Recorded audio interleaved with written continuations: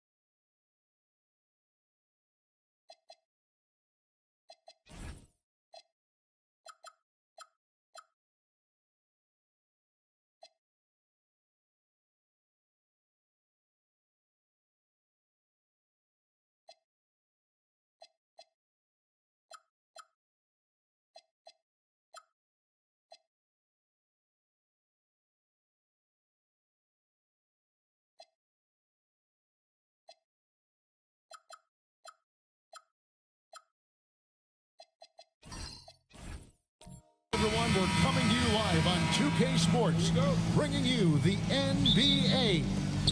Kevin Harlan here alongside Doris Burke, Greg Anthony, and our reporter, Allie LaForce. And now Washington's starting group. We've got De'Aaron Fox. Kyle Filipowski is out there with Aaron Nesmith. Then there's Devin Booker. And it's Okongwu in at the center, filling out the middle. That one goes in. So here we go. It's game one of the regular season for both teams. And Doris, each one wants to start their year on the right foot. Yeah, both of these teams have been waiting all summer for this game. Tip off to a new season. I can't wait, Kevin.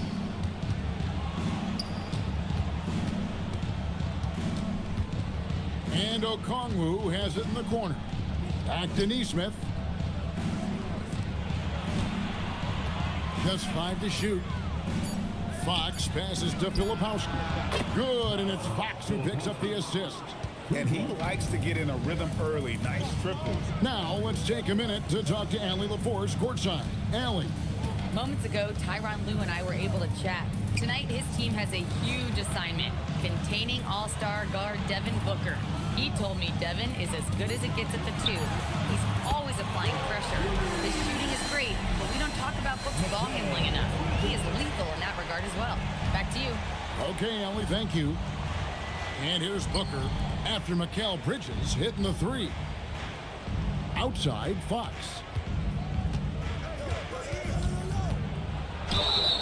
And he gets the whistle. 2 free throws coming up.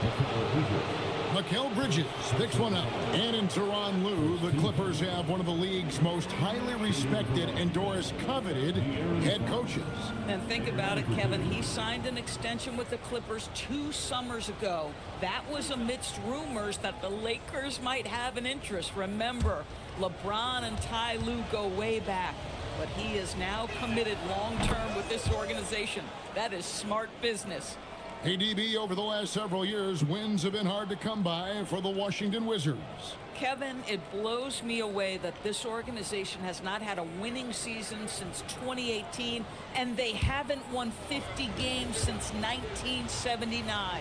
Let's hope their young, inspiring draft picks are building into a good young core. And Doris, after Paul George left, many figured the Clippers were a lottery-bound team. Instead, they were a 50-win team. And Kev, they had great contributions up and down the roster. There was incredible balance. And needless to say, you have a man in the head coaching position who is one of the all-time best in Ty Lue. Here's Filipowski after Mikal Bridges' bucket. That's tipped, and they get it back. Good on the shot. You know, outstanding start. You've made 3 of your first 4. LA's gone 1 of 2 from long range in the first quarter. Anunoby passes to Fernando. Outside Garland. Pass to Fernando. Bridges inside the three-point line. The wing jumper off target. Taking what the defense gives you, exactly the shot you want, just doesn't go in. And Fox gets it to go. Well, the grimace of pain tells it all. He's hurt, and let's hope he's okay. Yeah, looks like he's in real pain. Definitely a concern right now. Well, these are the moments that can be gut-wrenching for him and his team, right? Anytime you see an injury like this, certainly your heart goes out to him and to his family.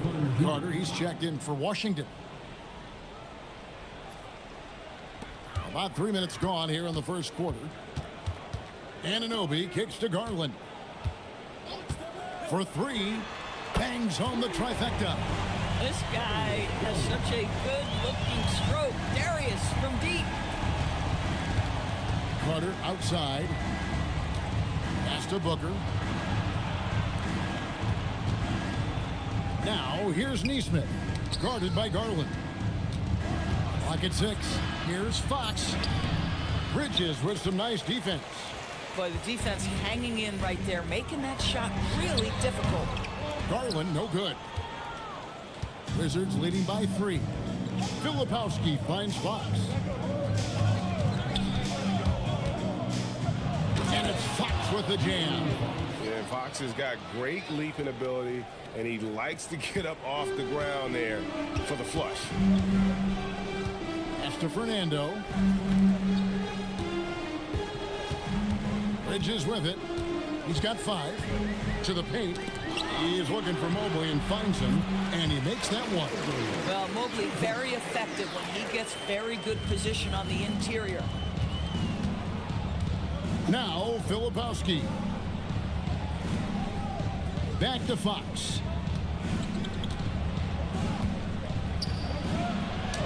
Good, nice job down low. Fox has got 8. I'll tell you clearly, this guy has found his rhythm. He's attacking with confidence early. Mobley outside. Back to Garland. Shoots over Fox. Garland, no good. Wizards leading by 5. Booker the pass to Filipowski. Fox against Garland. Fox, no good. Clippers have gone 50% from the field to this point, 4 of 8. Shooting foul as the whistle blows. He'll shoot 2 free throws. DB, it's hard to believe, but OG Anunoby is still in his 20s. He clearly has room to grow. The league better look out, because OG Anunoby is starting to understand he can be a force on the offensive end. We already know he's a menace defensively. And the first one at the line is good. And when you watch OG Anunoby, what stands out most to you, Doris? Oh, Kevin, you can't make me pick just one. I mean, this guy is elite on the defensive end of the floor. He's always going to give you great effort. And you better look out on the offensive end. OG Anunoby is starting to become a problem. And Washington making a change here. Alexander Walker's checked in. Carter with a screen on Garland. Inside. Anunoby with it. Now guarded by Booker. Here's Bridges. That one drops for him. He's got 7. Wizards have gone 6 of 9, shooting it well. Pass to Filipowski. Carter with a screen on Garland. The shot's good from Alexander Walker. Oh, nice bucket. This guy's so mindful about the way he attacks. Bridges outside. To Garland. Here's Fernando. And 2 free throws coming up. Unable to get that one to go with all the contact. And this Wizards team, Greg, giving its young players every opportunity to develop. Yeah, these young guys were the NBA equivalent of drinking from a fire hose. But after years of just treading water and mediocrity, I think the fans appreciate the clear sense of direction from this move.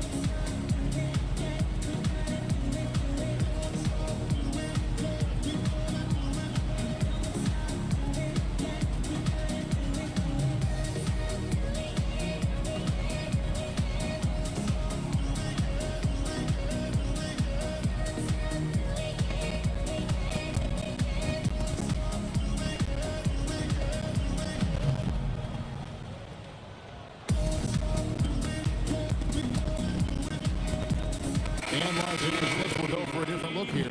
Sheboy's checked in. Reddish comes in for OG Anunoby. Austin Reeves is checked in for Miguel Bridges. And it's Jaden Ivey in for Garland. And then for the Wizards, Williamson comes in for Stella Filipowski. And Allen subbed in for Neesmith.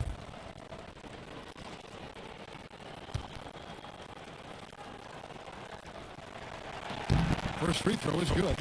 One thing you can say about this Clippers organization, GA, resources will never be a problem. He had passionate and deep-pocketed leadership. You throw in the market size, and even if they're not the glamour franchise in L.A., they're no longer resigned to second fiddle. Off on that one, so he goes 1 for 2 at the line. And this is the second full season for Brian Keefe as head coach of the Wizards. Even in a rebuild, setting culture matters. Keeps approach, accountability, teaching, and no shortcuts. It's good from long range. Yeah, that's 2 straight three-pointers they've allowed. Clippers trail by 4. Reeves the pass to Fernando. Back to Reeves. Some nice ball movement by the Clippers.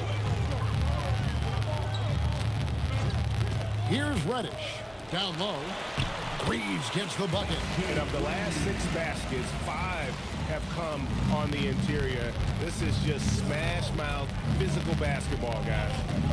Now here's Booker. And Carter with the basket on the assist from Booker. And the Wizards lead by 4. Just terrific offense right there. Carter Jr. almost automatic from that spot. Fernando, the pass to Reeves. Now, here's Ivey. 2 free throws coming up, and they call the shooting foul. And now a chance to take a look at some numbers for Zion Williamson. Last season, he played outstanding. He averaged 24 per clip, 7 rebounds, and 5 assists.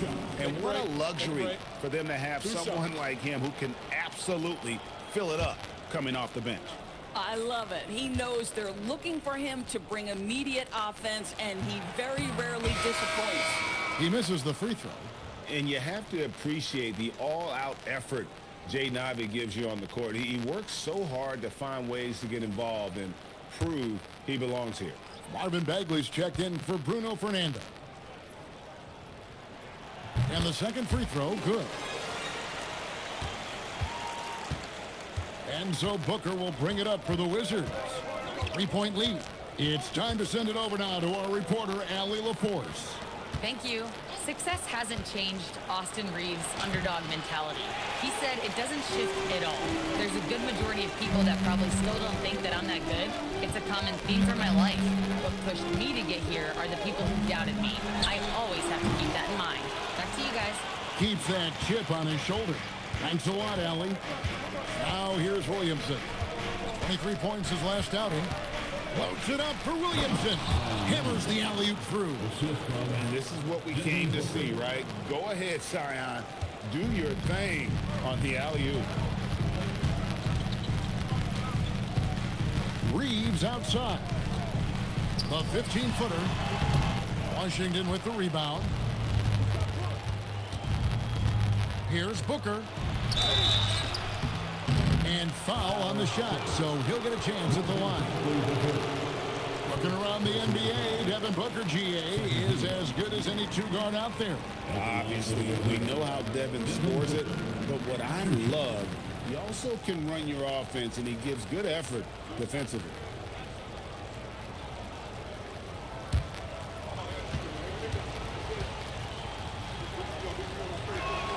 And he knocks down the first one. Devin Booker has prided himself on talking to all the game's greats because he believes his talent is worthy of that. This guy, an all-around threat who's so dangerous with the ball.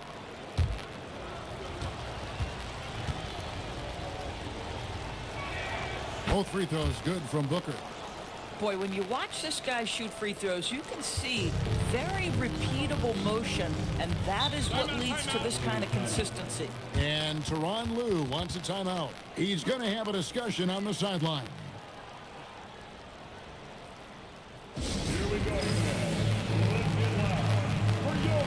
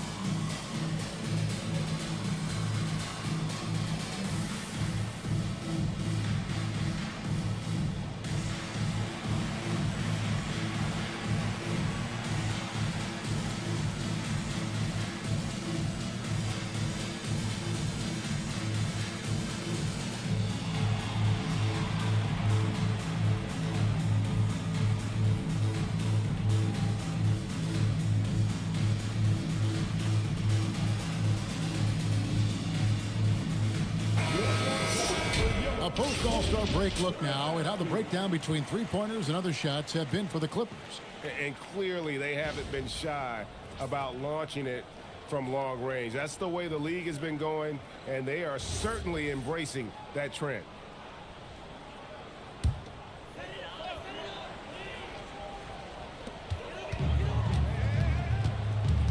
Reddish with the ball. He's against Allen. Reeves finds Reddish. There's the screen to the inside. Speedway. And this game already taking shape as an offensive battle. Well, the fans love it. Coaches may not like the lack of defense, but boy, the rules promote scoring, no doubt. Mr. Williamson.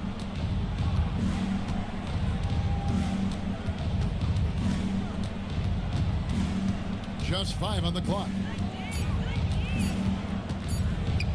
Bagley with the block.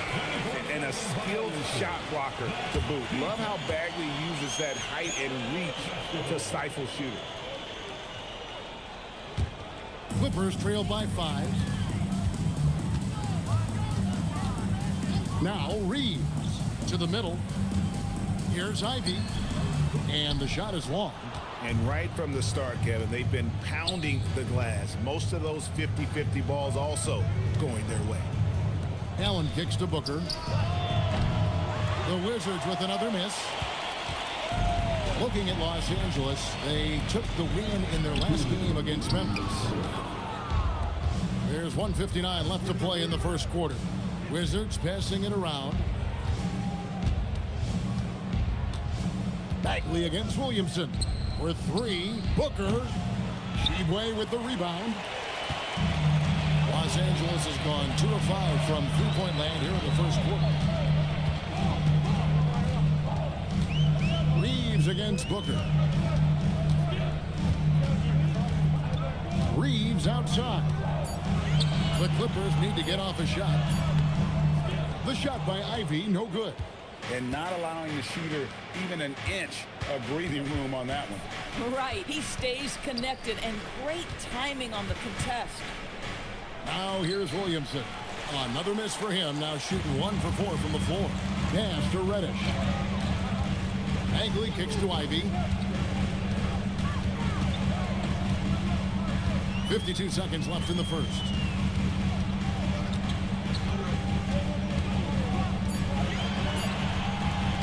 Rebound, Washington. That's not the type of opportunity he fails to convert very often. Here's Alexander Walker. Ivy defending. Pass to Booker. They could use a bucket. Reddish grabs the rebound. He might be forcing things a little bit right now. Credit the defense for how they're playing him. And here we go. Fast break. Booker's got it. That one good for 2. Booker's got 7 points. And that's a great piece of work to get to the hoop there. Just tore the D to shreds. Here's Ivy. No good on the last second attempt there. And so it's Washington, bringing the quarter to a close with a 7-point lead. They're playing a bruising game inside, and it's working for them. Don't go anywhere. We'll be right back.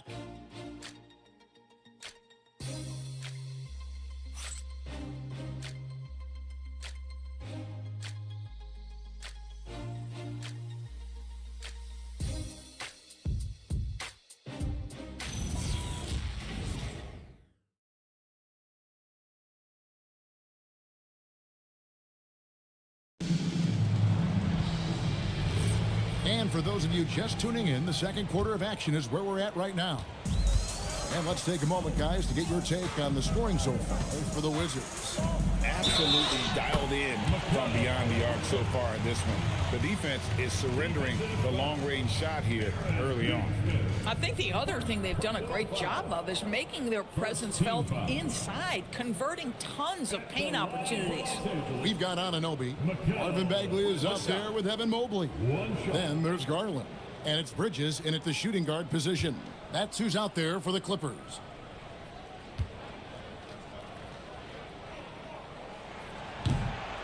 And that one falls for Bridges.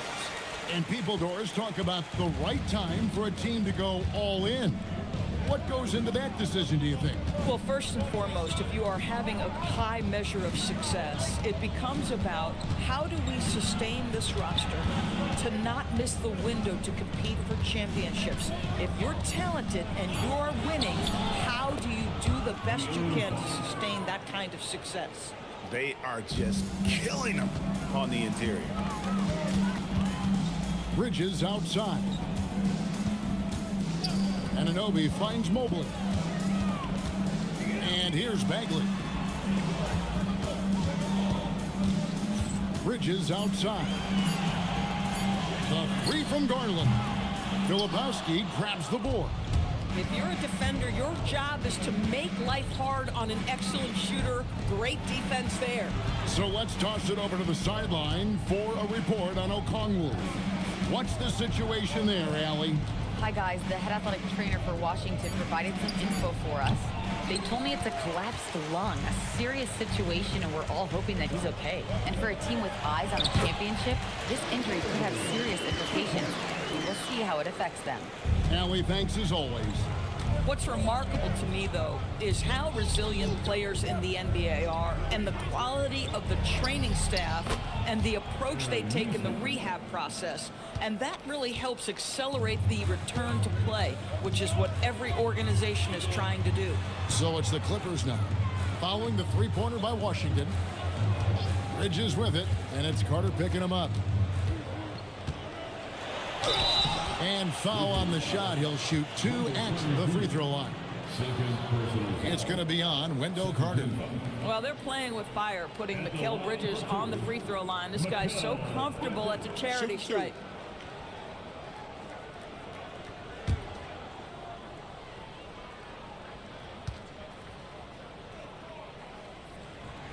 And that one falls for Bridges. What you admire about Mikal is he's such a grinder. You watch his defense, you can feel the intensity with this guy. Bruno Fernando's checked in for the Clippers.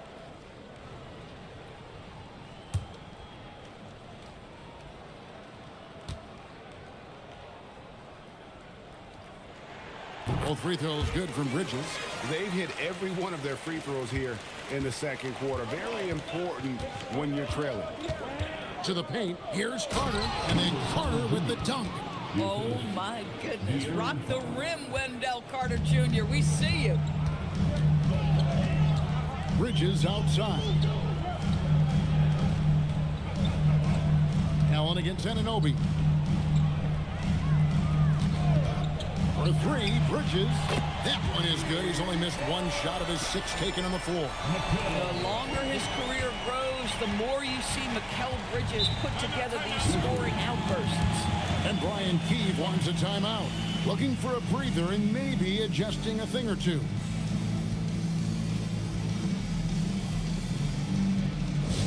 Attention everyone, we've got the hoop crew on the court now. Let's get excited.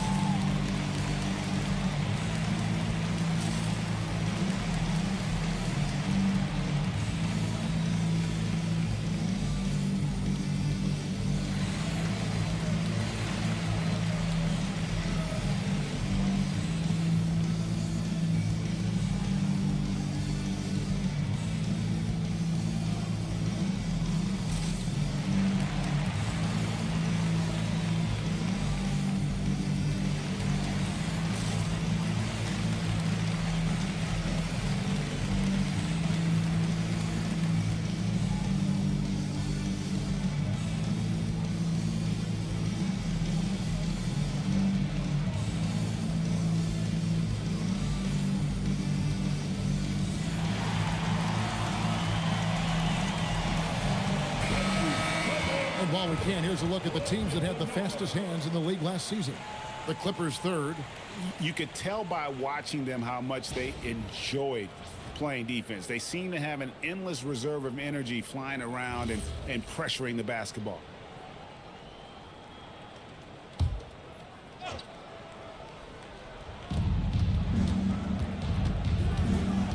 Here in the second quarter, about 3 minutes played. A pass to Fox. Carter sets the pick for Fox. Shot clock at 6. Shoots over Bridges. Fox, no good. Clippers trail by 4. And contact on the shot, so he'll be shooting free throws here. Boy, showing a lot more aggressiveness now after making 0 trips to the line in the first quarter. He's got free throw attempts number 4 and 5 here. Take a break. Take a break. 2 shots. 2 shots.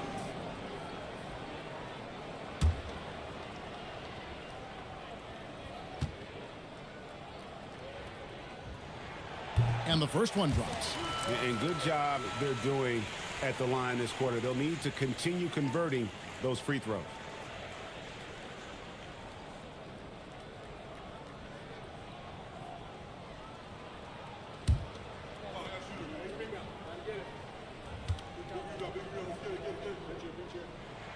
Both shots good from the stripe. And a talented swingman. Bridges is someone to keep an eye on as he continues to round out his game. Bridges against Fox.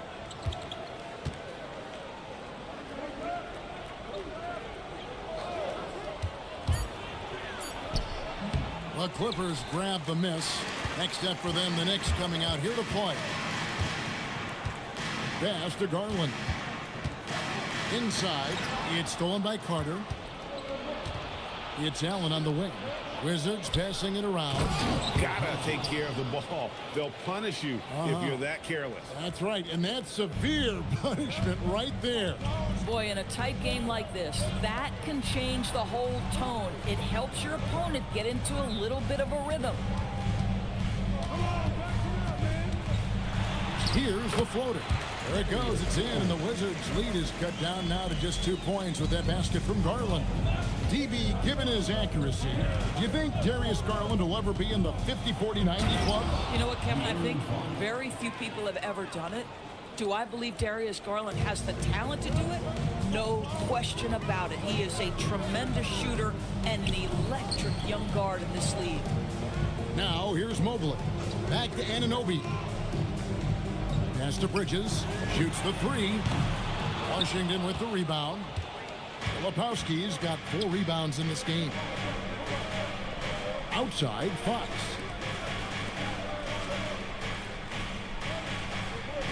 Carter with a screen on Bridges. Out to the right wing. Shot clock at 5. A nice shot by Nesmith. Nesmith has got the lead up to 7 now for the Wizards. And so Garland will bring it up for the Los Angeles Clippers. And Tyronn Lue wants a timeout. He's going to take a minute here to get things straightened out.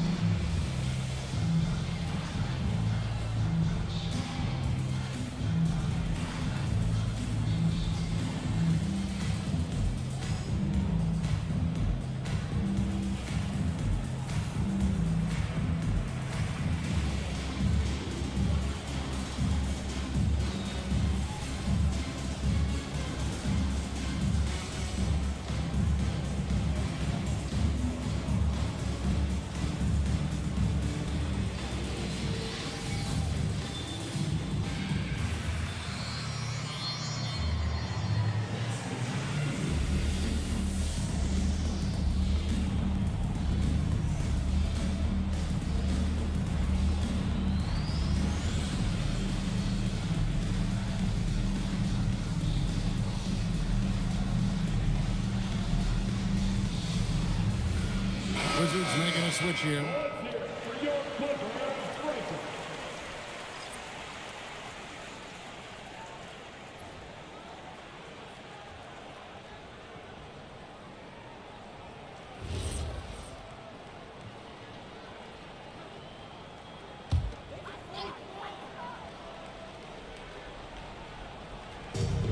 Anunoby outside to the middle.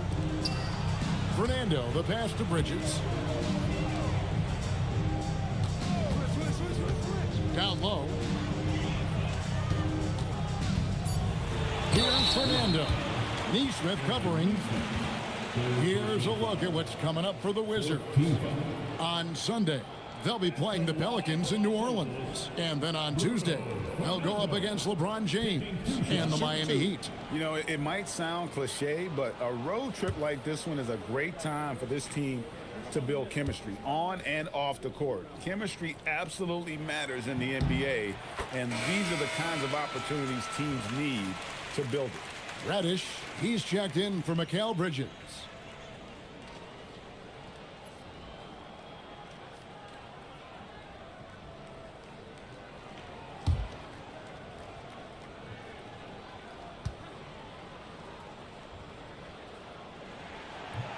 No good on the second free throw. Washington leading now by 6. It's tipped. Stolen by Garland. Now here's Reddish. He has yet to score. Here's Fernando. They set the screen just for the shoot. And Mobley throws it down. Well, we know this. Playing above the rim is a big part of Evan Mobley's game. Here's Murray Boyle. On the wing, Fox. Guarded by Garland. A nice shot by Neesmith. Yet another three. Once we hit the second quarter, it just seems as if those threes just started to fall like raindrops. Now, here's Reddish. Anunoby kicks to Reddish. And it's denied. And they recover it. Wow. Here's Alexander Walker. And again, Washington with the triple. The ball movement on this run has been fantastic and is a big part of why they've been able to get these good looks. And that's his 4th foul. And we're not even at halftime. That is going to limit his playing time and his aggressiveness the rest of the game. And, GA, you think about high skill level offensive players. Darius Garland near the very top of that list. Well, the son of an NBA point guard in Winston Garland, Darius has been preparing for this level his entire life. And his offensive package is as polished as anyone. Well, what you love is the leap that Darius Garland made in his 3rd year. Named to the 2022 All-Star team, this guy can flat out score it. Catching up on the changes for Los Angeles. Sheboy's checked in. And it's Austin Reeves in for Anunoby. And then for Washington, Zion Williamson's checked in for Filipowski. And it's Devin Booker in for Neesmith. Here's Murray Boyle. Still yet to score. Booker looking around. And he could not get that one to go. A lot of contact, and he'll go to the line for 2. It's going to be on Cam Reddish. Yeah, Devin Booker, shiftiness, gets himself into the paint, so aggressive, and it pays off.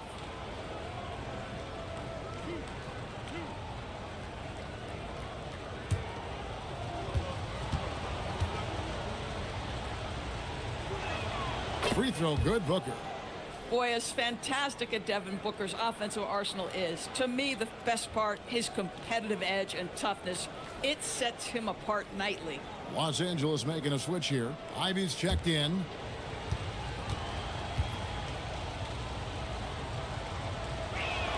And he makes both free throws. Clippers trail by 10. Pass to Reeves. Some nice ball movement by the Clippers. Mobley a screen. And here's Ivy. There's the 3. And again, it's the Clippers missing.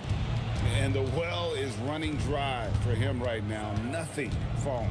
And this is where you hope that he can find something easy so he can see the ball go through the net. Fox, no good. LA's gone 1 of 4 from three-point range in the second. Not a whole lot dropping out there for that. That is good, and the Wizards' lead is cut to just 7 on the basket from Reddish. And here is Fox, following the three-pointer from Cam Reddish. Right side, Fox. Here's Murray Boyle. Good, and it's Fox who picks up the assist. Fox has got 6 assists now in the game. Pass to Reddish. And Reddish with the slam. Oh, the one-hand tomahawk, guys. Somebody's going to get their feelings hurt. Yeah, they got the entire bench up right there as they saw that and out of their chairs. Murray Boyles with the bucket. The assist totals, Kevin, just continue to grow. They're way ahead in that category. Ball movement has been flawless. Reeves with it, covered by Williamson. To the inside, back to Ivy. It's deflected. Alexander Walker passes to Booker. No good on the triple. Clippers trail by 10. Pass to Reeves. Back to Reddish.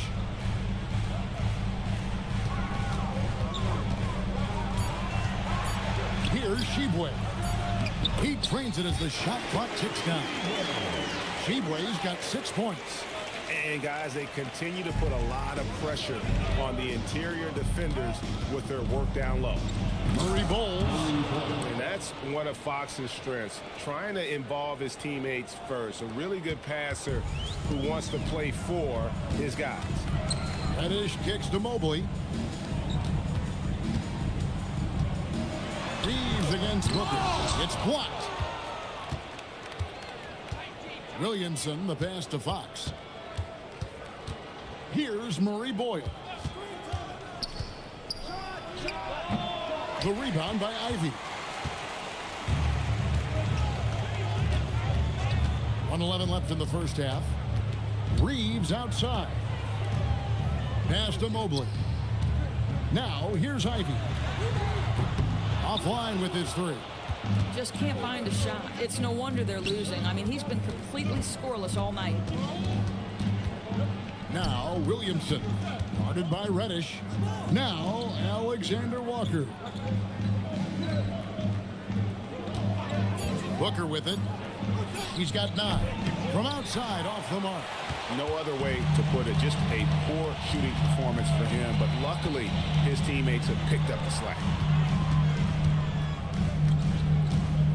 Ivy up top, guarded by Fox. Ivy against Fox from 11 feet away. Right wing. Pass to Reddish. Takes the 3. Here's Mobley. And he was able to put it up in time, but doesn't fall. And so it's the Washington Wizards going into the break with a 10-point lead. Their shooting has been the big key. Their percentage from the field so far has been terrific. We come back right after this.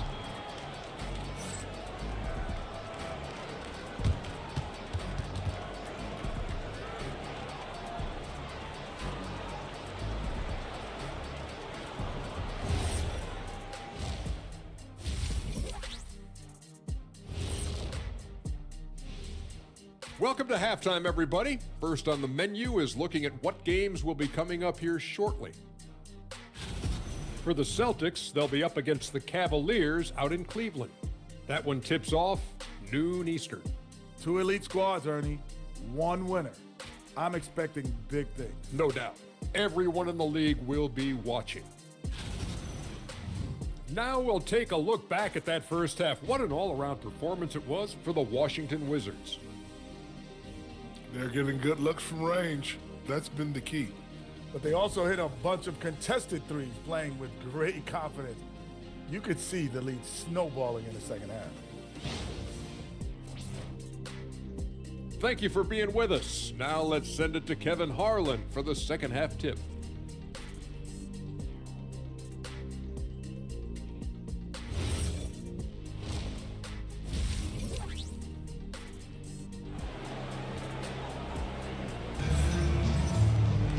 We played through the first half. Plenty of basketball, though, left in this one. What a game we're seeing from Mikal Bridges. You just love the patience in that first half. Waited until he got the look he wanted. You know, as a coach, you can preach good shot selection, but it's up to the players to execute, and this guy has done just that. Here's Garland. Here's who Brian Keefe is starting the second half with. Filipowski's out there with Grayson Allen. And it's Fox. Then it's Wendell Carter. And it's Booker in at the 2. Wizards leading by 10. Stolen away. Bridges attacking. The lead now in single digits. Guys, this young man does such a good job keeping his balance on the way up to the basket. Mikal Bridges solid at keeping his composure. He's made all 5 of his attempts at the line so far. And Washington making a change here. Neesmith is checked in. Shooting 1.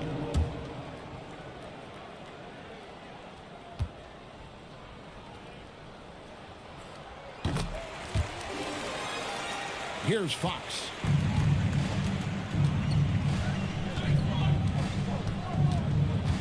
Pass to Booker. And here's Carter. Nice ball movement by Washington. Bridges with the steal. Garland with it. And it's Carter picking him up. It's good. Well, just quick with the decision-making. Smart pass by Darius Garland. Wizards leading by 5. Carter with a screen on Bridges. Fox kicks to Carter. Hits the three-point bomb. Carter's got 7 points. Guys with size who can shoot with range, that is a tough tandem to defend. Garland dishes to Bridges. And it's slammed in by Bridges. Well, the length and skill set is a tremendous combination for Mikal Bridges. Starting to cook a little bit. Pass to Neesmith.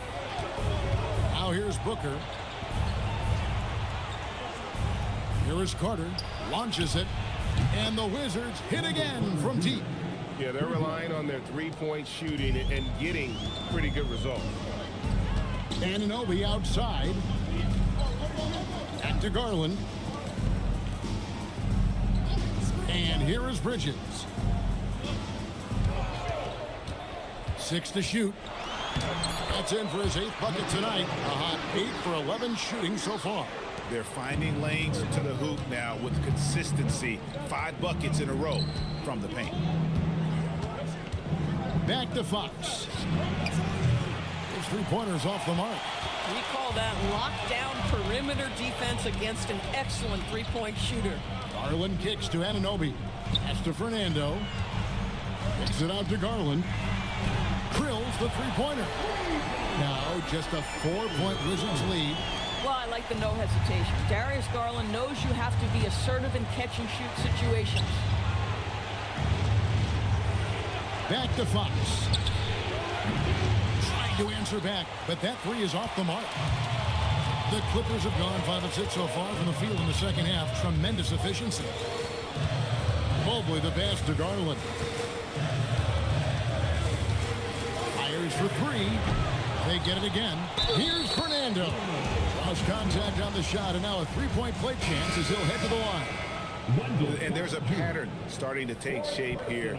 They're working it inside and getting good shots from close range. Marvin Bagley's checked in for Mobley.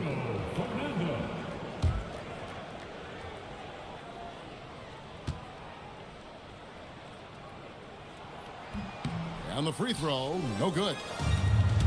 Washington's gone into the 3-point range 4 times since halftime and buried 2 of them. And the bucket is good. 3-point play chance here for him. It's going to be Booker shooting. Mikal Bridges picks one up. 3 trips to the line so far for him in this one. In their last contest, guys, he was unconscious from the foul line. And Brian Keefe wants a timeout. He's ready to talk things through with them.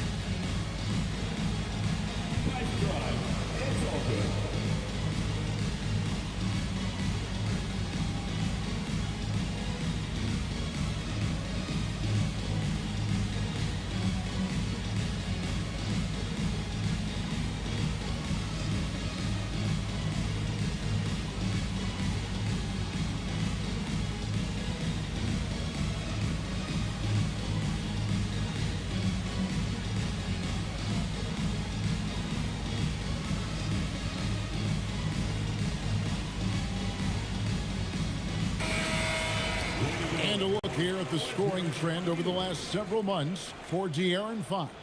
It's been surprising to me to see him take a little bit of a tumble lately in terms of what he's doing for them offensively. The points just haven't been there for him like they were a few months back.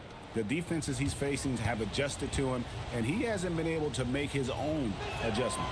And that one misses. Clippers trail by 4. Bridges left side. That's to Fernando. Outside, Bagley. Here's Anunoby, and he's good on the 3-ball. Anunoby's got 5 now. Boy, just tremendous concentration on deep range. OG Anunoby, he's really coming along as a shooter. Up top, Fox. Defended by Bridges. And Fox gets it to go. He's got 14. Yeah, when Fox gets into a rhythm, he is tough. Having himself a night. Pass to Bridges.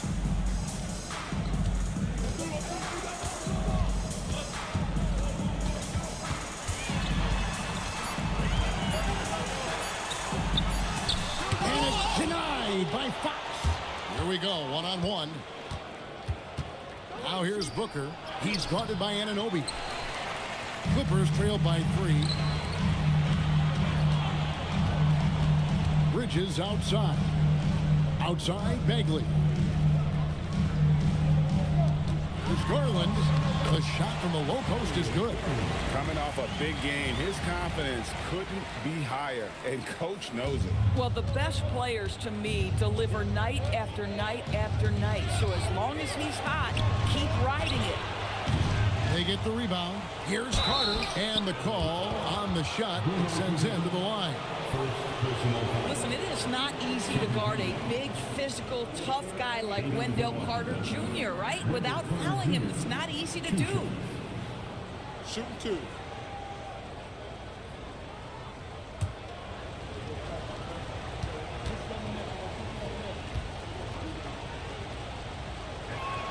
First free throw is good. And guys, what you have to love about Wendell Carter Jr. is his thirst to learn. This guy is willing to add pieces to his game. He understands he's got to be a true modern big man, and he puts in the work. Austin Reeves is checked in for Los Angeles. And a switcher also for Washington. Williamson's checked in. It's Garland with the ball for L.A. It's a 3-point game. For the tie, Zion Williamson grabs the miss. Williamson's got rebound number 7 for him tonight. And Greg, we know he's a fearsome dunker, but Zion Williamson also has a soft touch. And that's a great point. He can finish in every way, either hand, through contact, off balance, on the run. A natural gift before converting around the rim. Take a break. Take a break. 2 shots.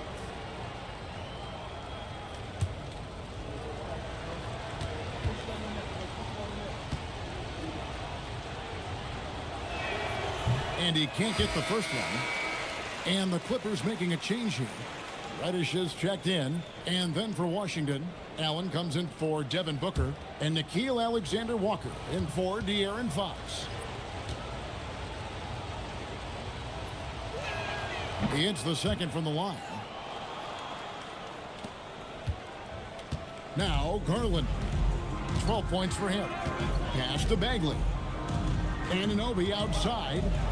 To Bagley. Now here's Garland. Just 5 to shoot. Reeves with the screen for Reddish. Rebound by Alexander-Walker. Wizards leading by 4. Now Williamson. Nice ball movement by Washington. Pass to Carter.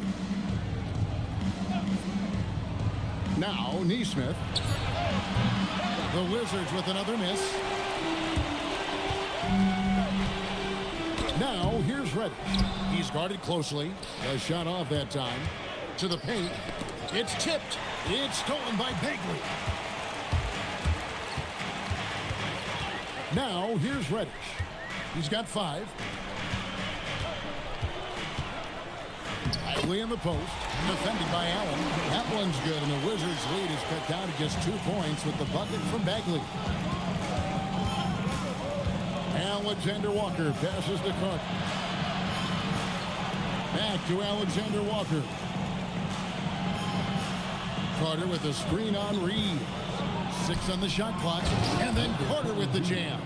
You're starting to see why Carter Jr. was a lottery pick in 2018. He can be quite dominant offensively. Garland with it, and it's Carter picking him up. Reeves with the screen for Anunoby. A three-pointer, no good. Wizards leading by 4. Inside. And the dunk by Williamson. Goodness, I mean, we feel those science dunks shake the floor. Now, here's Garland. Defended by Alexander Walker. Reeves in the corner. And the 3 off target.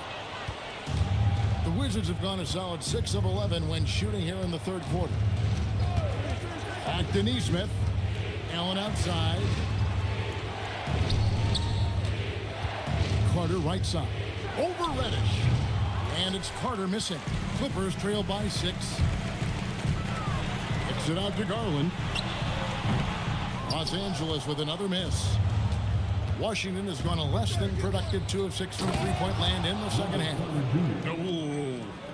Oh, inflicting some punishment with the 2-hand flush. They're going for the throat. And Tyronn Lue wants a timeout. This now will give him a chance to discuss some potential changes.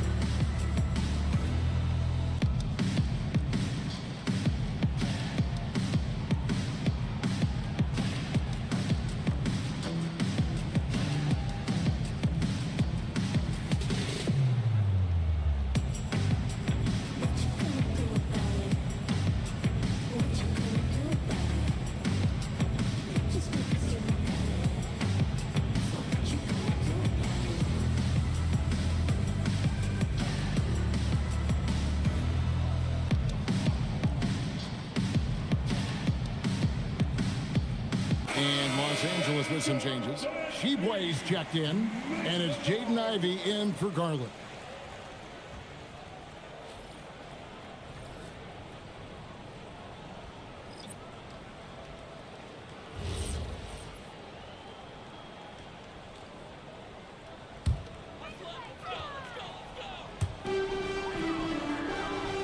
Down low. And Reddish with the slam. Tremendous lead pass. Boy, that makes your teammates happy, folks. And Joe Allen will bring it up for the Wizards. They've led by as much as 10. Looking ahead to their next game, playing at New Orleans. They'll match up against the Pelicans. And that game will be game 2 of 5 out on the road. A sensational block that definitely deserves another look. Yeah, quick thinking pays off big. What a block.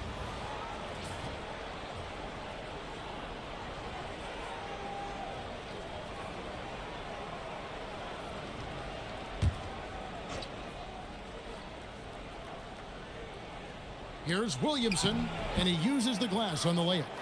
Williamson's got 6 points. That's their 3rd straight make off an assist. Ivey passes to Reeves.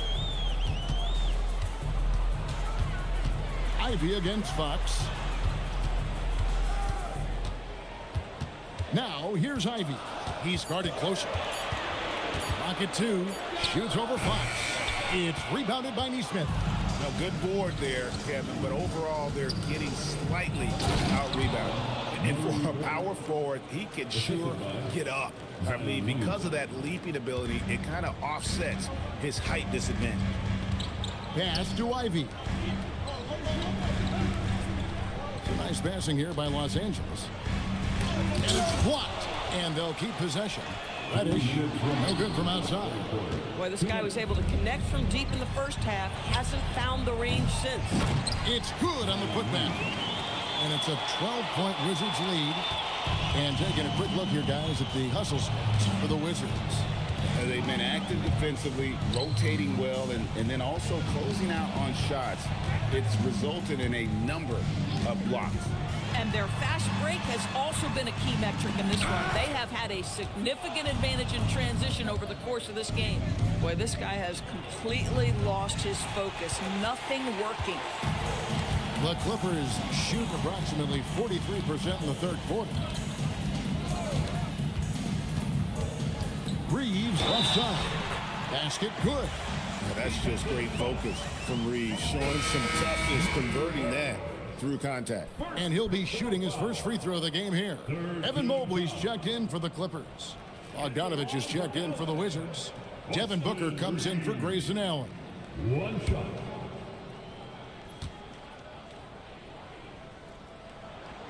A dependable source of offense. Austin Reeves, a three-level scorer and a talented facilitator. Plus, this guy's just got that knack for drawing fouls. Here's Murray Boyle. He's got 9. Outside Bogdanovich. Three-pointer, Fox. Shibwe with the rebound. Shibwe's got his 5th rebound in this one.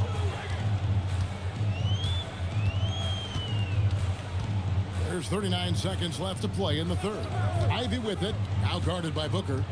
Trying to break that ice-cold streak, and that'll be 2 free throws coming up. Officials on the call with the foul. First personal foul. And Ivy just so difficult to corral. Sometimes you have to foul him and hope he misses.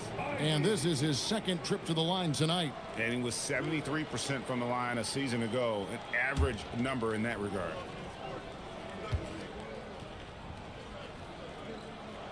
The first one falls. The first thing people mention about Ivy is that explosiveness. The first step allows him to get downhill and really makes him effective in those ISO situations. And the Clippers making a change here. Bridges checks in, and a switcher also for Washington. Filipowski, he's checked in for Bogdanovich. And out of bounds as the Wizards gain possession. Najee Marshall, he's checked in for Williamson. Wizards leading by 8. 6 seconds separating the shot and game clocks. Pass to Murray Boyle. Here's Fox. 14 points for him.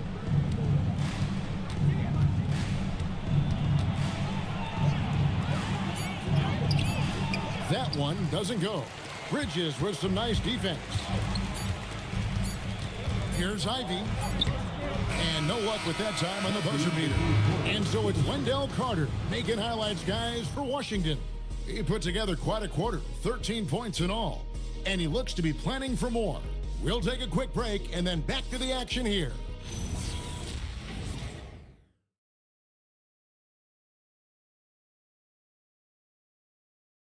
And a moment ago, inside the huddle with Coach Tyronn Lue. Hey, we got to get more physical down the other end, man. We got to get some stops. If we don't get stops, it's going to be a long night for us. GA focusing on the physicality of the game. He clearly wants more aggressiveness. And understandable. Setting the tone on defense critical if you want to get this win. Fourth quarter of action is upon us. Thanks as always for joining us. We've got Bridges. OG Anunoby is out there with Evan Mobley. Then it's Darius Garland. And it's Fernando in at the center position. So that's the lineup on the floor for the Clippers. Now, here's Anunoby. Pass to Garland. Beyond the arc. Yes, it is. Scored that as a bucket. Number 5 on a 5-for-11 night. And he's finally getting the feel from beyond. His second 3 of the half right there. Fox kicks to Booker. Batum a screen on Anunoby. And there's a whistle. That goes on Mikal Bridges. That's his 3rd foul of the game. Wendell Carter, he's checked in for Washington. Neesmith comes in for Nicholas Batum.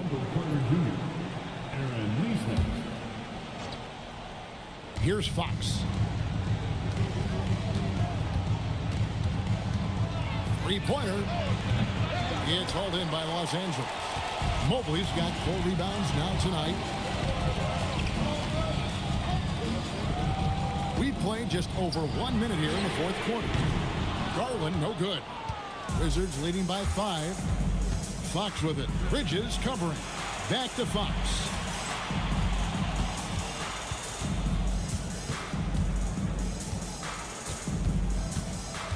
Clock at 6. And a lot of contact on that one, so he'll shoot 2 here. And look at how Fox is able to force the issue there, keeping the pressure on, and just seems to keep the defense on its heels. Shooting 2. Take a break. Take a break. 2 shots.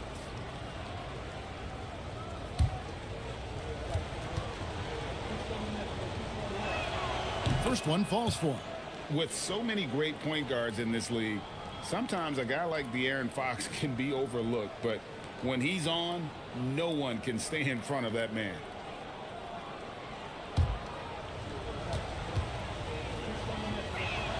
Fox hits them both. A little over a minute and a half of the fourth quarter gone now. And here is Bridges. Shakes him, and it's slammed in by Bridges. Well, you cannot let Mikal Bridges get into the paint because he's going to hammer it home when you do. Fox with it. On the wing, Booker from deep. They get it back. Filipowski passes to Carter. Here's Fox. Lets it go with a 3. And another miss by Washington. I mean, I guess you can appreciate the confidence, but his three-point shooting has been brutal this half. There's Garland. Count that one. Now just a 3-point Wizards lead. Boy, how about the nimbleness to overcome the defense inside. Darius Garland makes his opportunities. Bridges against Fox. Neesmith, the pass to Fox. 5 to shoot. Fires the 3. It's hauled in by Los Angeles. Boy, I don't love his shot selection tonight. He's got to work for better looks. That's to Fernando. Rebounded by the Wizards. Carter's got his 4th rebound in this one. And here is Neesmith. Now here is Carter. Here's Fox. That one falls, coming off Carter's feet. Fox has got 4 this quarter. And that's where De'Aaron Fox thrives. He wants to get inside and finish at the rim. Back to Garland. Clippers moving the ball around. To the middle. Whoops, they pick off the pass. Booker against Bridges.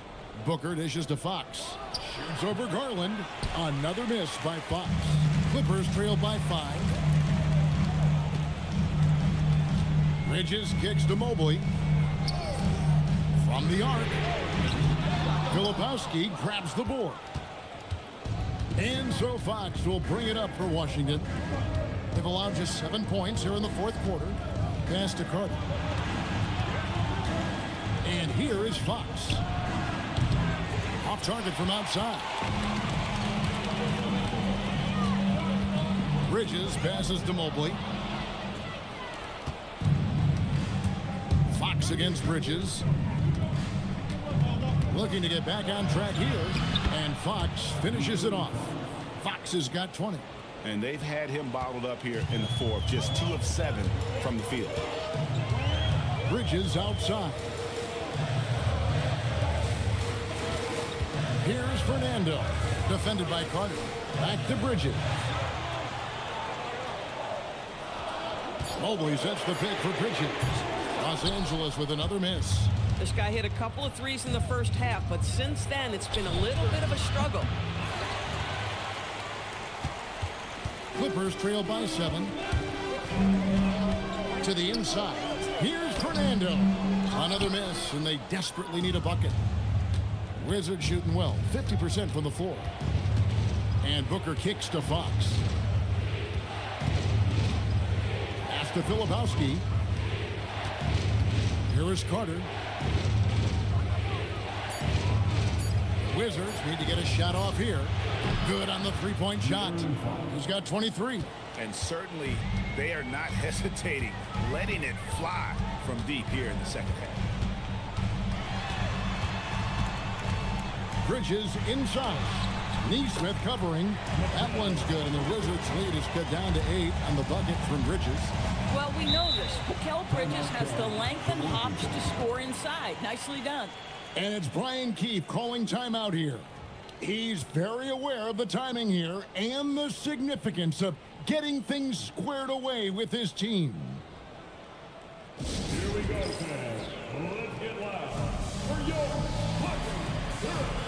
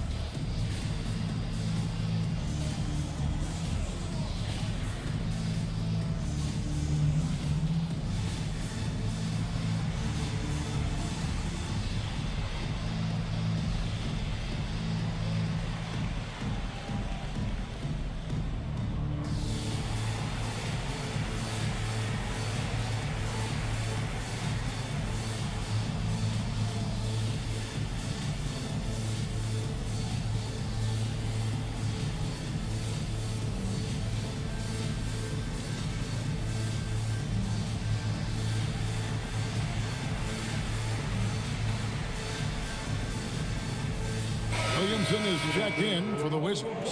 Now we'll hear from Allie LaForce, and she's got a story for us. An update. Allie? Hey guys, while Brian Keefe was just reviewing the plan with his team, he told his guys, quote, "Do not get complacent. No coasting to the finish line here. Stay on the gas, keep the energy up, and close it out. Coach doesn't just want them to hang on to this lead. He wants them to extend it." Thank you, Allie. Now, here's Neesmith. Fox a screen on Garland. Neesmith, the pass to Fox. Softly drops in the floater. Fox has got 13 points here in the second half alone. Clippers trail by 10. Garland feeling it out a little bit. Bridges, no one around him. Kept alive. Here's Fernando. Missed inside. Washington's gotten some tough luck from three-point range. In the fourth quarter, they've hit just 1 of 6 from deep. The shot by Filipowski, no good. Boy, maybe nothing more important than what just happened. Protecting the rim without fouling. Mobley kicks to Garland. Now Mobley. Bridges outside. Filipowski grabs the board. Filipowski's got rebound number 12 here already in the game. Neesmith finds Williamson. Now here's Fox.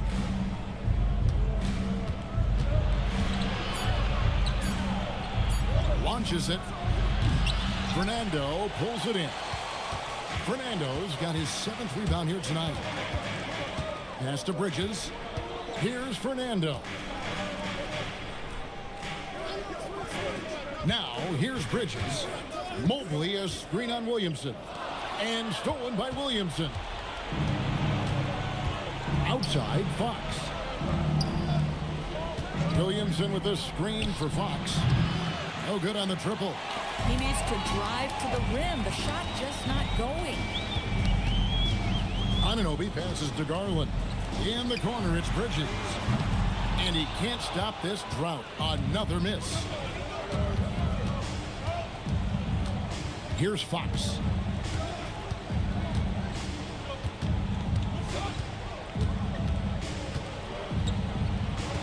Lets it go with a 3. Rebounded by Anunoby. Wow, what a rough second half for him shooting the basketball. Maybe you adopt a pass-first mentality at this point. Bridges. Strong move off the glass. I'll tell you, they're leaning hard on this guy, but he's going to need some help here. And it's Brian Keith calling timeout here. Clearly, he's got something his players need to hear, and immediately.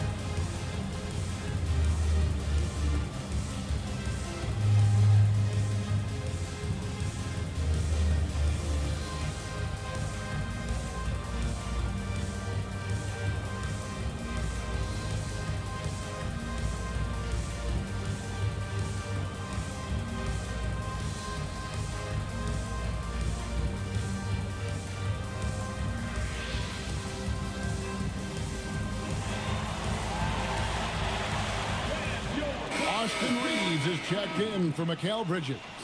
Wizards making a switch here.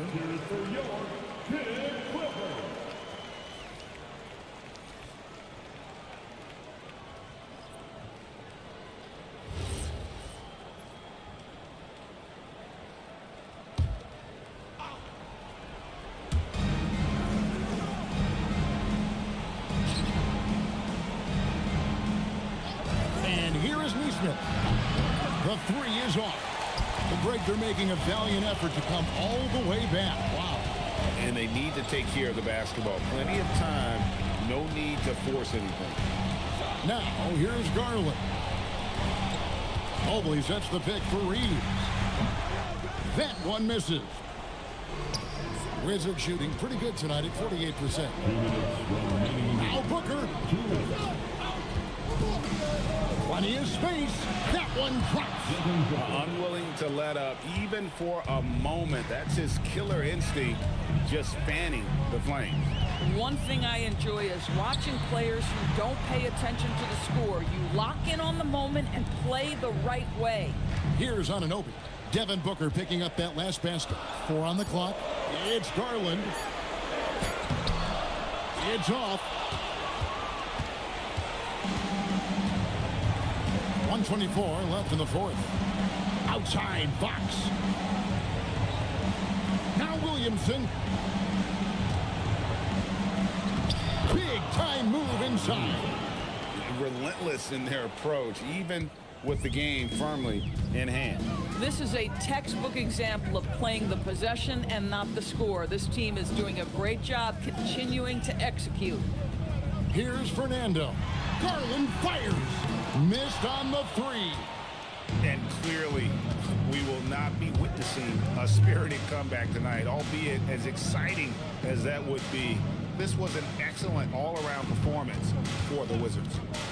The sheer volume of three-pointers was the deciding factor tonight, it seemed.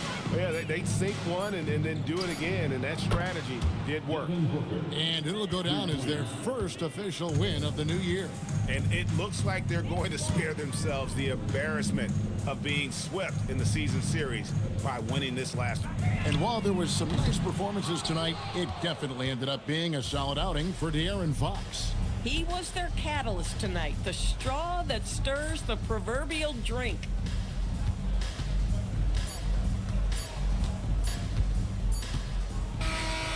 And so it's Washington easily grabbing this one.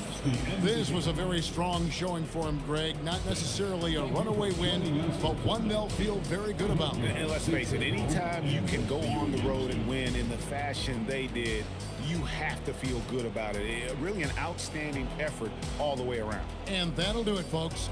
For Greg Anthony, Doris Burke, Allie LaForce, and the rest of our terrific 2K crew, this is Kevin Harlan. Hope you enjoyed our broadcast. But as we go, let's take a look at our player of the game, De'Aaron Fox.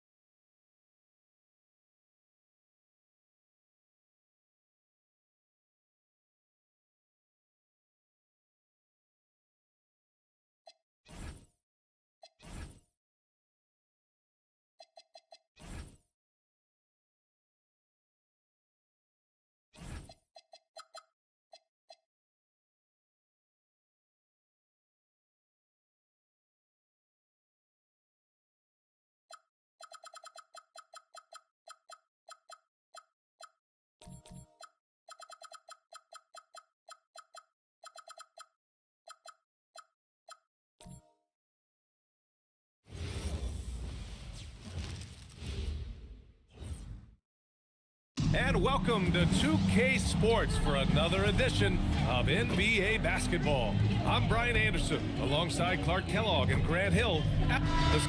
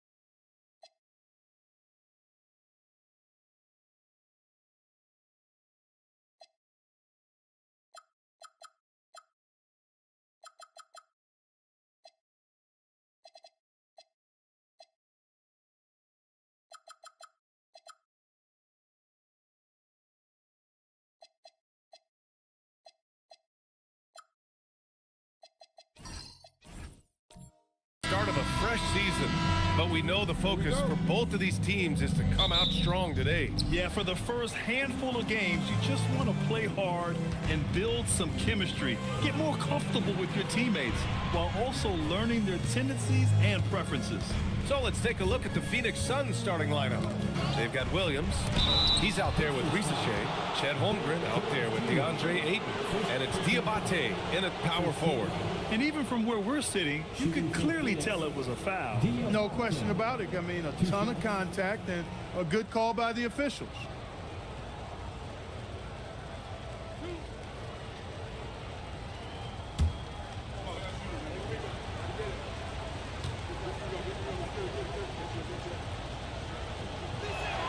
First free throw is good. And last season, the Pacers started the playoffs with home court advantage for the first time in over a decade, Graham. Yeah, the 4th seed in the East, BA. And with a blend of youth and experience on the roster, this is a team built to win now and into the future.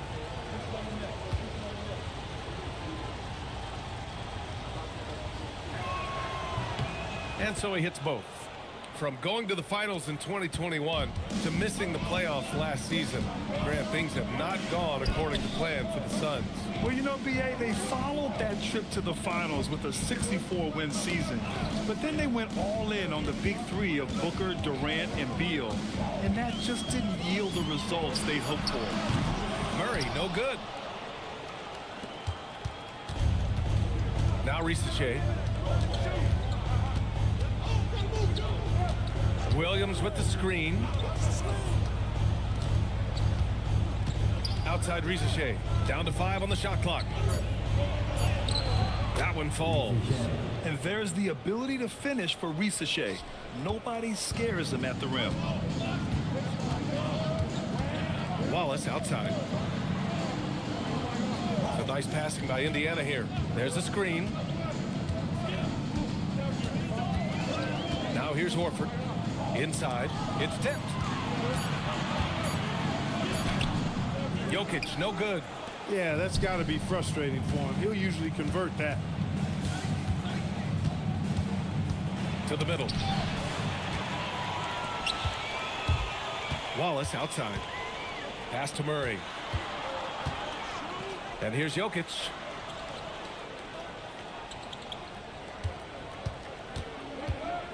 6 to shoot.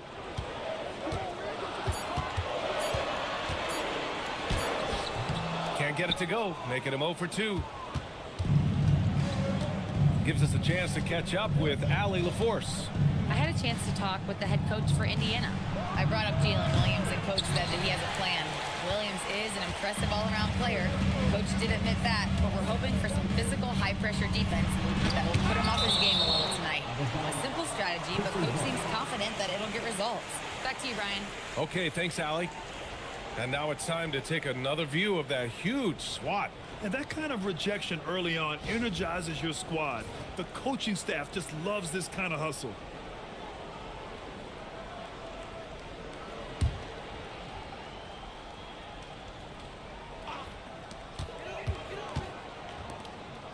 Jones against Holmgren. Pass to Jokic. 5 to shoot.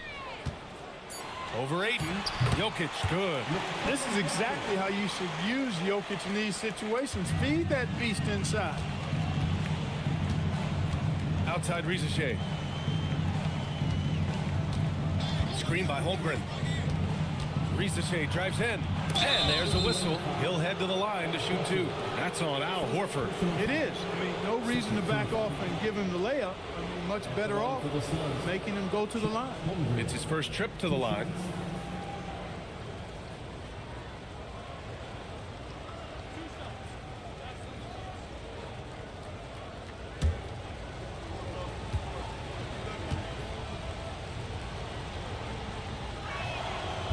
That one misses. And what you immediately notice about Chet Holmgren is his uniqueness. He's got size, but also tremendous agility. He can hit outside shots or battle down low.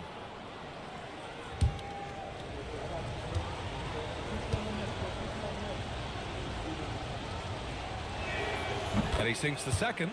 And Grant, while most didn't expect it, last season the Pacers made the second NBA Finals appearance in their franchise's history. Yeah, B.A., there's so much belief right now in that locker room.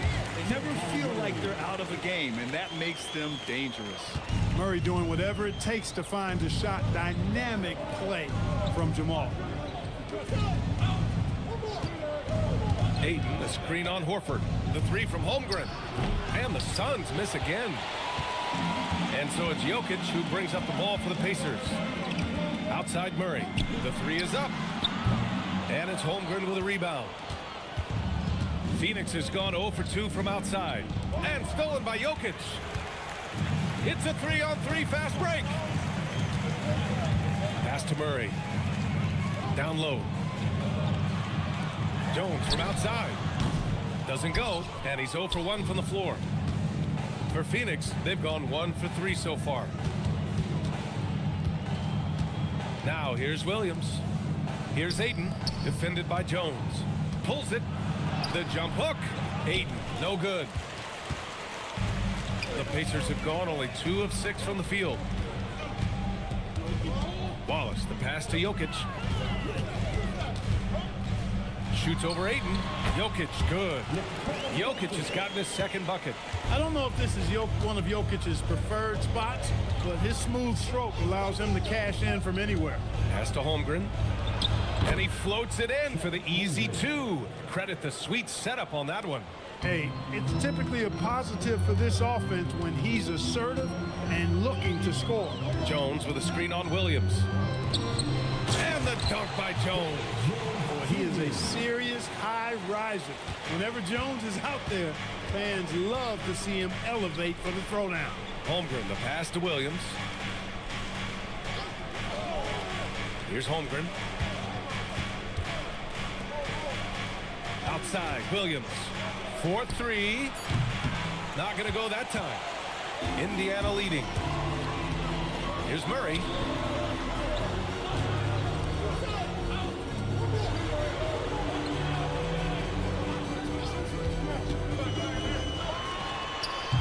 And it's Phoenix with a rebound. Their last encounter was in Phoenix. Their approach was to draw fouls in that game and put their opponent in a very difficult position. And as a result, there was a blowout win. I mean, credit them for initiating contact and forcing the officials to make the call. Some changes for Indiana. Julius Randle's checked in for Jokic. And Walsh is subbed in for Jones. Phoenix also changing it up. Cornette's checked in for Ayton. Sadiq Bey comes in for Diabate. And Murray subbed in for Holmgren. Here's Wallace. No points so far. Randall, the pass to Murray. No luck on that one. Some solid defense from Williams. Yeah, just a little off his game this quarter. He's trying to work his way into a rhythm. So good off the catch. The defense has to guard Risacher better than this. Horford outside. This one for three. And it's Cornette with a rebound. And he probably thought he was going to bury that one. And here's Murray. He picked up 15 in their last win against New Orleans. Yeah, what about his work on the glass? I mean, he was an all-around contributor to a winning effort. Here's Risacher. Beat the shot clock, but it's off the mark. Indiana trailing here. Pass to Horford. Murray up top. And they call an illegal screen here. The screener was leaning a bit right there. His feet may not have been planted. Pretty obvious call by the officials. Yeah, I agree. You know, sometimes that can be a tough call for the refs to make, but not that time. It was easy there. DeSumo, he's checked in for Indiana. McConnell comes in for Murray. Malawach is checked in for Phoenix. Monk comes in for Risacher.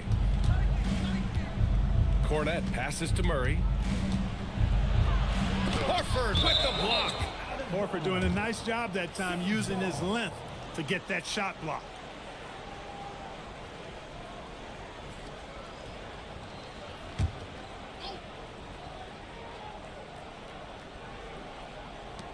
Here's Cornette. Randall pulls down the board. Well, I don't think there's any question about it. They came focused and ready to play. I mean, they're doing everything they can to put things in their favor. You earn that, and they're actually earning it well right now. McConnell passes to Horford. Here's Walsh. Horford with it. Still no points. Misses from short range.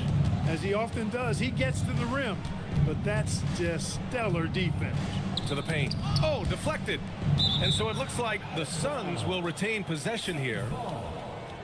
Squads that love to run. Last year's team leaders in fast break points. Fifth, the Pacers. They would just push the ball at every opportunity, even when defenders had already gotten back.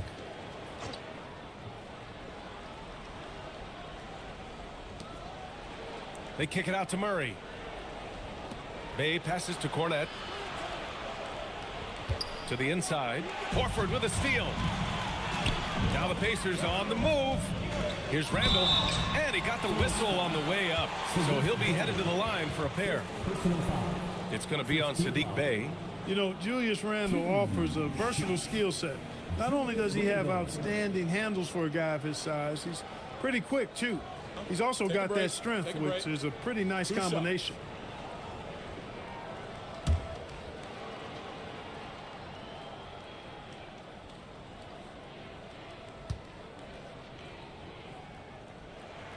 The free throw drops for Randall.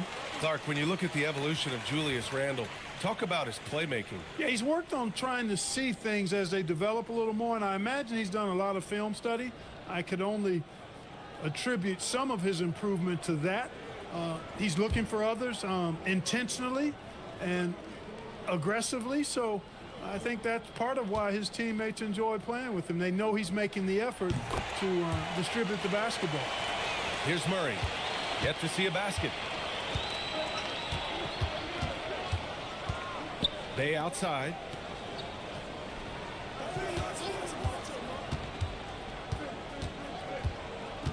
Back to Murray. Lets it go from deep. Drops in the three. And the Suns lead by 3. Well, I tell you what, that's a sight for sore eyes to see Murray connecting from distance, because when he's doing that, it really opens things up for him, because we know he can get to the basket. Chalk up 2 there. Woo! His energy is unmatched. And, you know, you're going to get those buckets, guys, when you're quick to get out on the break. Get that ball up the court as fast as you can. Horford outside. From outside the arc. The rebound by Murray. You know he wants that one back, right in his wheelhouse. Puts up a three. The Pacers pull it in. Okay, getting a little creative with the crossover. Unfortunately, he couldn't capitalize. All right, let's check in with Allie LaForce. Thanks, Brian. Pacers are all about winning. And Coach Rick Carlisle said our young players are having to earn their way. They're not being given anything. It's the only way to do things, in my opinion. If you want to build championship habits, you got to do it on a merit-based, accountability type of basis. Back to you guys. Okay, Allie, thanks for the report.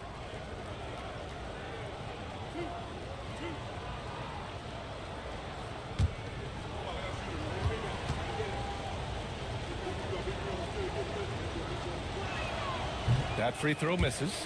A long-limbed 6'5" guard, Grant. Talk about what DeJounte Murray brings to the table. Oh, man, defense, defense, defense. I mean, he's led the league in steals, B.A. And Murray is really good at disrupting the point of attack, making things hard on the opposing ball handler. Pacers trail by 6. Randall outside. Here's the three. And he can't get that one. And it's Murray with the ball for Phoenix. Shoots over Horford and counted from 12 feet.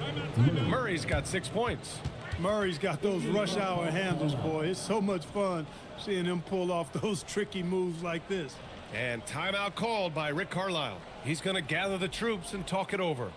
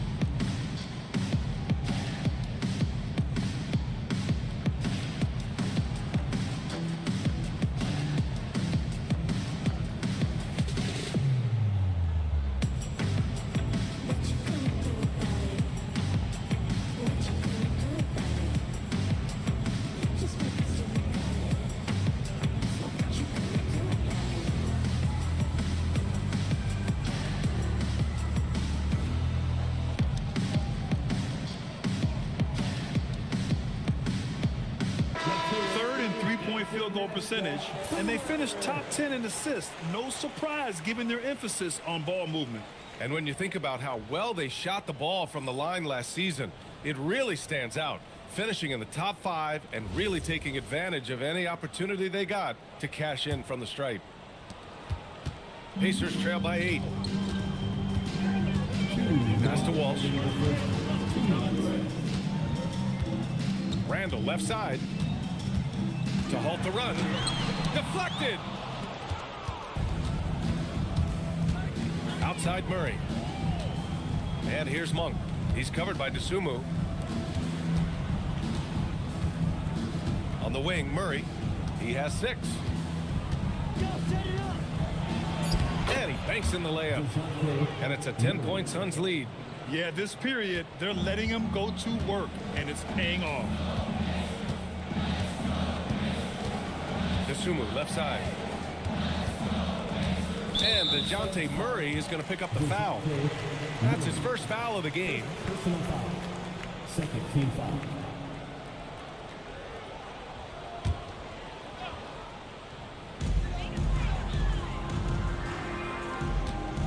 .110 left in the opening quarter. Here's McConnell. 4 on the clock. Releases. Yeah, a really rough opening quarter for them in terms of shooting. Yeah, and it's been ugly. I mean, really ugly. They need to find a way to get a few easy baskets to try to build some confidence and some momentum. Pass to Malwatch. It's good. And the assist goes to Murray. And the Suns lead by 12. 40 seconds left in the first quarter of the game. Here's Randall. Basket's good. Randall's got an unorthodox game, but he's got a good, strong upper body, which makes him a very consistent scorer inside. Murray passes to Bay.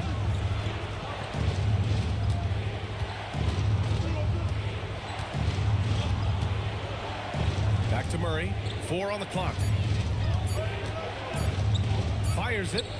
Again, Phoenix. Good for 2. Building a big advantage early with a terrific all-around performance. Yeah, you know, they've had the advantage at both ends. They've got all the momentum early on.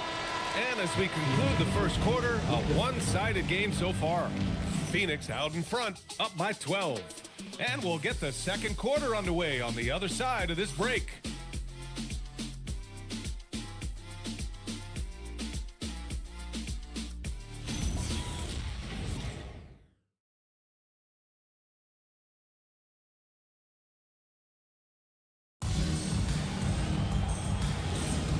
Great to have you with us. Second quarter of basketball. This game has not exactly been neck and neck, but plenty of time left in this one.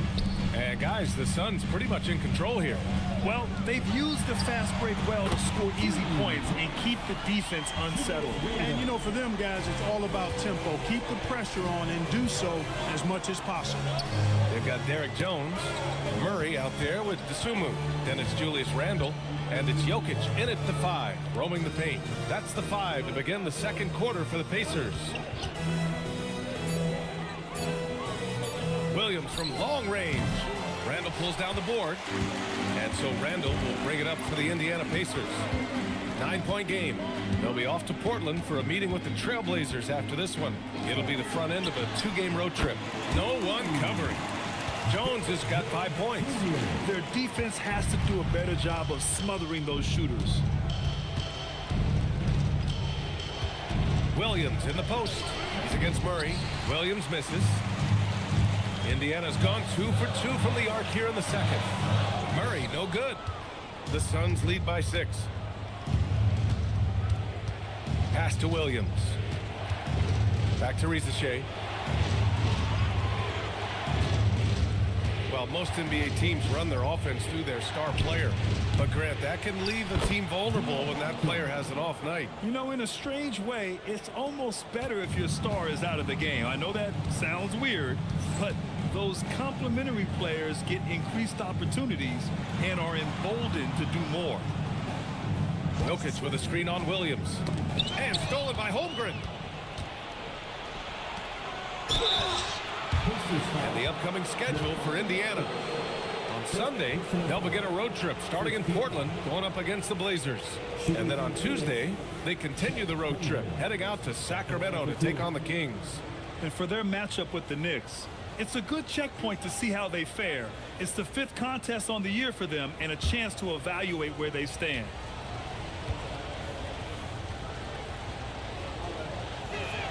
The first free throw is good.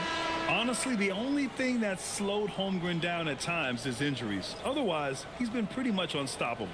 Wallace, he's checked in for DeSumo. And a change for the Suns. Aiden's checked in.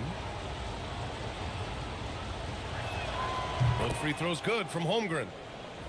And we're about 2 minutes into the second quarter here. Pacers trail by 10. Outside Murray. The shake. Murray just relentless inside. You know, when Murray finishes like this, guys, it shows you how aggressive his mindset is in attacking the defense. Pass to Rizachet.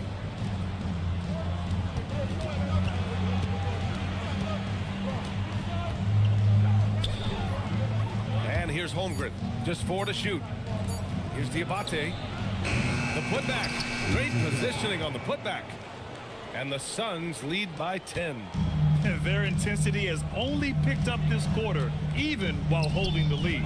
Yeah, love the energy they're playing with. I say it this way. Good teams, championship teams, play against the game as much as they play against the opponent. Nice uptick here in their second chance points in this quarter. Rizachet with the ball. Working on Jones. And Rizachet gets it to go. And guys, what do you think about the hustle stats for the Suns? They've really been disruptive on the defensive end, forcing turnovers and turning those turnovers into points at the other end. And not only that, you like how they're turning defense into offense, forcing turnovers and capitalizing.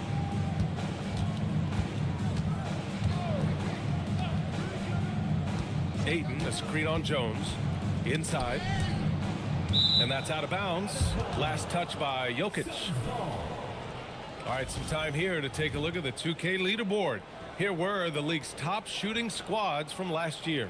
In third, the Pacers. They were so consistent with their shooting. Maybe not lights out, but they played smart and didn't let good looks go to waste.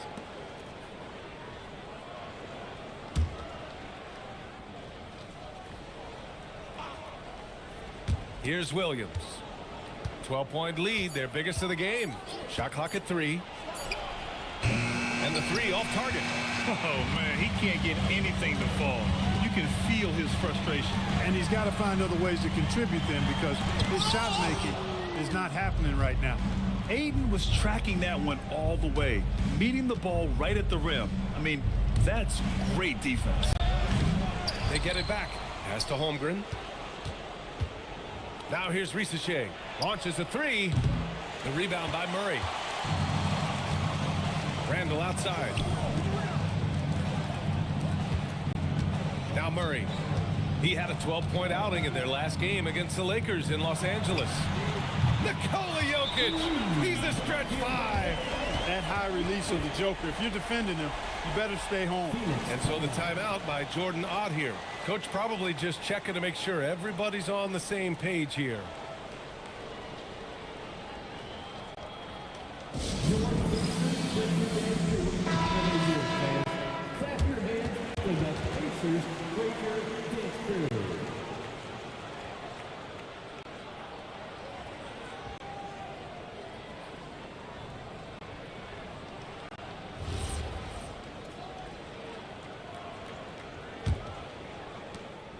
And so it's Williams with it. He brings it up for the Suns. They held a 12-point lead earlier. Aiden with a screen. Holmgren outside. Pass to Aiden. Shot clock at 6. Phoenix needs to get off a shot here. The 3 from Risache. Wallace pulls it in. Pacers trail by 9. Now Randall. Outside Jones. Here's Jokic. Oh, that's too easy for Jokic when he gets inside position. You'd certainly like to see a little better rim protection right there. After going undrafted in 2016, Derrick Jones Jr. carved out an important role for himself, Clark. Yeah, he really did, and it was all about refinement. Early on, BA, he was seen almost exclusively as just a dunker, but now he's a valuable 3-and-D guy. Credit to him for refining that part of his game, improving as a three-point shooter, and continuing to impact the game at the defensive end. Jones from outside. The shot is good on the assist by Jokic. And now just a 4-point Phoenix lead. That's his second triple this quarter. I guess he's left that dry spell behind. Risache with the ball. He's against Murray. Some nice ball movement by Phoenix. The 3 ball. Stolen by Jokic.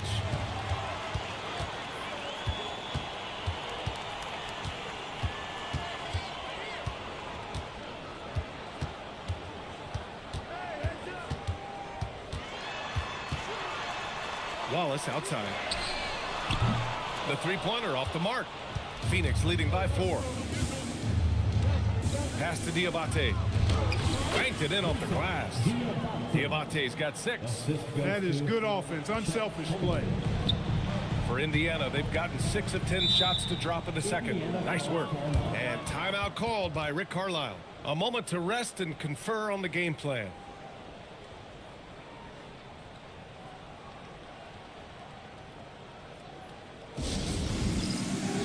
Changes for Indiana. Horford, he's checked in for Nikola Jokic. Walsh comes in for Randall. And it's McConnell in for Murray.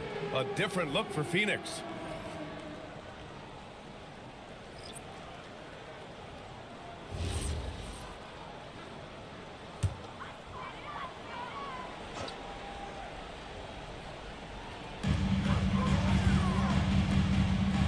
Here's Walsh. No made baskets yet. McConnell outside. Screen by Horford. McConnell passes to Horford. That one's good. On the assist from McConnell. I just love the ball movement. Phoenix leading by 3. Pass to Malawach. Here's Murray. And he lays it up and in. He's got 12. Boy, what a slick move that time. Made the defense look absolutely clueless. Horford with it. Checked by Murray. Here's Wallace. Laid it in with a nice touch off the window. And once more this half, they find a way to get great position inside. Pretty even game going on here in Indiana. Pass to Cornette. Now Bay, defended by Jones. And now Indiana on the fast break. Here's McConnell. Good setup. Led him to the rack perfectly for the layup. McConnell's got his first bucket in this one. And the Suns shooting only 36% during the second. To the middle. Monk passes to Murray.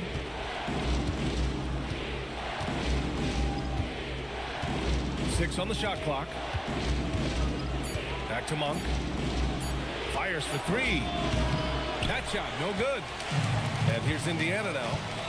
They trail by 1. Pass to Wallace. The 3. Outside for McConnell. From downtown. Rebounded by Malawach.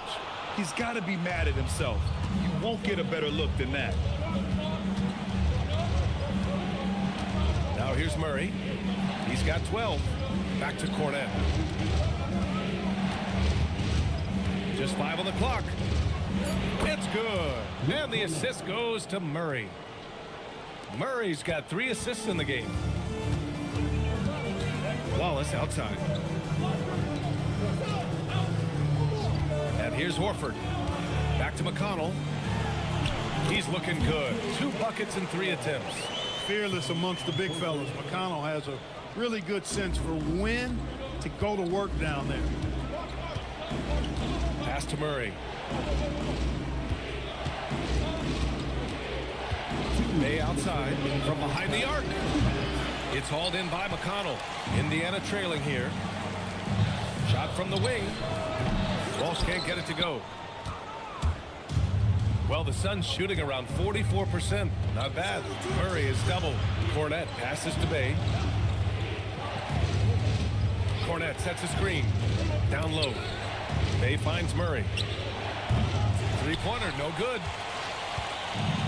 And for the Pacers, they're shooting about 41%. Here's Walsh. He's scoreless. Back to Wallace. Takes a 3. Fires in the triple. And the Pacers lead by 2. These teams have really gone back and forth. Yeah, 5 lead changes already. This one's going to be a battle for sure. Monk is what we call a pure scorer. Even when he gets drilled by the defense, he stays with his shot. He's getting his first free throw attempt of the game here. DeSumo, he's checked in for Indiana. 1 shot.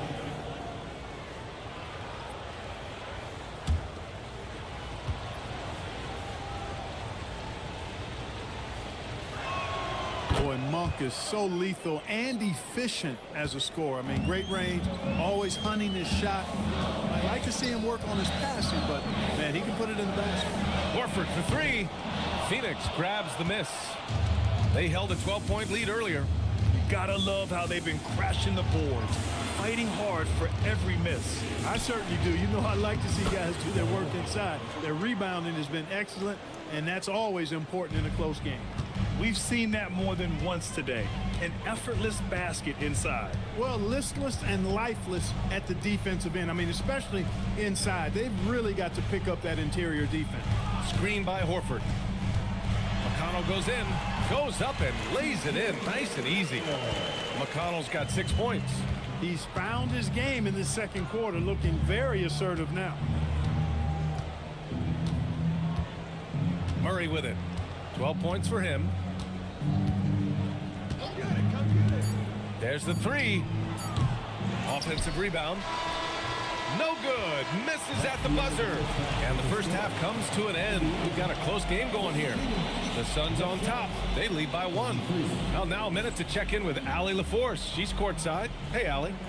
Thanks so much, Rick. What did you think of your team's offensive execution in the first half? We got to get it moving more. We got to get it driven more.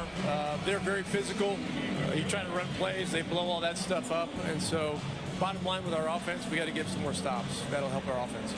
Defense leads to offense. Thanks, Coach. Appreciate it, Allie. And we'll be coming right back after this break, ready for the third quarter.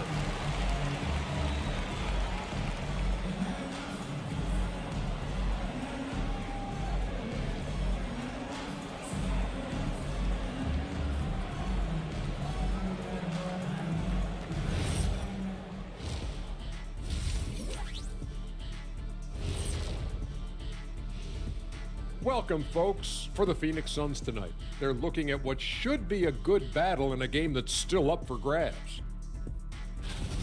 This bench, they've been destructive. High energy, attacking like torpedoes. Rising from the depths, 20,000 points from under the sea. I see where you're going, but check this out. Making big waves out there, Ernie. Ooh, well done. And there's more NBA action in store for us tonight. Here are the games tipping off later. For the Celtics, they'll be up against the Cavaliers out in Cleveland. That one tips off noon Eastern. Two of the best teams in the league facing off. Let's go. Oh, let's go. That's going to be a fun one, guys. Thanks for tuning in. Now we head back to Brian Anderson for the start of the third quarter.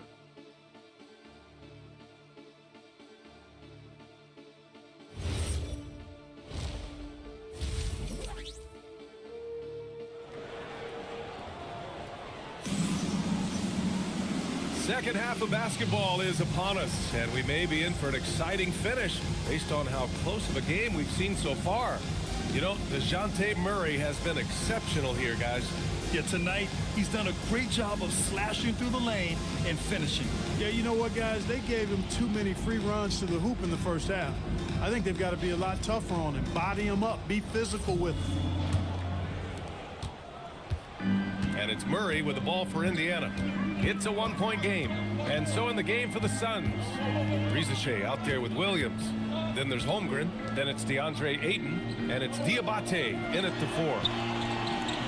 6 to shoot. Here's Jokic.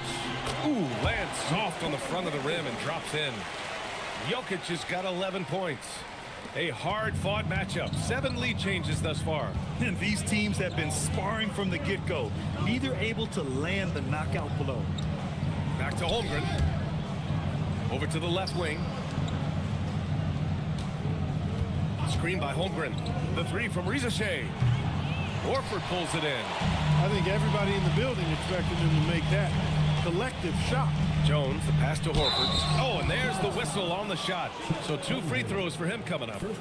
It's going to go on Chet Holmgren. You know, they say you can't run away from the DNA, and Al Horford's dad, Tito, played a little while in the NBA as well. You can see evidence of that in Al's game.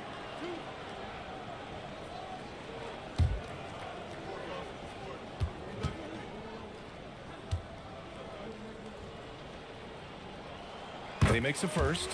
Well, you think about the experience of Horford, and he brings a lot to the table for your team, including setting a great example on and off the floor for the young guys.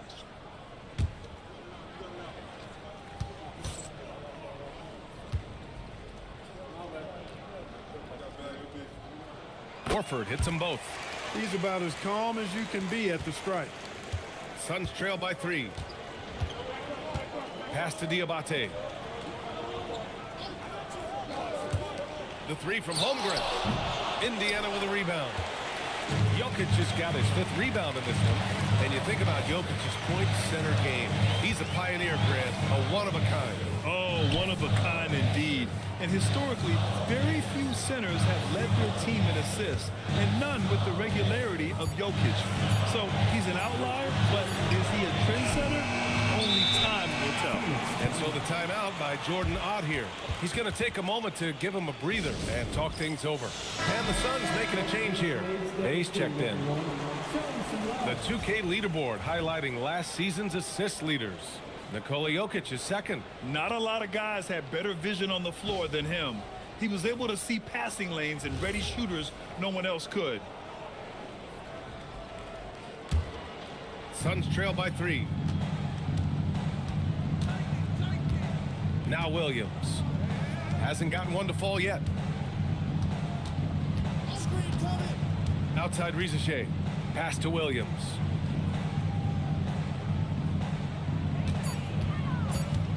Shot left block.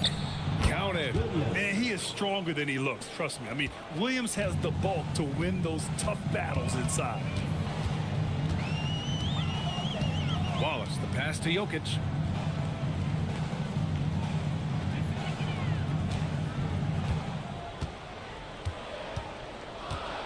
Indiana needs to get a shot off. Here's Murray. That falls. Nice feed from Jokic. Murray's got 6. In the mid-range, Murray can really make it happen now. He's just that versatile a scorer. Williams from long range. Nikola Jokic grabs the miss. Jokic has got a 6th rebound on the night. Hey, the struggle is real. He hasn't found much success with his offense today. Jones against Bay. Outside Rizachet. Pass to Aiden. Soft touch off the glass. Yeah, this is where Aiden's comfortable operating, using his height and array of inside moves to his advantage. Horford outside. Now here's Jokic. He's covered by Aiden. Back to Horford. Jokic the screen. The deep 3 from Murray. And Aiden pulls it down. He hasn't helped the cause with his shooting, but his teammates have had his back. Williams' shot is good. We talk about Williams' versatility as a scorer. He can get his points from just about any spot on the floor. And timeout called by Rick Carlisle. He's going to talk it over with his guys.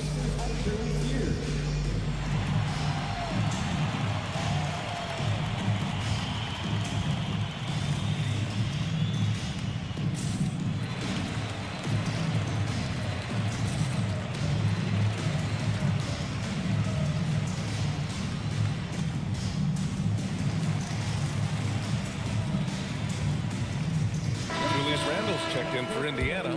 The Sumu comes in for Wallace.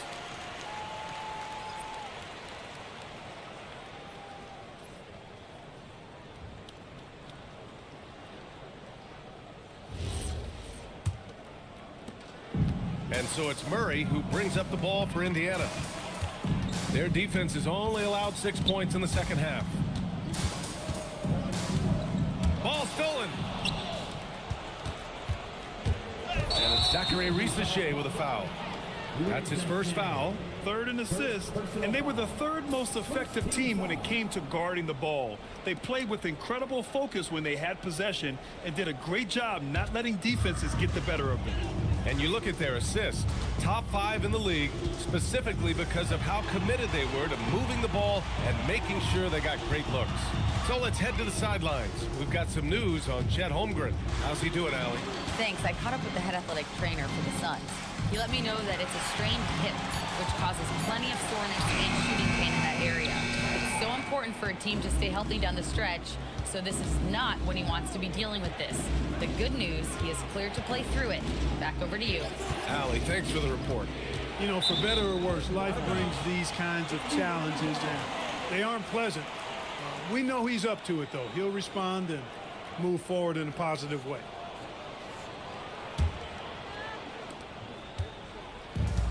The Pacers have gone 2 of 5 in this 3rd quarter. Jokic with a screen on Williams. Murray buries it from deep. Murray plays with such a nice rhythm, especially on offense. And he's got a really good feel and understanding of when to shoot the pull-up. And so the timeout by Jordan Ott here. He might have seen something and needs to review with his guys.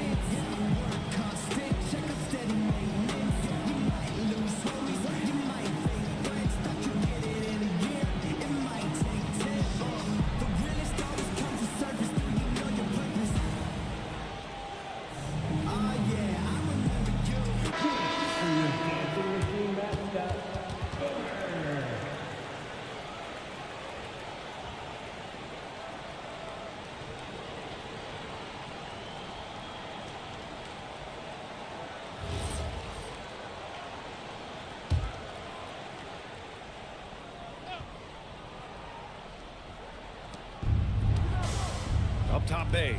Some nice ball movement by Phoenix. Impressive one-hand slam right there, B.A. Man, as long as he's confident about it, I'm good with it. Maybe use two hands next time. He knows where he is. Somebody you can count on. He is an extremely reliable finisher. Murray passes to DeSumo.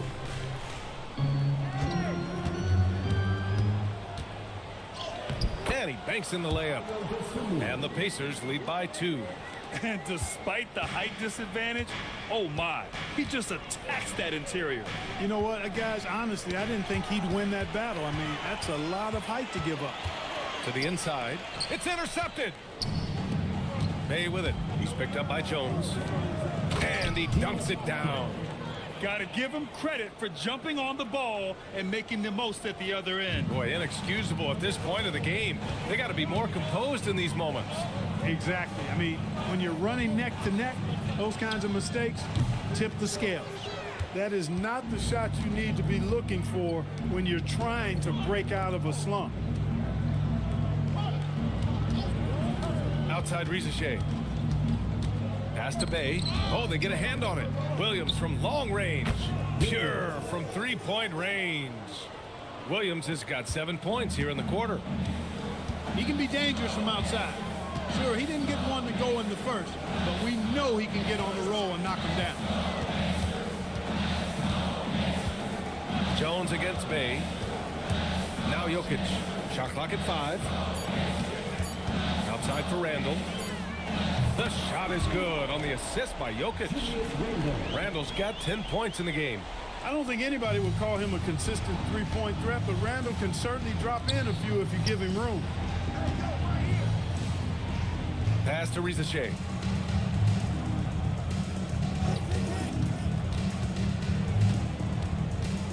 To the middle. Ayton. Oh, and the jam by Ayton. Yeah, sticking it to them inside. Good luck throwing Ayton off when he attacks like this. And timeout called by Rick Carlisle. Coach taking this moment to speak to his guys. Maybe alter some of the game plan. And Indiana with some changes. Walsh comes in for Jones. And T.J. McConnell subbed in for Murray.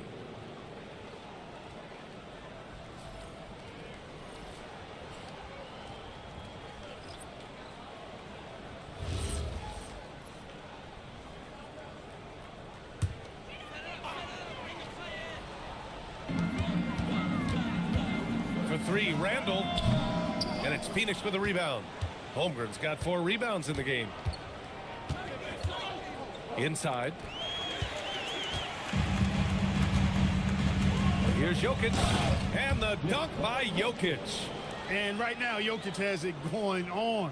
He's doing whatever he wants to out there. And so Murray will bring it up for the Phoenix Suns. And at home for the next game, it'll be Charlotte pulling in to face him. It'll be a quick stopover at home before they have to get back out on the road. Cornette sets a screen. Over to the wing. Clock at 6. And it's Holmgren missing. Indiana's gone 2 of 6 from downtown here in the second half. Let's check in with our reporter, Allie LaForce. Thanks a lot. Chet Holmgren talked about how he succeeds in spite of his slender frame. He said, "You can't be afraid of contact. I'll continue to use my strengths out there, my length, being slippery, playing hard, and try to get better at my weaknesses too throughout my career. That will leave me in a good spot." Back to you, Brian. The sky is the limit for him. All right, Allie, thank you. Back to Murray. Takes the 3. It doesn't go for him. The Pacers have gotten 6 of their first 12 shots to drop in this third. To the paint. Powered down after the assist led him to the lane. Monk high off the ground to hammer it home. I love that force on the throwdown. Inside. Here's Walsh. And he'll draw the foul. He'll head to the line for 2. A quick break, and we look at our 2K leaderboard for three-point shooting last season. The Suns third. I guess time will tell if they can repeat that level of success from a year ago when they were one of the best long-distance shooting teams in the league.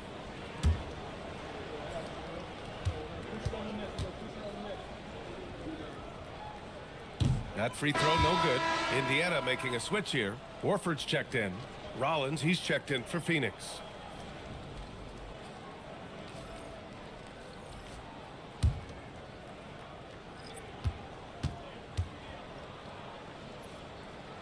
And the second free throw is good.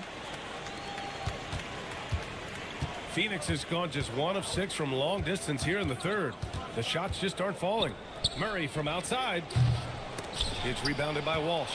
Indiana trailing here. McConnell outside. For the lead. There's the block. Murray is tireless on the defensive end, and you don't want this guy guarding you because he's so pesky. What a rejection. Pass to Rollins. There's a screen to the middle. Here's Malawat, and he jams it home with authority. Such confidence as a passer. He hits guys in stride and makes it look easy. McConnell looking around. Here's Walsh. He's covered by Holmgren. Here's Randall. And it's blocked. Yeah, he's really scrambling to keep them in this game. Gotta respect that hustle. We've got 1:23 left to play in the third quarter here. From deep, Holmgren. It's rebounded by Walsh. Walsh has got his 4th rebound in this one. It's not his night, but his teammates have picked him up. Randall, the pass to Horford.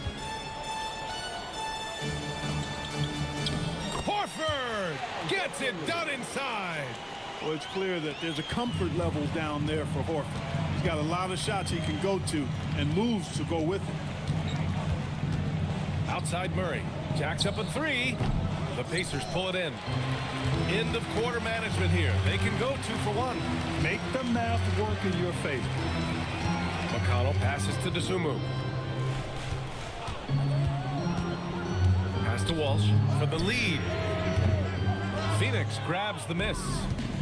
Malawat has got 4 rebounds now. 20 seconds left to play in the third. And that one drops for him. They've now had assists on each of their last 3 buckets. McConnell outside to the inside. Here's Randall. Can't hit the free throw line jumper. Well, with his solid midi game, you expect him to knock that one down.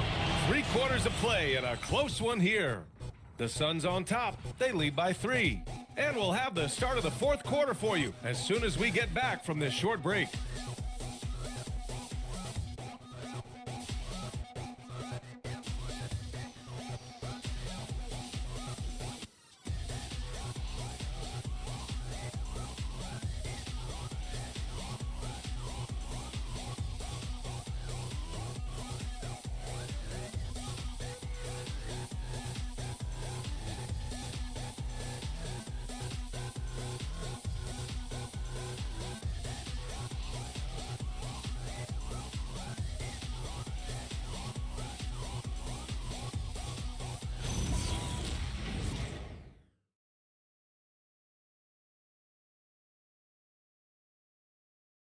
Rick Carlisle had some advice for his team. Let's hear what he had to say. Keep working the game, possession by possession. Keep doing everything hard.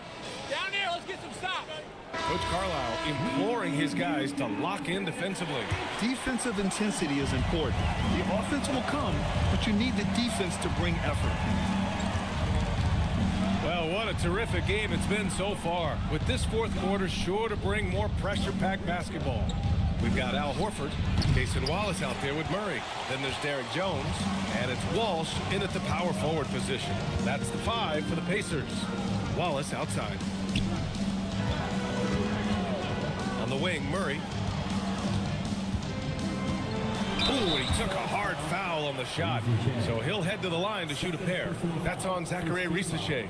Yeah, you know, right there in that instance, you could see where Murray was able to take advantage of his size in that situation.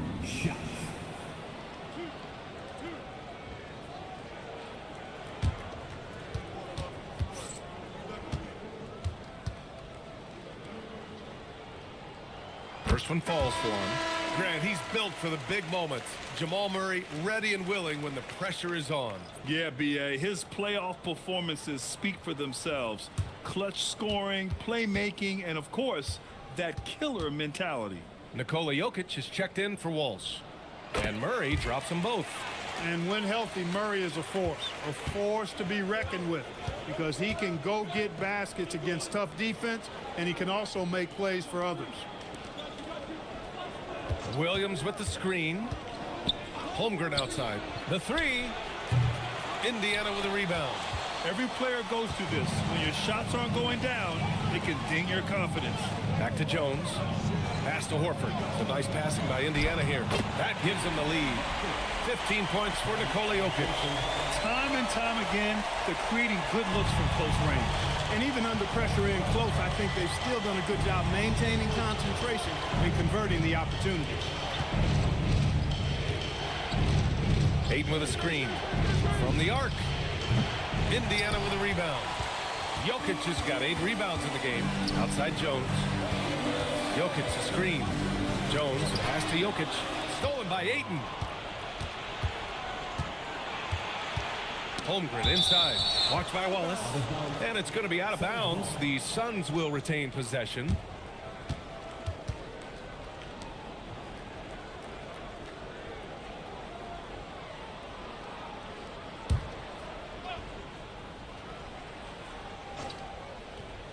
And so the ball out of bounds. Jones touched it last. That was just a bad pass. There's no other way to describe it. It happens, but that was bad.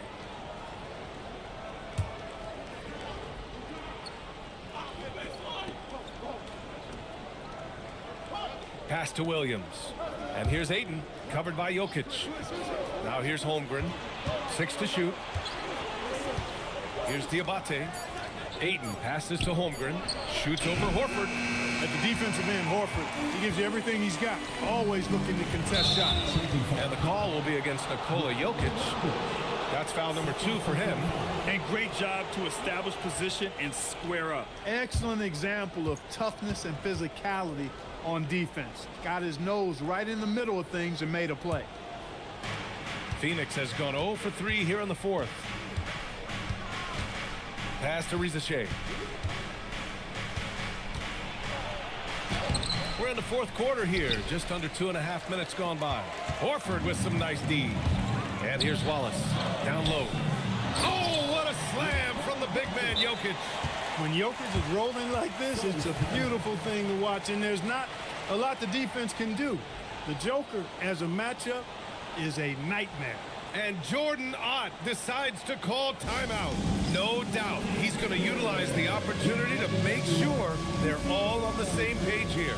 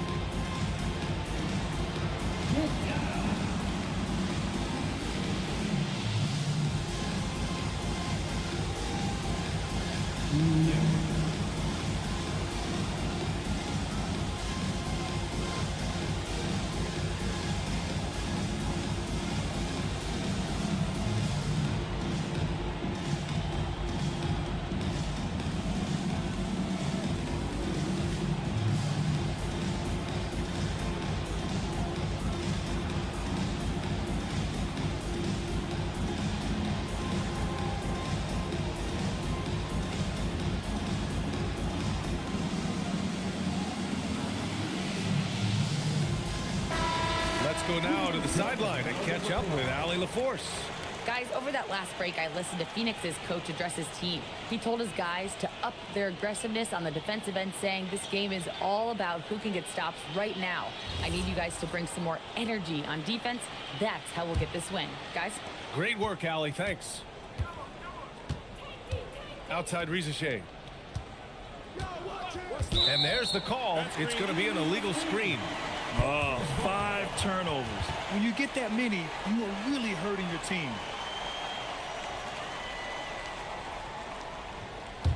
Indiana leading by 3. Now here's Murray. Wallace outside. Pass to Jokic.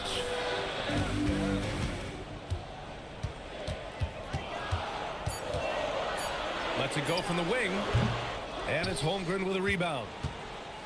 Holmgren's got rebound number 7 tonight. Here's Diabate.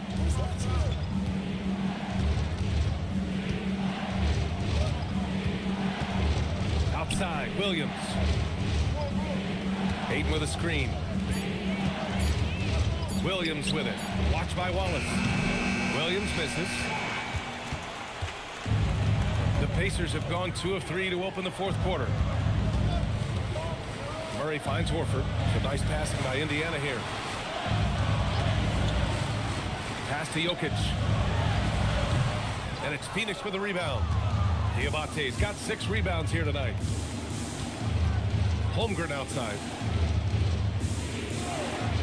Now Risache. Watched by Wallace. Now here's Holmgren. Back to Risache. They still need this. It's hauled in by Nikola Jokic.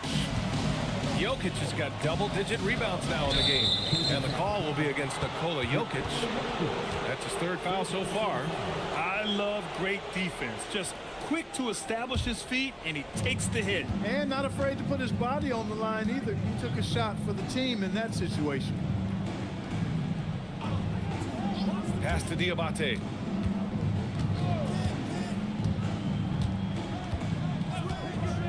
And here's Holmgren. It's tipped. Williams from long range. Jokic grabs the board. Pacers leading by 3. Here's Jones. And a foul called on the way up. So he'll take 2 from the free throw line. Yeah, they've really made a concerted effort to get to the line here in the second half. That's exactly how you do it. Defender pressing up on you, you press right back.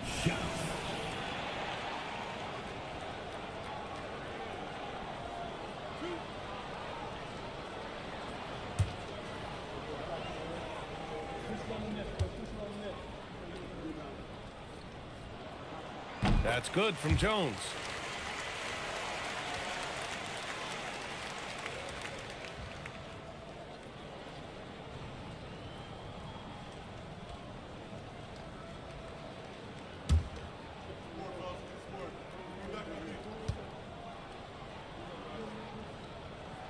Jones hits them both.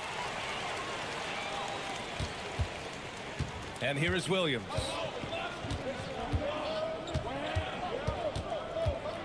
Holmgren outside. Pass to Risache. Williams a screen on Murray. The 3 from Risache. It's good on the putback.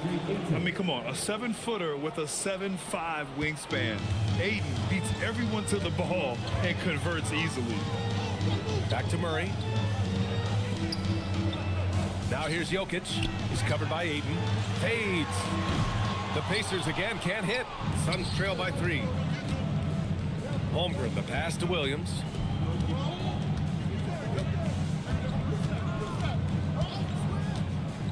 Back to Holmgren. Shot clock at 6. Down low, Holmgren drops it in. He's only 1 for 4 here in the fourth, but maybe that bucket will ignite his offense. To the paint. Here's Horford. And it's Phoenix with the rebound. On the wing, Risache. Watched by Wallace. Pass to Diabate. Right side, Risache. Outside, Williams. To the middle. Here's Diabate. And that misses. That would have put him up. And so Jokic will bring it up for the Indiana Pacers. Here in the fourth, they've allowed just 4 points.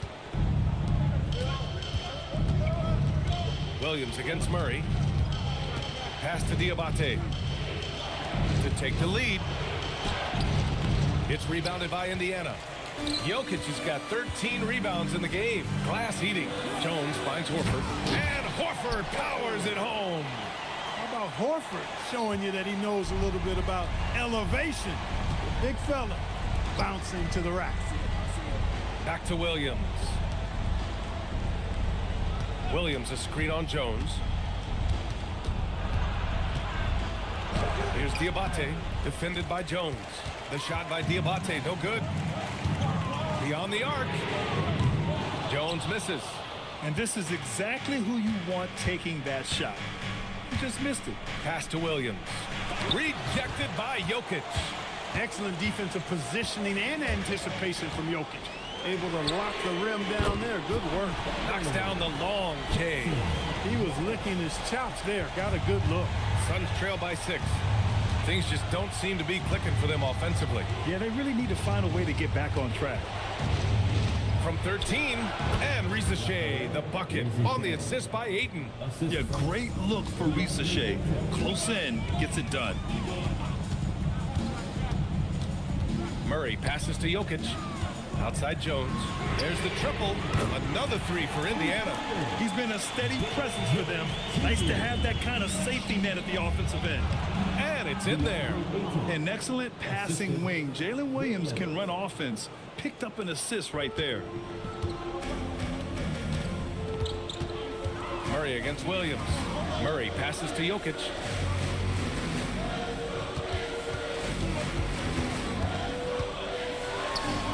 Wallace outside. Jokic the screen. And he gets the friendly roll as that one goes. Jokic has got 10 points here in the second half. You know, since his rookie year, Jokic's confidence has really grown. I mean, he's gotten extremely comfortable with his jump shot now. And the timeout called here by Jordan Ott. Coach clearly has something he wants to say to his team right now. For your Indiana Patriots, everyone. Let's get excited.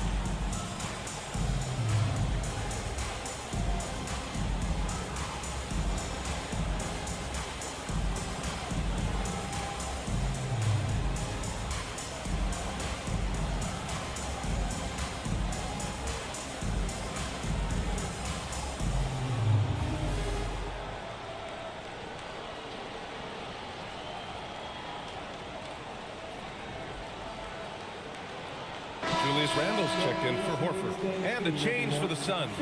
Murray's checked in.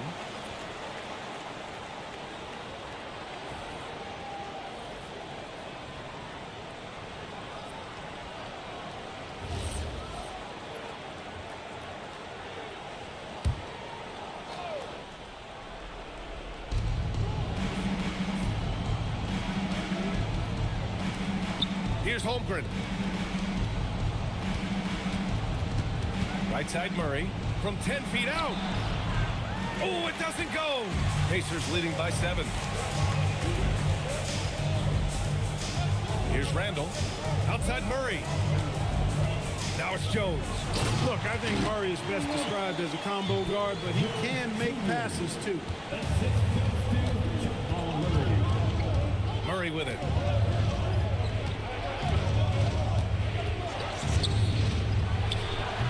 Oh, it misses. Indiana has gone 2 of 3 from beyond the arc here in the fourth. Here's Randle. Jokic just out muscling the defense. Hey, look, the defense gave a great effort there. Good contest, but Jokic just found a way to play through the contact and make it happen. Murray. He gets it to go.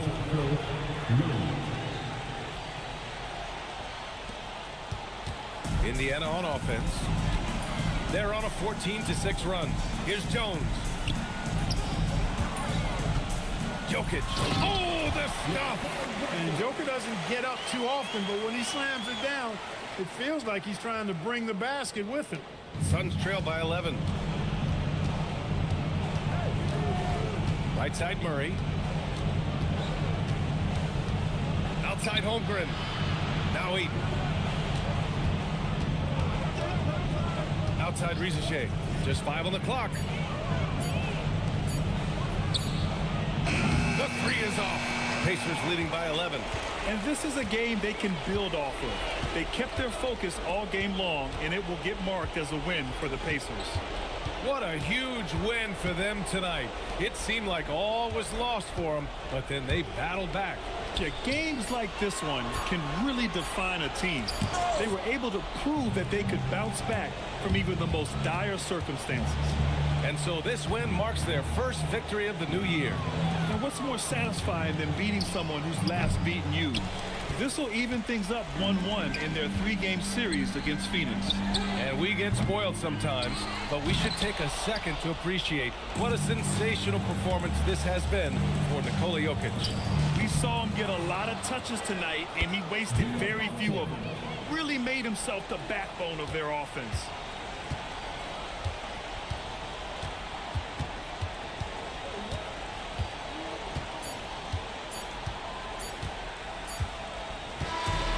So it's Indiana winning this one. Even early on in this game, they appeared happy to be playing at home.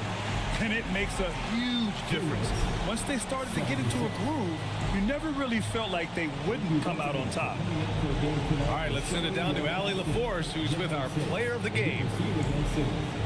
Nikola, congratulations on the win. What does a win like this say about your team? I mean, we are looking for each other. We are finding it. When we start playing like we're supposed to play, we are really good. So hopefully we're going to continue to play like this. Thanks, Nikola. Back to you guys. Thanks, Allie. Great interview once again. Thank you for joining us. That'll do it for now. For Grant Hill, Allie LaForce, and Clark Kellogg, this is Brian Anderson thanking you all for tuning in tonight. And as we leave you, here's a look at our player of the game, Nikola Jokic.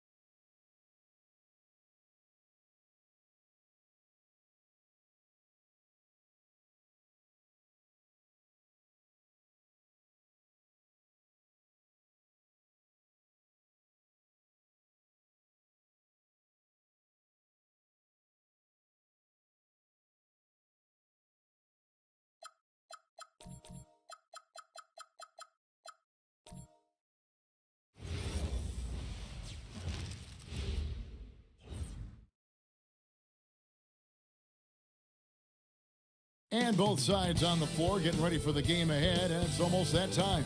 Greetings, everyone. Welcome to 2K Sports and another exciting edition of NBA basketball. Here with Coach Stan Van Gundy and Greg Anthony.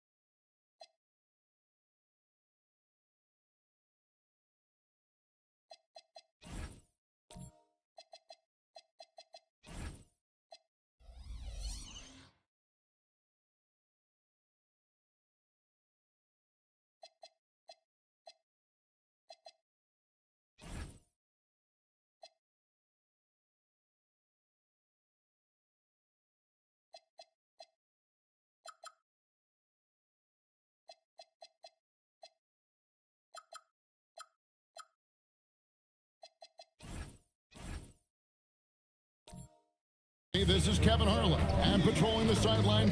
All right, everyone, the NBA season starts today. We have made it. It is a holiday for everybody. Oh, man, the offseason felt like forever. It's great to be back. Nothing like some games that count. And checking out Minnesota's opening lineup. They've got Markkanen, Dylan Brooks out there with Trae Young. Then it's Flag. And it's Gobert in at the pivot spot, manning the middle. Brooks dishes to Young.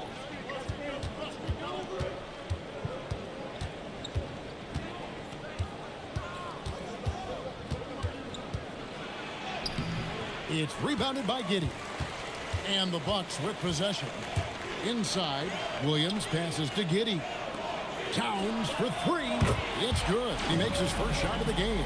Well, when it comes to big men, you're not going to find a better catch-and-shoot option than Cat. And Young kicks to Brooks.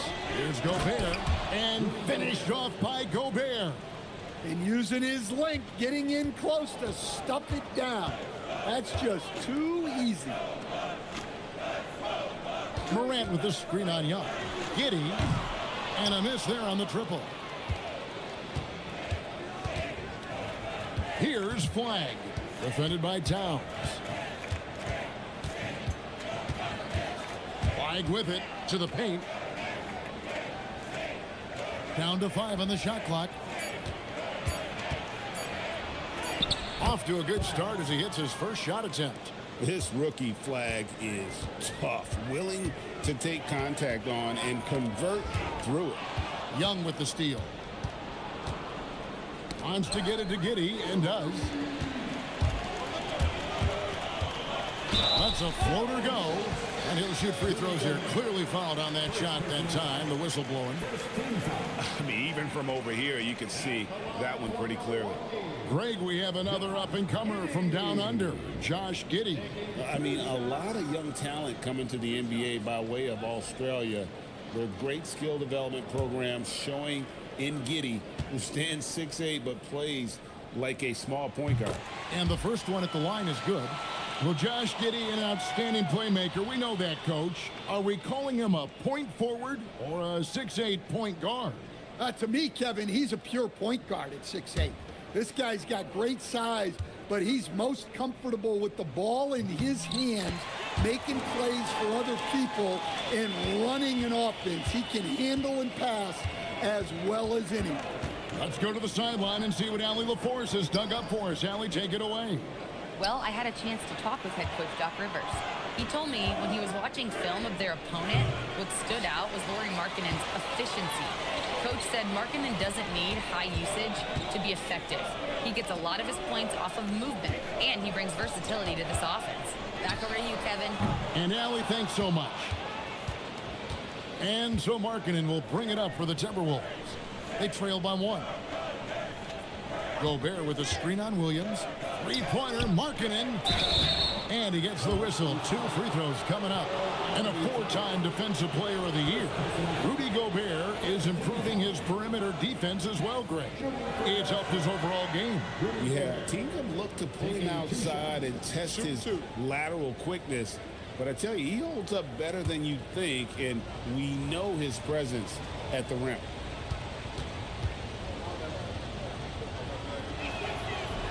And he makes the first.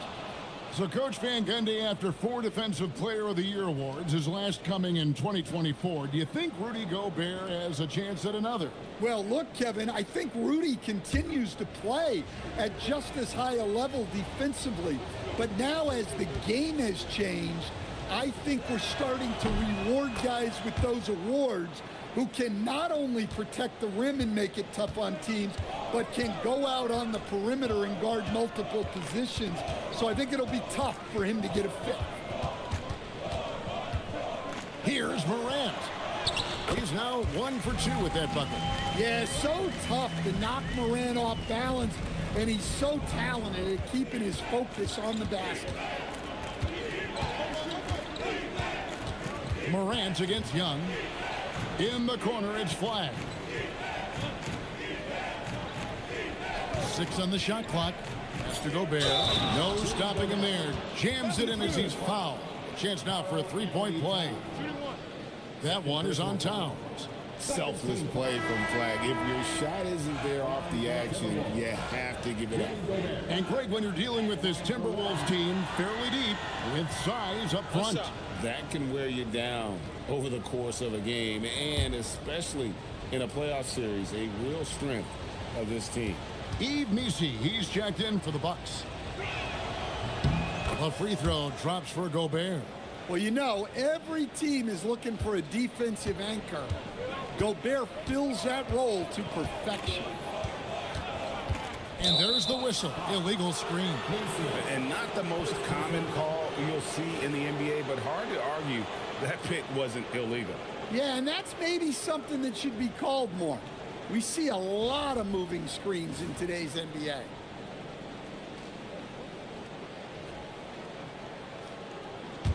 Minnesota in the lead. Young pass to Markkanen. Here's Gobert.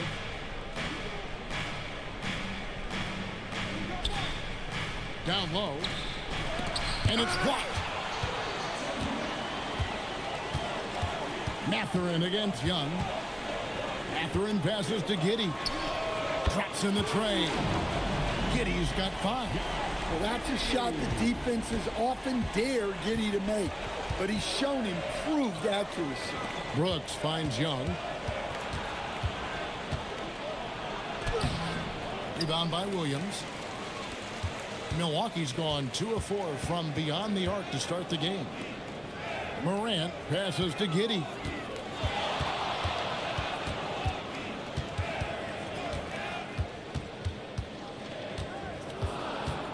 The Bucks need to get a shot off here. Mathurin, good. A young guy who is ready to attack. Mathurin gets the ball and goes straight into his shot. Young with the ball. He's picked up by Morant. Mathurin against Brooks. Three-pointer, Markkanen. He can't get it to go. Bucks leading by 3. And man, is this team on a roll right now offensively, Greg. So fun to watch. They're playing with so much confidence, which is why they're tearing it up on this end. To the inside. And that one clearly a foul. Gets the whistle and 2 shots coming up. It's going to be on Rudy Gobert. Well, for Williams, the most important thing is remaining healthy, because when he does that, he's an impactful player. 2 shots.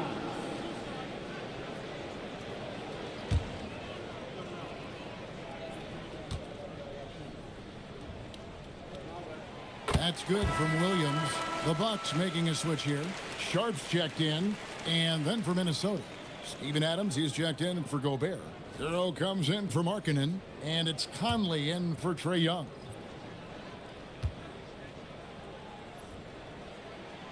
That one misses. Timberwolves trail by 4. Outside Conley.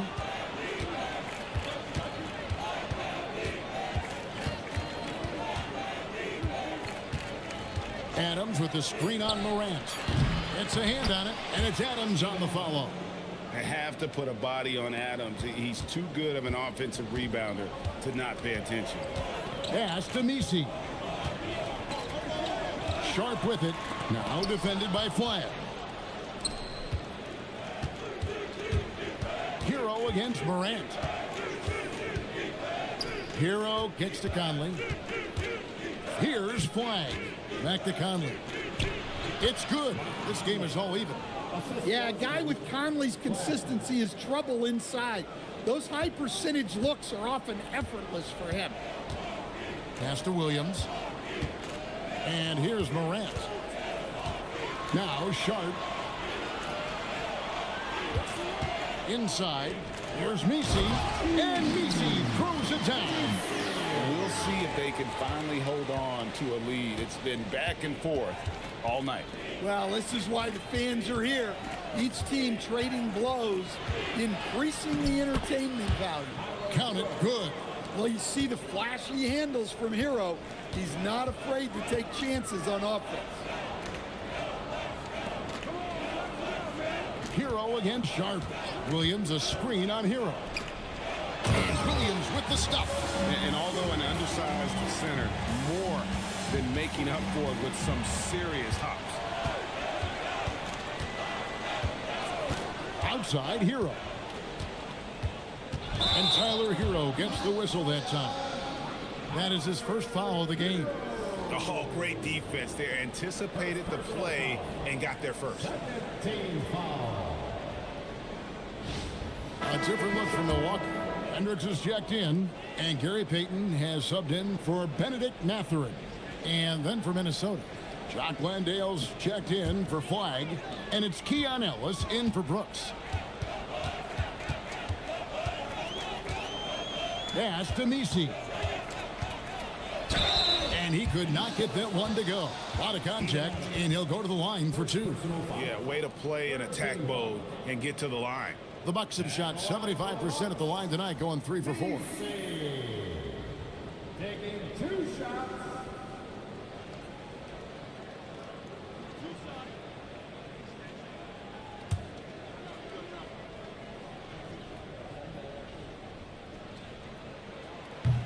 And he knocks down the first one.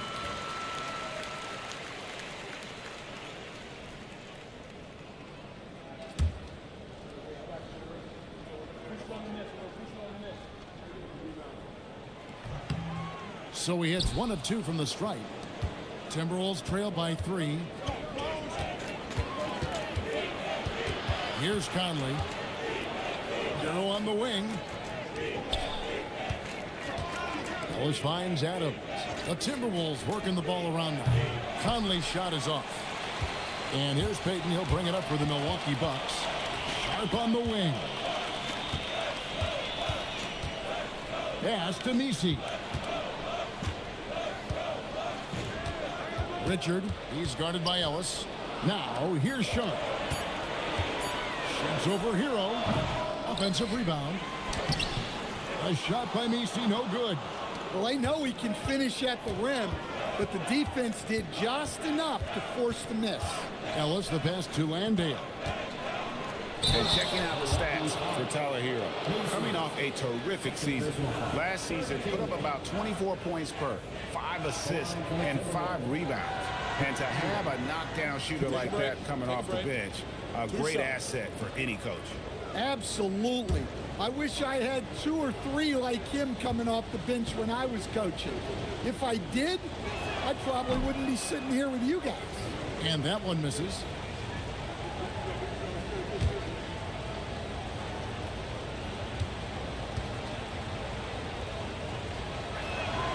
And he's good on the second. Milwaukee in the lead. And now let's swing it over to Allie LaForce on the sideline. Thank you, guys. Tyler Hero wants to be the complete package. He said, quote, "I'm not thinking score, score, score. It's more about finding different ways to impact the game, knowing I don't have to force the issue. When I'm taking efficient shots and making the right passes, that makes us a dangerous team." Back to you guys. Yeah, he's finding that balance. All right, Allie, as always, we thank you. In a moment here to take a look at some hustle stats for the Timberwolves. Well, our coaching staff has to be happy with how active they've been defensively, forcing turnovers and making the offense uncomfortable. Another thing that stands out is how they've contested shots. They're not making it easy for the opponent, and it shows with those block numbers. And here's Ellis for three. That one's no good. 0 of 1 to begin the game. Stolen by Michael Conley.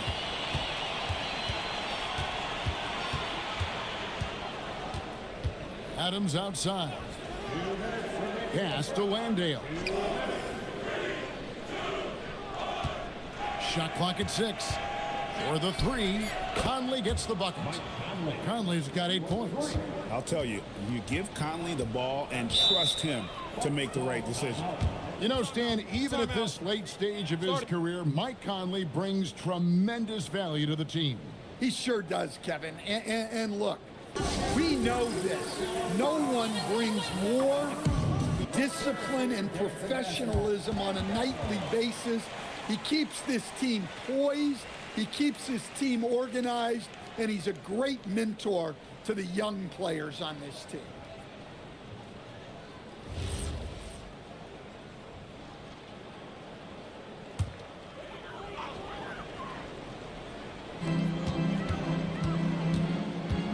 Here's Hendricks. Adams defending. Deflects the pass. Stolen by Michael Conley.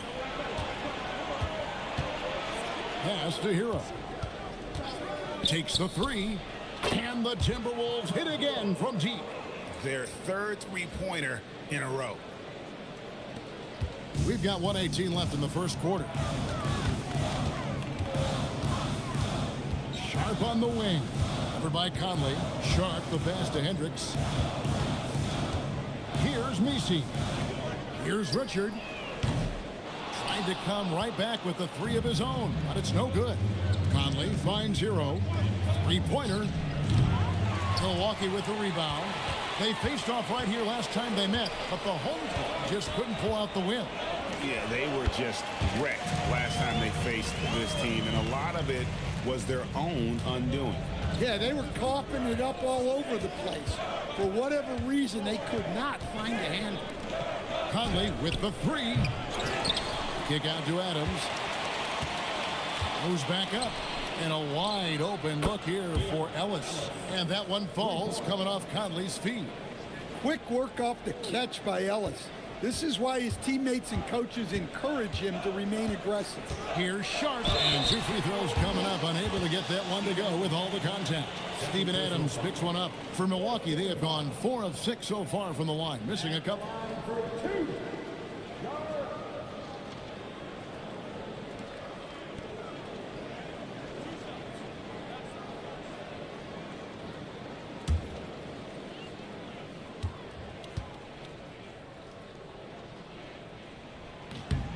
The free throw drops for Sharp. And another exciting young player from Canada. Shaden Sharp is an elite athlete, and his overall skills are really improving.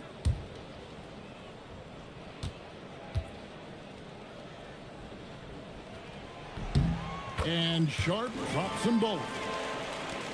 15 seconds left to play here in the first. And here is Hero. He has 5. From outside the arc, that shot off the mark. And so it's Mike Conley making highlights for the Minnesota Timberwolves. He notched 8 points in the quarter and has that terrific basketball instinct on display. We'll get right back to the action when we return.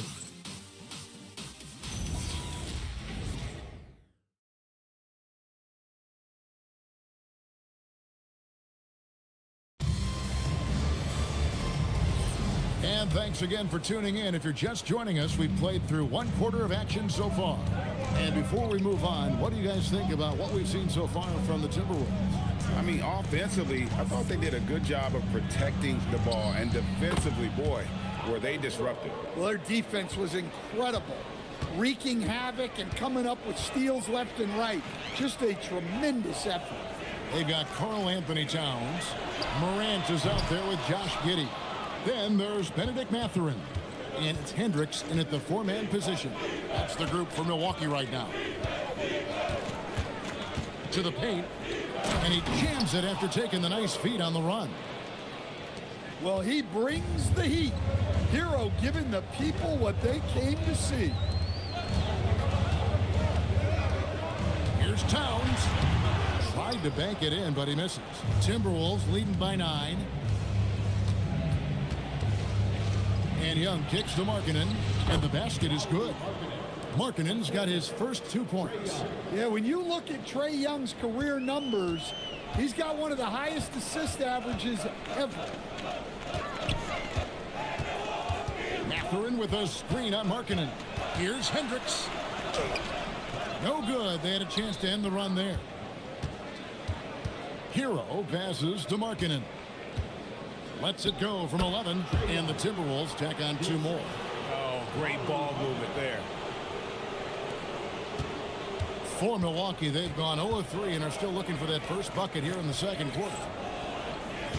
There's a good screen. And the Bucks miss again. And here's Young. He'll bring it up for the Timberwolves. This is the most they've done by 13 points. And foul on the shot, so he'll get a chance at the line. Stan, teams track different officiating crews, don't they, and how they tend to call the game. Yeah, they do, Kevin, and there are some organizations who do it more than others. I'm not a fan of it myself because I think it puts your players' focus on the officials and takes away from focusing on what they're supposed to be doing on the court. So I'm not a big fan of it. And there's a flexibility to Brooks's game. He can play a specific role for you, or he can be a high usage guy. Really depends on what a team needs from night to night. Milwaukee making a switch here. Williams is checked in, and a change for the Timberwolves. Flag is checked in. Well, you see why teams try to avoid fouling him. You're basically giving away points. And so now a timeout called by Doc Rivers. He's going to make some adjustments to the game plan.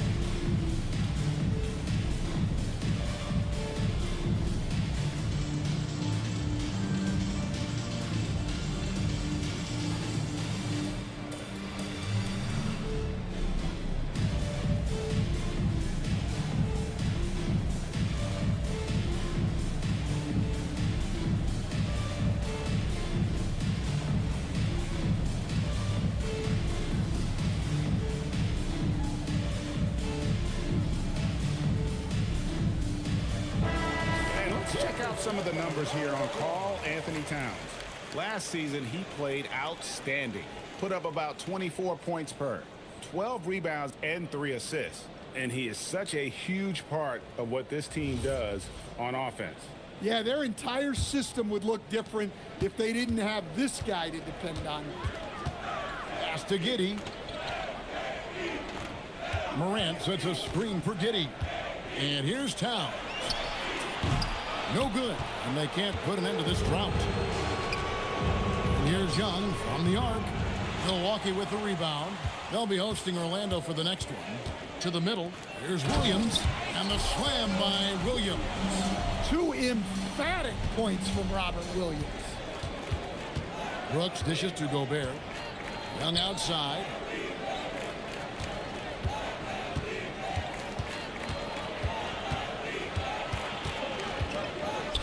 It out to Markkanen. 5 on the clock. Gets the three-pointer to fall. Markkanen's got 5. Well, Markkanen's one of the more efficient, high-volume three-point shooters in the league. Pass to Giddey. Now Williams. He has 5. Morant outside. Over Brooks. Morant pulleys his way inside. That's Ja Morant understanding his job. He knew exactly where the clock was. Young against Morant. Young pass to Markkanen. Here's Gobert. Nice work on the boards, paying off with the basket. He's got 9. They've settled into a nice groove offensively here in the second. Left side, Williams. And out of bounds as the Timberwolves gain possession. Here's what the Minnesota Timberwolves have lined up on their schedule. On Tuesday, they'll be facing Amen Thompson and the Los Angeles Lakers. And then on Wednesday, they'll take on Evan Mobley and the Los Angeles Clippers. You know, it might sound cliche, but a road trip like this one is a great time for this team to build chemistry on and off the court. Chemistry absolutely matters in the NBA, and these are the kinds of opportunities teams need to build it. Look, that is a skillful shot by Young.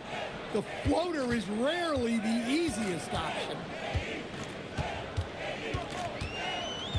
Now here's Giddey. He has 5. It's Morant in the corner. Giddey against Brooks. Young outside. Pass to Flag. Now here's Gobert. Here's Markkanen. Puts up a 3. It's rebounded by Giddey. Morant outside. Mathurin for 3. Gobert pulls it in. Gobert's got his 4th rebound in this one. Markkanen kicks to Young. That's a good shot, and now he's 3 for 7. Well, after a silent first quarter, this is who they needed him to be. This is why you never count a guy out. And timeout called by Doc Rivers. Coach needs a moment to talk things over.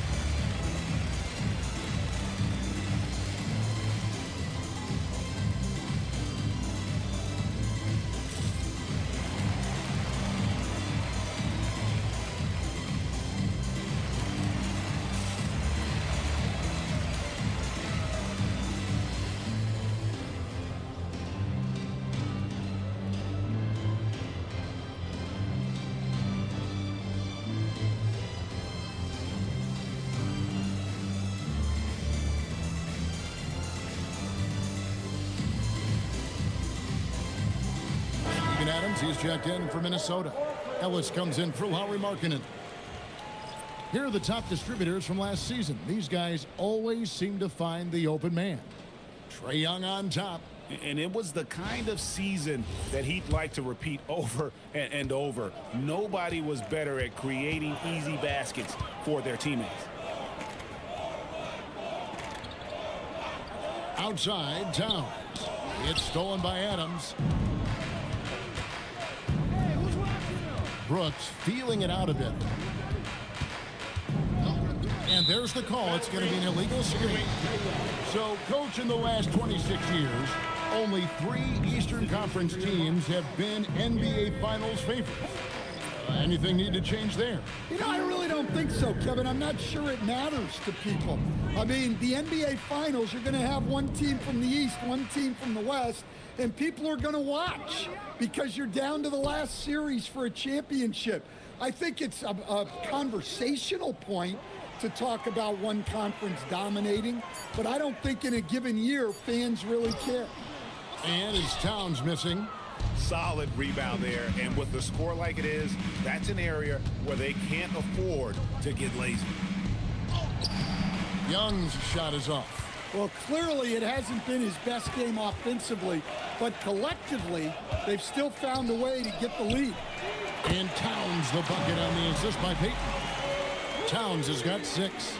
And drifting to the corner and finding some space, Towns can exploit any gap in a defense. Young pass to Ellis. inside. Here's Adams, and Adams with the slam. An incredible reverse throwdown. Excellent body control. And guys, I'd even go as far to say that was a punctuation dunk.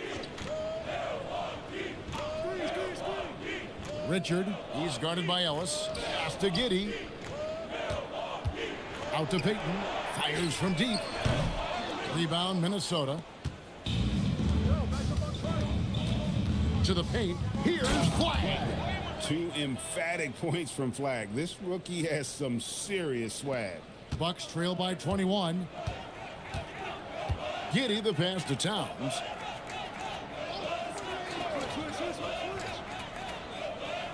Pass to Giddey. Counting his second make in 4 attempts.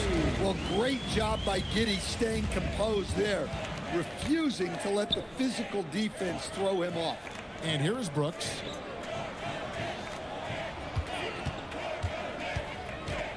Here's Adams.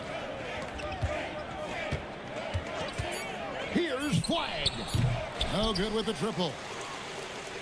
Milwaukee's gone 1 of 6 from three-point land in the second quarter. Less than 20%, but they've continued to let him fly.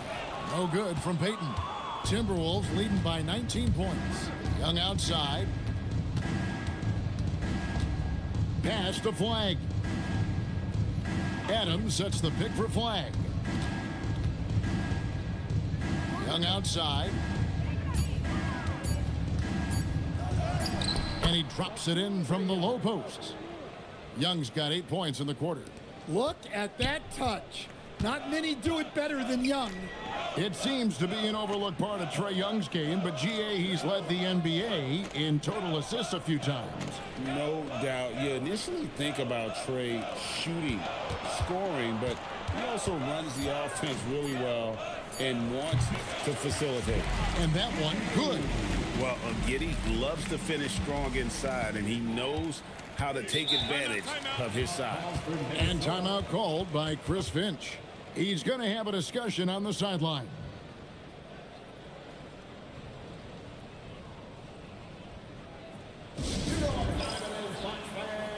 Give it up for your 414 crew.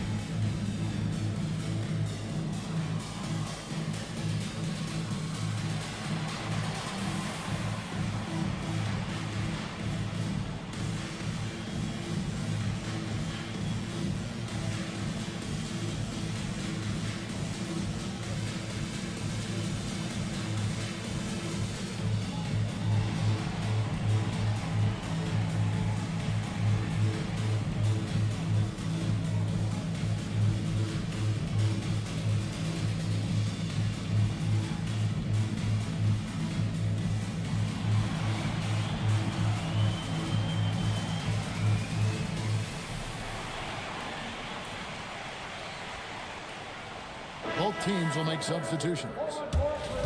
Now a chance to examine the rebounding numbers over the past months for Lauri Markkanen.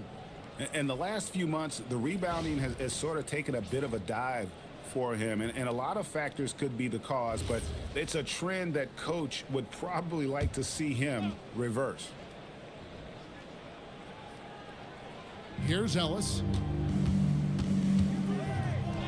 And he converts the layup. Ellis has got 5. Yeah, he may be thin, but Ellis has that wiry strength. Keon can handle physical play. Sharp on the wing. Over by Conley. Basket counts. That's now 8 points for Shaedon Sharpe. And they keep hammering away at him inside, forcing the ball into the paint. Pass to Flag. Here's Landale. 2 minutes remaining in the first half. Here's Hiram. Milwaukee with the rebound. Nisi's got his 5th rebound in this one. Sharpe finds Misi. Richard over by Conley. Shot clock at 5. Here's Sharpe. No good on the 3. The Bucks, they won their last contest, that game against the Utah Jazz. Pass to Conley. Here's Flag.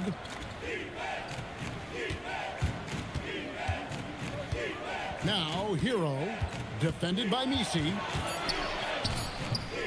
Hero, no good. Doesn't register as a block, but he did everything you want defending that shot. Well, you know, sometimes the most pivotal plays don't always go on the stat sheet. 2 free throws coming up, and they call the shooting foul. All right, a chance to look at the numbers for Mike Conley.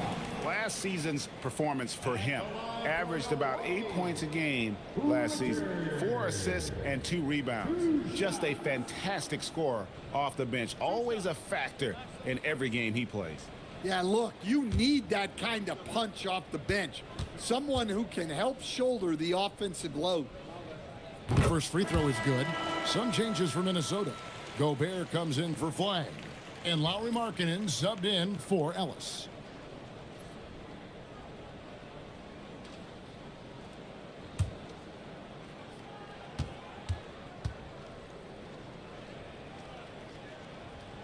Good on both.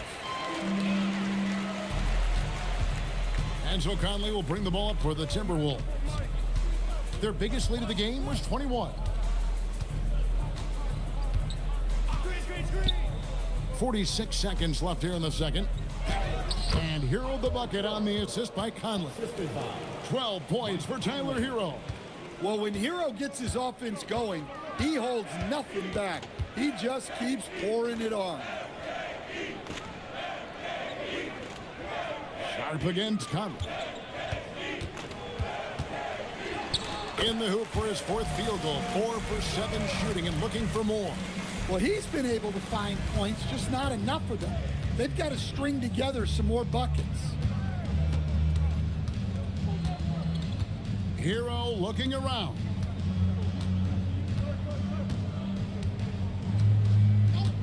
Fires for 3. Doesn't go that time. And so it's Minnesota out in front by 17 points at the end of the quarter. And their ability to get points in the paint has made all the difference in this one. And let's hear from Allie LaForce, who joins us from the sidelines. Allie? Thanks. Well, we have Coach Finch here at the half. How key is Rudy Gobert to this offense? Yeah, I mean, he brings a whole different dynamic to offense. Just making him feel part of our offense. Just creates so much gravity when he's rolling hard out there, creating a lot of good shots for his teammates. He's on fire. Thanks, Coach. All right, Allie, thank you. And, folks, we'll be back with you right after this halftime break. Your attention to center court and get ready for the half-court shot. Drums, please. They're thinking about the shot.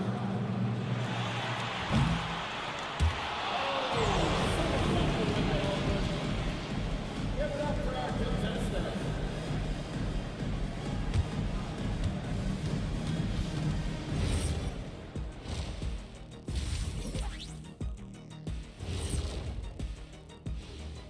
Welcome, everybody. The story at the half could be summed up as a dominating performance for the Minnesota Timberwolves.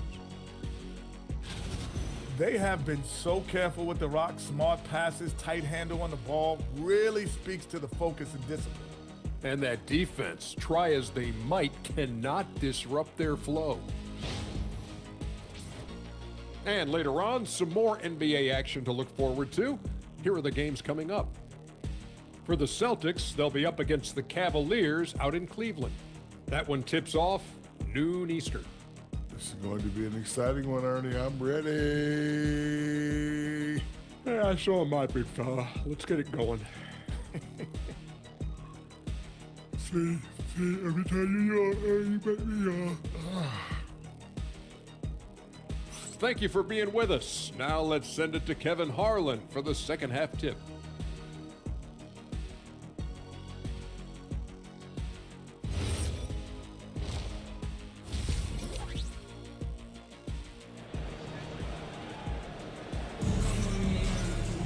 And there wasn't too much drama in the first half, but maybe things will tighten up here in the second. You gotta like what Tyler Hero has done in this one. Man, he's been running wild on him through that first half. Absolute dynamite on offense. Yeah, and in terms of slowing him down, I think they're going to have to change things up. Give him some different looks.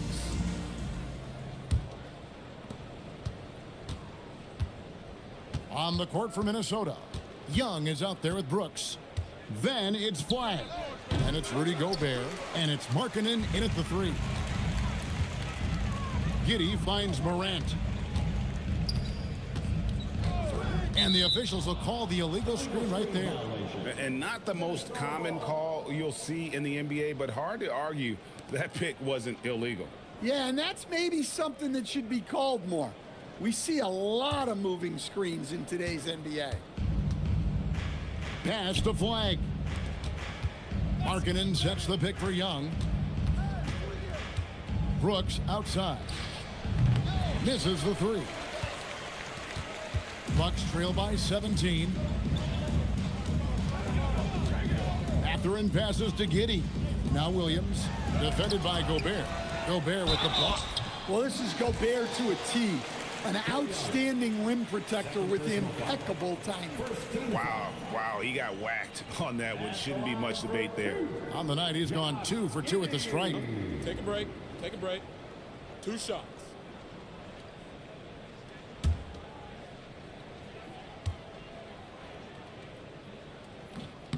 No good on the free throw. Well, when you look at Josh Giddey, he scores, passes, and rebounds it well for his position. And the fun part for me, I think he still has room to grow. Timberwolves leading by 16. Brooks outside. Pass to Flag. Brooks with it. Now guarded by Towns. Young for 3. The Timberwolves again can't hit. Well, this is not what they envisioned coming out of the break. Missing their first 3 shots. Towns a screen on Young. Now here's Morant for 3. And it's Towns on the follow. Yeah, anytime he wants, Towns can be a beast on the offensive boards. Morant against Young. Laid in with a nice touch off the glass. Young's got 10 points. I love that they're continuing to attack despite being up big. Yeah, they're being absolutely relentless, building this lead in every way possible. Here's Morant. Brooks grabs the board. And here's Brooks. He'll bring it up for Minnesota. Since the second half started, they've only given up 3 points. You know, Greg, in recent seasons, Lauri Markkanen has taken on a leadership role. And Markkanen has been the featured player on some very young teams, and he's really embraced that role, proving to be a positive influence both on and off the court.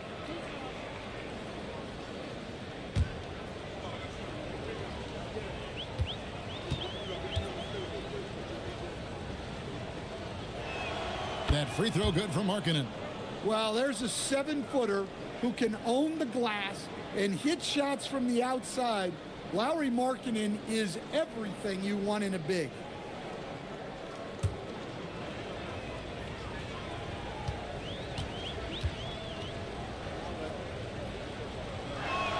And Markkanen drops them both. And Markkanen is showing the aggressiveness you like to see in a guy with his skill set. Somebody who doesn't lack confidence when he shoots the ball.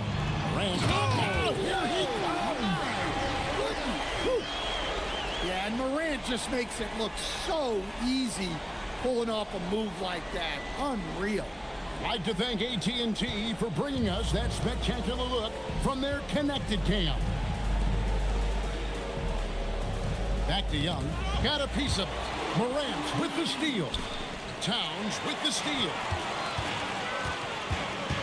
Giddey the pass to Towns. And the dunk by Towns. I like that. Towns attacking the rim with intent. Young with the ball. He's got 10. Three-pointer. Brooks. Another miss by Minnesota. Yeah, the offense scuffling a bit to start this second half. Only one for the first 5. Giddy, no good. Minnesota leading by 14. Just under 3.5 minutes played here in the third quarter. Young with the ball. Defended by Giddy. Markkanen from outside. Rebound by Williams. Williams has got 5 rebounds tonight. Pass to Towns. Rebound Minnesota. Markkanen's got his 7th rebound here tonight. Now Gobert. Outside Markkanen. Gobert down low. Giddy defending. He gets that one. Pounding the offensive glass. That's where Gobert gets a lot of his extra chances. And timeout called by Doc Rivers. Looking for a breather and maybe adjusting a thing or two.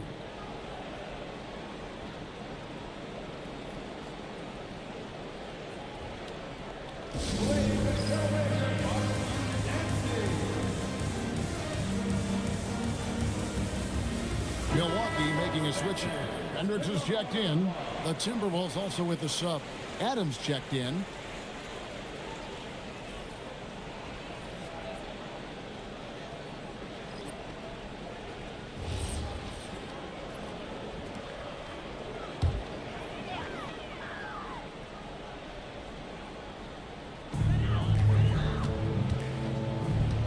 Here's Morant. He's got 6. Towns down low, and Towns throws it down. Well, just look at the numbers for Towns. He's been amongst the league leaders in offensive rebounds a few times. Here's Young, and it's good for 2. Young's got 12. And Matador defense, that's one of the easiest shots he is ever going to see. An unorganized defense like that is not going to help them close this deficit. A 3 ball. Hendricks can't get it to go. Minnesota leading by 16. Lays it up off the glass. And that's now 6 points for Cooper Flag. And you see the explosiveness of Flag, the athletic ability giving him an edge inside. Pass to Towns. Outside Mathurin. That 3 off the mark. Defensive breakdown there, and they got lucky. He's not going to miss too many of those. Brooks kicks to Young.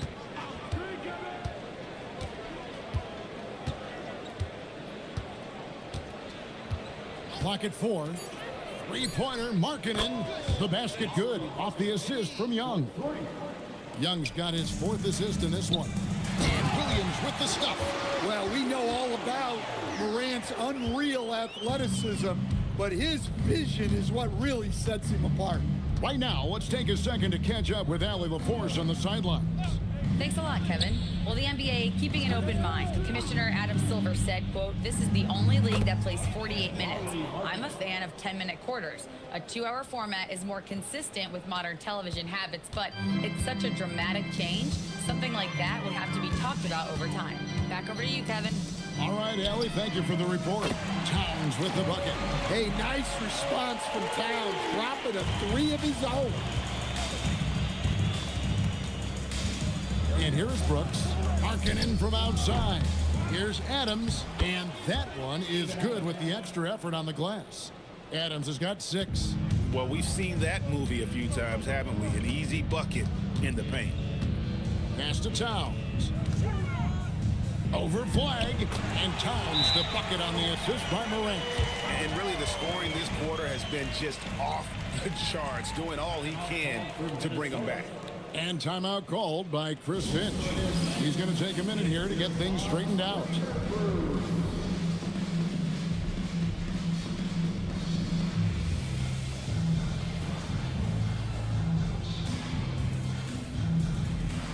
So it's both teams making substitutions here.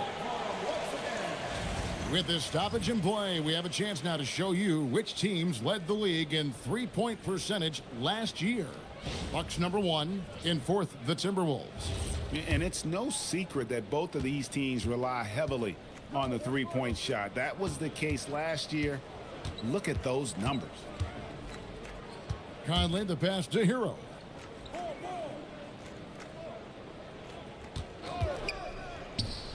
That's his 6th field goal today, and that makes him now 6 for 11. Well, Hero is extremely versatile. He can score from any spot on the floor. Sharp on the wing.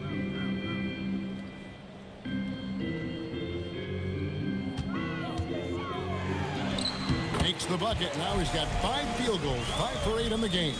Really well done there. Just confident and composed, never in a hurry.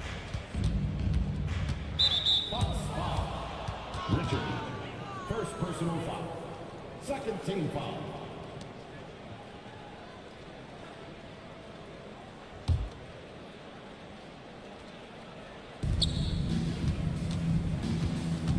Sharp against Conley.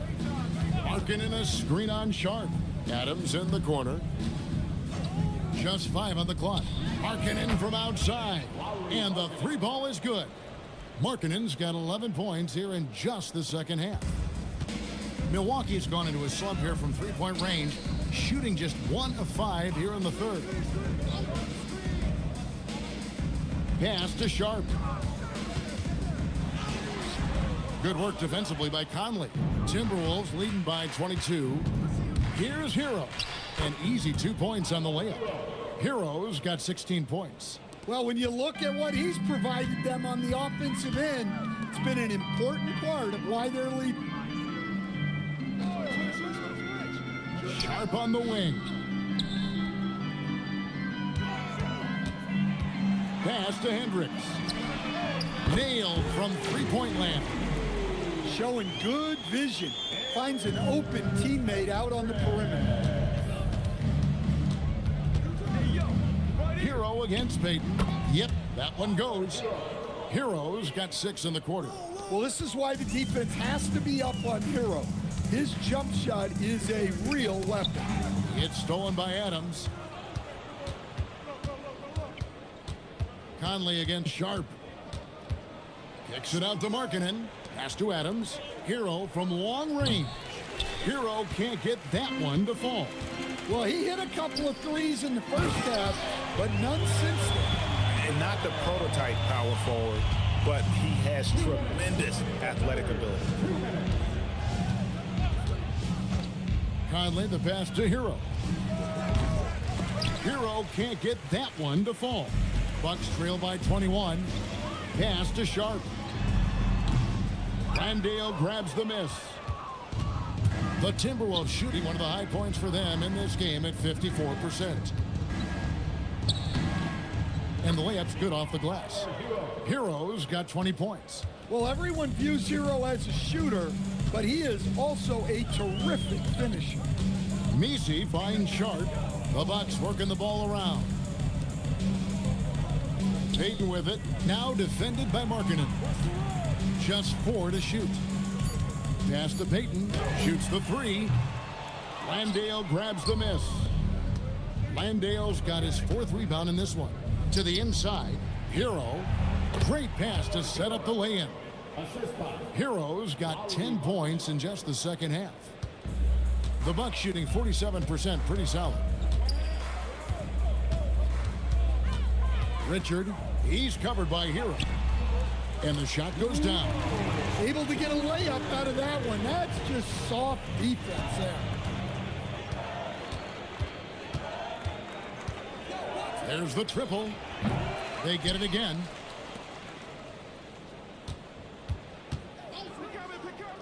Six to shoot.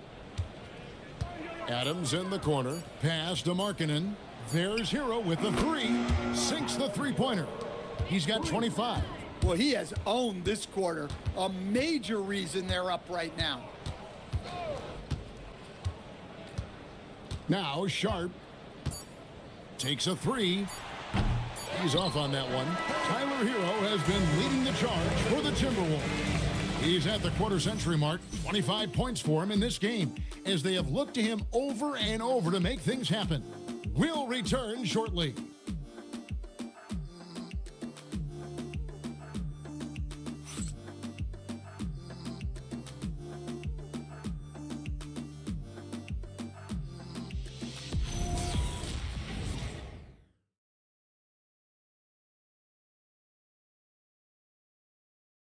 Let's hear what Doc Rivers has going on over in his huddle. The little mistakes are the only reason they got this lead.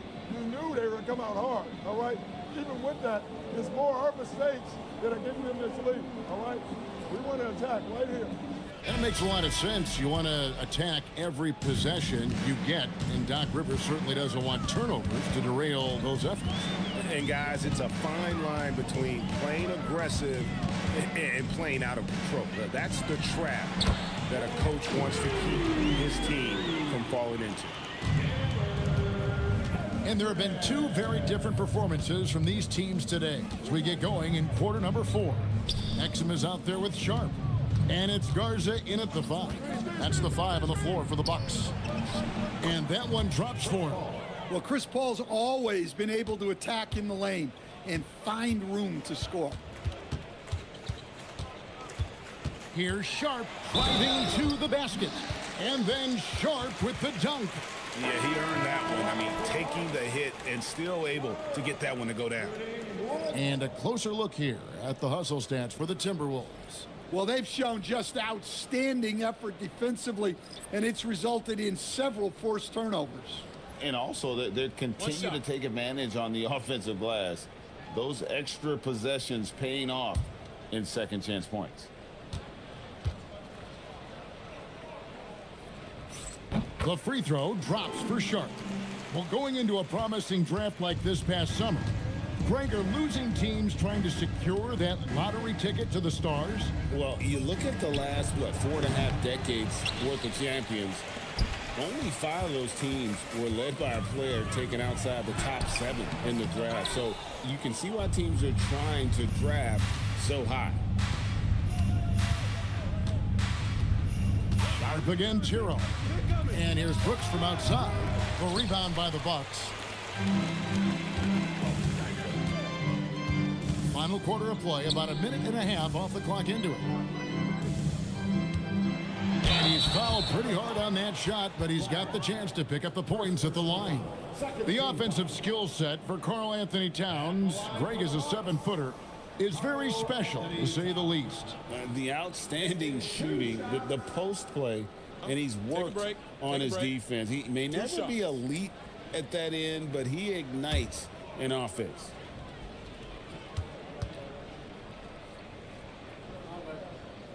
The free throw drops for Towns. Well, when your big can contribute from the line like Towns, you gotta like your chances. Josh Giddey's checked in for Sharp.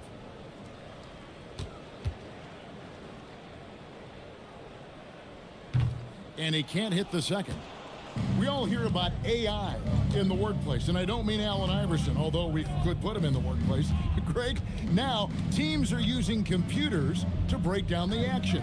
Yeah, able to use camera tracking to assess credit and blame, right? So maybe the little things in winning plays that went unnoticed, they won't be overlooked much anymore. Outside, Towns. Pass to Williams. To Towns. Now here's Morant for 3. Rebound, Minnesota. Gobert's got rebound number 8 here tonight in the game.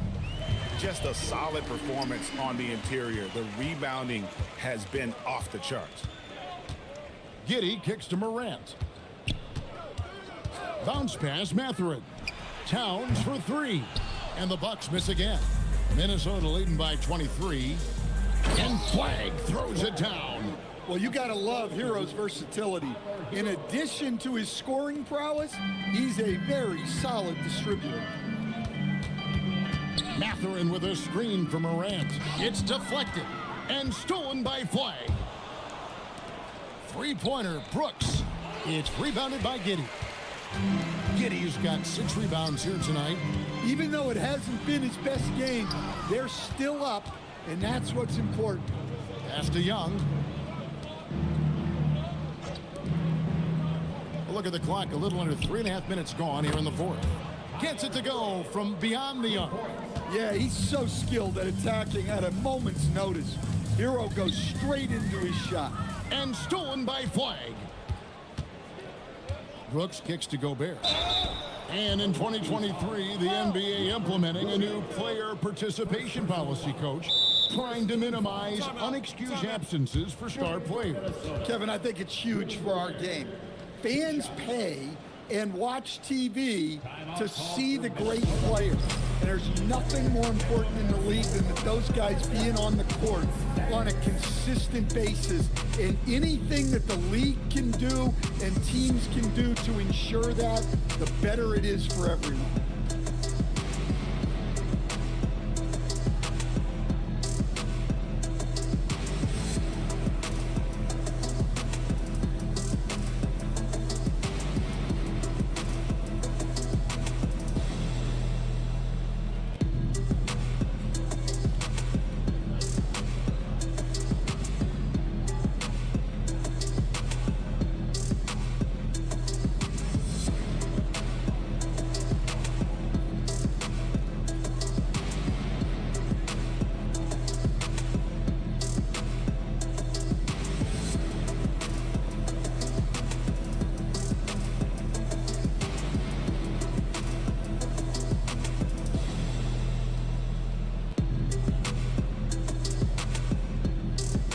Looney's checked in for the Bucks.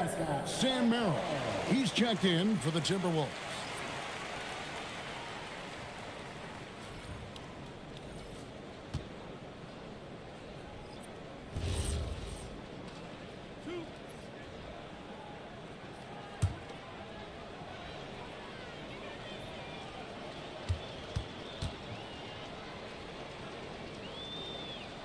That one is off. So, GA, between the NBA Cup, the play-in, the new All-Star game formats, the NBA not averse to some experimentation. No doubt. And listen, not all the ideas have been successful, right? But overall, that willingness to innovate has paid off. The world doesn't stand still, and neither should the NBA. And no good on the second free throw, so he goes 0 for 2 there. And Gobert knows his role on this team. Rebound, block shots, and look to score near the basket. Towns for 3. Down to 5 on the shot clock. Looking to end the run. And it's Mathurin missing. And they've got a big lead, not just on the scoreboard, but really in the rebounding numbers as well. Here's Merrill. Giddy defending. Back to Merrill. Here's Gobert. Yes, once again, it remains perfect. 6 attempts and 6 hits. And he continues to shoot a perfect percentage. Clearly a big reason why they're up right now. Giddy kicks to Towns. That's good, and so Giddy with the assist. Giddy's got 4 assists in the game. Pass to Merrill. Now here's Brooks. Lets the 3 fly. Merrill gets the bucket. Merrill's got his first bucket of the game, and he's on the board for 3. The Bucks have gone 3 of 8 here in the 4th quarter. Morant outside. Here's Towns. A putback, controls the rebound and puts it back up and in. That is really good work there on the offensive glass. Outside, Hero. Back to Merrill. And another 3 for Minnesota.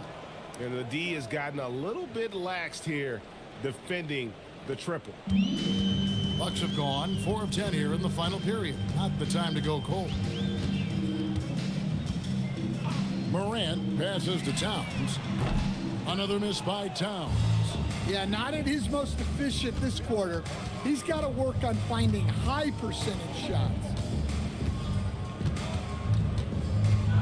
Young against Morant. And foul on the shot. He'll shoot 2 at the free throw line. Second personal foul. And Stan, you think about the skill level of Trae Young. What makes him, in your opinion, such a tough cover? Well, I think the best thing about Trae Young, Kevin, is as much of a scorer he is, he's even better as a passer. And so it's hard to commit a second defender to Trae Young all the time because he will find the open people and create great shots for his team. And the Bucks making a change here. Peyton's checked in. Jock Landale's checked in for the Timberwolves. Morant passes to Giddey. And here's Looney. Morant outside. Buries it from three-point range. Wow. When Morant is hitting the three, he becomes basically unguardable. Young pass to Landale. Gobert with it. He's picked up by Morant. Here's Hero. And oh boy, a lot of contact there, but he gets the call and will shoot two. Will stand one expression you hear, foul baiting. Players using sneaky tricks to draw a foul. Yeah, look, Kevin, I'm not a huge fan of that, of guys developing that as a skill. But I will say this. It only works against undisciplined defense. If defense has the discipline to stay solid and fundamental, then you're not going to get baited into those things. And a lot of times, those foul baiters end up taking bad shots. Looking at who's out there now for the Timberwolves. Ellis comes in for Sam Merrill. And Mike Conley subbed in for Young. Well, remember, Hero came into the league as a scorer, and he's only gotten better, continuing to round out his game. Giddey kicks to Richard. Pass to Peyton. Clock at 6. Nice ball movement by Milwaukee. Giddey, no good. Timberwolves have gotten more than 58% of their attempts to go down for them in the fourth quarter. They're 7 of 12. Well, that's what Gobert brings to this offense. Spaces the floor vertically. Now here's Giddey.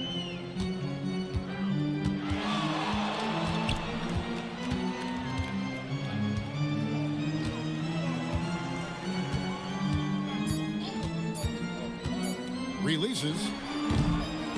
A rebound by the Timberwolves. Gobert's got rebound number 13 with that last one.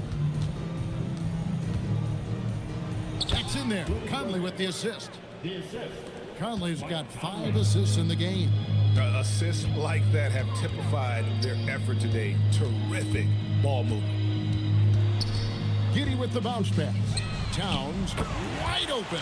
Bangs home the trifecta. Towns has got 18 points just in the second half. And stolen by Giddey. Jumps up.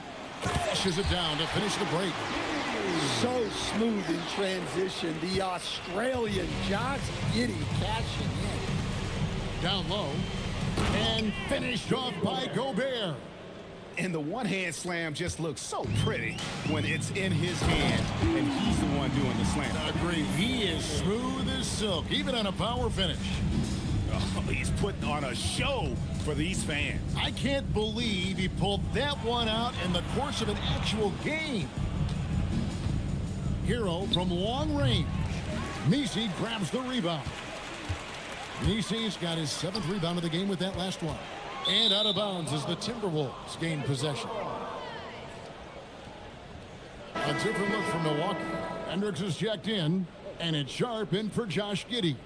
And the Timberwolves also making a change. Markkanen, he's checked in for Hero. Ellis with it. Out of bounds, Milwaukee takes possession. Adams, he's checked in for the Timberwolves. Timberwolves substitution. Number 12, Steven Adams. Milwaukee's gotten 8 shots off from three-point land and hit half of it. Conley against Sharp. And then Sharp with the dunk. We'd heard the stories about Sharp and how impressive his vertical is. Now we see it on full display.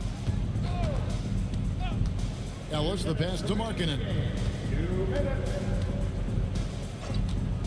So, as a coach, during this long season, how do you keep your players engaged? That's a great question, Kevin, but I got to tell you, I think it comes more to the players than the coaches. I think as a coach, you try to be consistent. You're always a little worried about fatigue.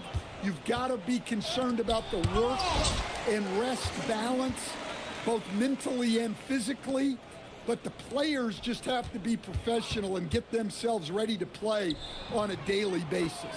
And that one drops. Well, guys, this was never really a contest, just a total obliteration, if you will. And you can safely say mission accomplished now for the Timberwolves. You don't see this kind of a blowout often, but tonight this is a quality win across the board to deliver out this kind of punishment. They definitely never changed the approach. They just kept after it and showed they were clearly the better team in just about every single category. And it'll go down as their first official win of the new year. And they've really had a dominant run of games against this opponent this year. They played them 3 times and won every one. The one player that really stands out, of course, in this one, it was a dazzling game for Rudy Gobert. Well, that work he's shown on the glass has been spectacular. You love to see that as a coach. 3 seconds separate the shot clock and game. And Markkanen throws it down. Inspired tonight. They fought hard and at crucial points just made the plays. Yeah, they saved their best basketball for this home stretch, and they certainly earned this one. Here's Sharp. So it's Minnesota winning this one easy. A resounding victory for them.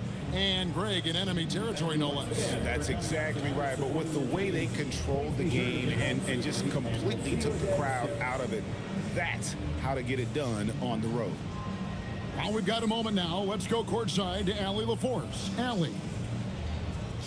Tyler, we know you are never shy. What gives you that confidence to let it fly when the pressure is on? I like taking the big shot. My teammates, my coaches, they all trust me, put me in the right spots, and sometimes I make a couple big shots here and there. Well, you give them a reason to trust as well. Congratulations. And as always, Allie, thank you so much. And that about wraps it up. For Greg Anthony, Allie LaForce, and Stan Van Gundy, this is Kevin Harlan. Thanks so much for joining us here tonight. And as we leave you, let's take a look at our player of the game, Rudy Gobert.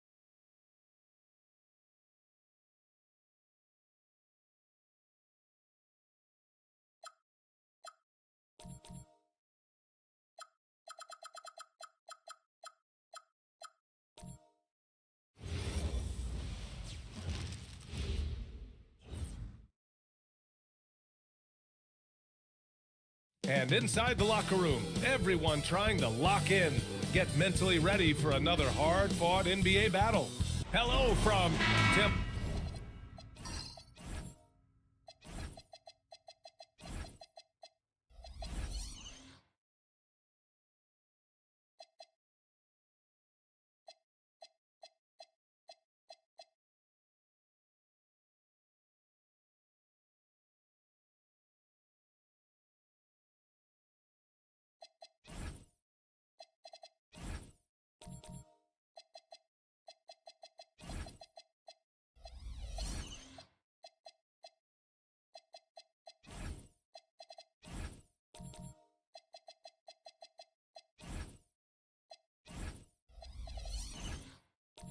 Opening night, always a lot of fun for a broadcaster.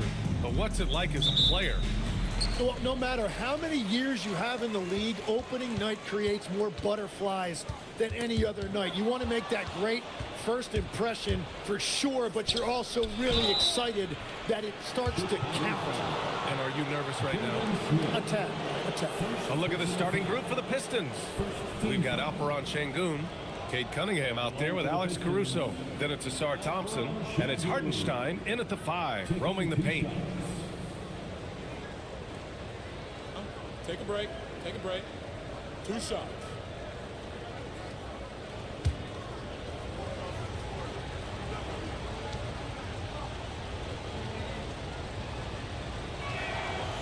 And he drops the first. And you watch Alperon Şengün. He's a beast on the blocks, Grant. Yeah, B.A. He throws his weight around, but what separates him is his skill. Against the best post defenders in the league, he comes up with creative ways to score.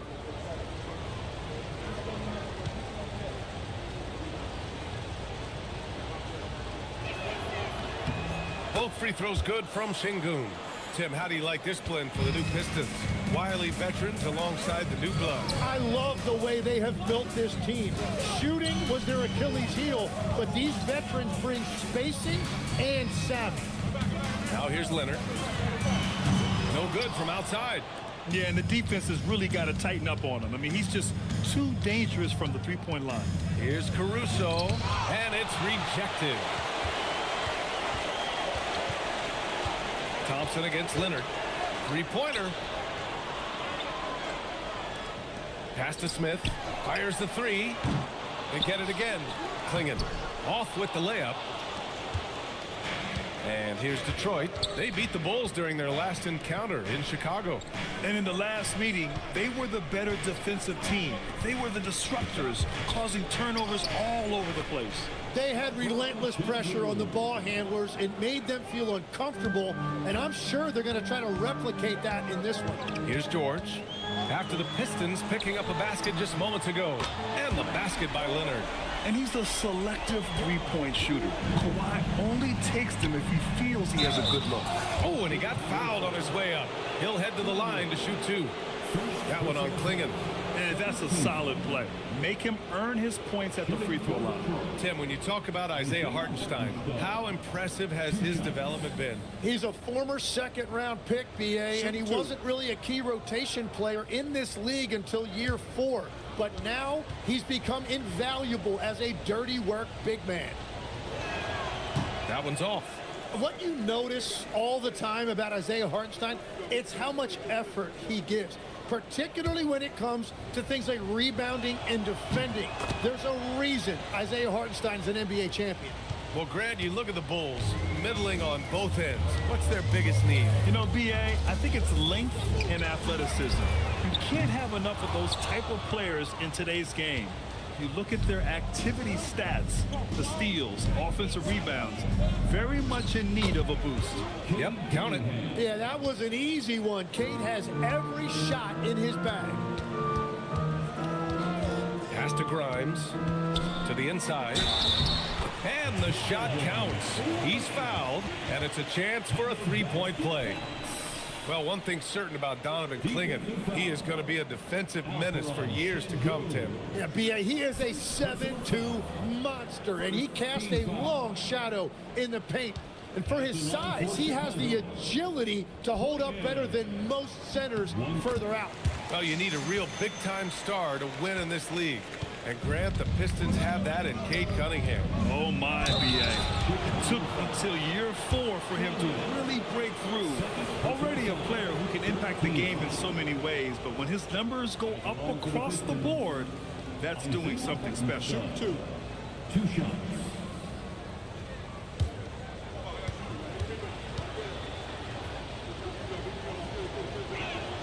First free throw is good. Cade is checked in for Klingon.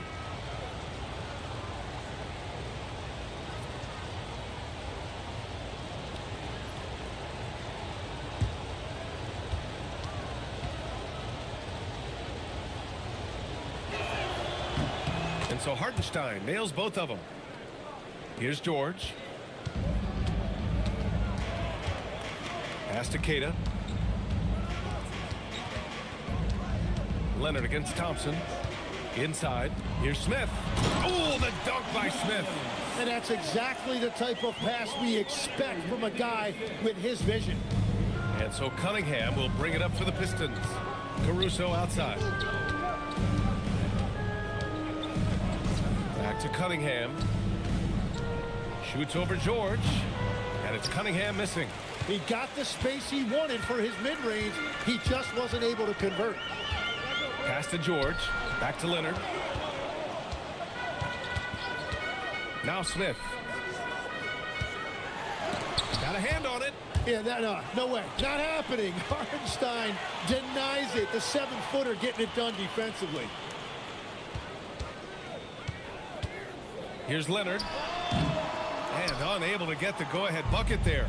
Well, he better focus now. His efficiency is dropping, but there is enough game left to make corrections. The offensive rebound. Detroit moving the ball around. 6 on the shot clock. It's Cunningham with a drive. And finally, they hit one. I like when Cunningham is going right at the rim. He is so good at converting those opportunities. A chance here to catch up with Allie from the sideline. Just a bit ago, Billy Donovan and I were able to chat. I asked him what his thoughts were on Cade Cunningham, and he said Cade is extremely talented. He's got great size. He plays under control. He's one of those guys that makes his teammates better. It's easy to see why he initiates so much of their offense. Back to you, B.A. All right, appreciate it, Allie. Here's Şengün. Back to Caruso. Pass to Thompson. Hartenstein a screen. To the left side wing. For 3. They get it back. And Hartenstein slams it in. Well, Hartenstein is a phenomenal offensive rebounder. He is a big guy who knows how to use a 7-foot frame to track down rebounds. And thanks to AT&T for a great look at that dunk on their connected cam. They need something good to happen here. Yeah, they've gone way too long without a score. For 3, George. And once again, off the mark by Chicago. And all the credit goes to the defender. Very hard to contest threes without fouling. Pass to Şengün.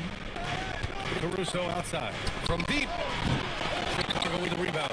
I love those kind of looks as a player. Plenty of space, peace of mind to launch. Rarely see that open. Down low. And he takes it and then layup off a very nice feed. And that's now 6 points for Alperen Şengün. And so Billy Donovan calls timeout. And we might see some changes. Coach potentially looking to adjust. Failing to find a rhythm offensively. Something that needs to change and change soon. Right now, as a coach, you're looking out on the floor and you're wondering, do I have the right 5 on the court together? For Chicago, Sohan's checked in for Smith. And it's Johnson in for Grimes. Detroit also making some changes. Thompson, he's checked in for Hartenstein. Kyle Kuzma comes in for Alperen Şengün. And Trey Murphy subbed in for Caruso.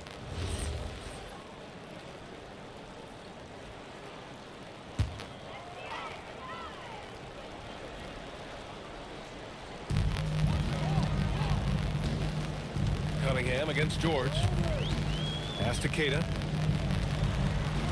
Here's the pick. Now here's Johnson. Not a lot of room. Just 2 to shoot. Here's Sohan. And Once again, off the mark by Chicago. Already +5 in terms of rebound margin. Cunningham passes to Thompson. And he can't extend the lead to double digits. Bulls trail by 7. Leonard outside. Johnson on the wing. Pass to Sohan. Picked up by Sohan. Outside Johnson. To win the cold spell. Thompson pulls it in. The Pistons lead by 7. To the inside. Kicks it out to Cunningham.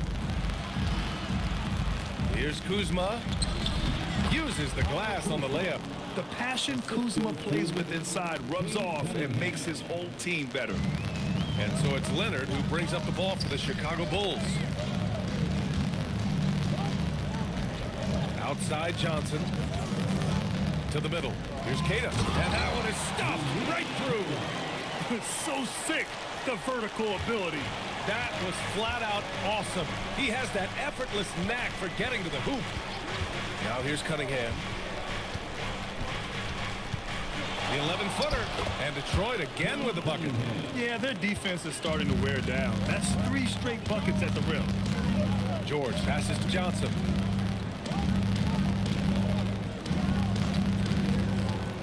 To the paint. Stolen by Thompson. And here's the fast break. Cunningham outside.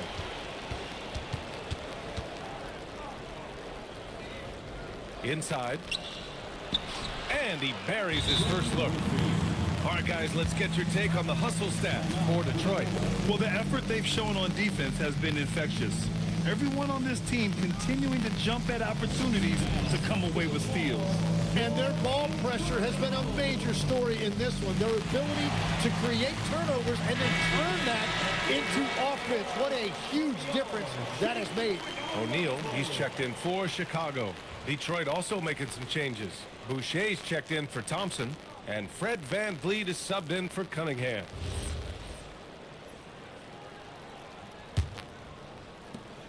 The Bulls trail by 11. Sohan outside. Pass to George. Outside O'Neal. 5 to shoot. Here's Sohan. The kick out to Johnson. Outside O'Neal. Now Sohan. Lets the 3 fly. The shot no good. VanVleet with it. And Johnson picks him up defensively. Kuzma pass to VanVleet.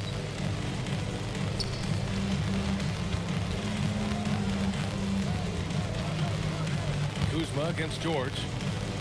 Thompson a screen on George. And there's Thompson on the assist from Kuzma. And the Pistons lead by 13. Man, that's now 10 straight points in the paint. I'm not sure what's happened to their defense, man. They set the pick. To the middle. Thompson with a steal. VanVleet scanning the floor. Thompson a screen on George. VanVleet outside.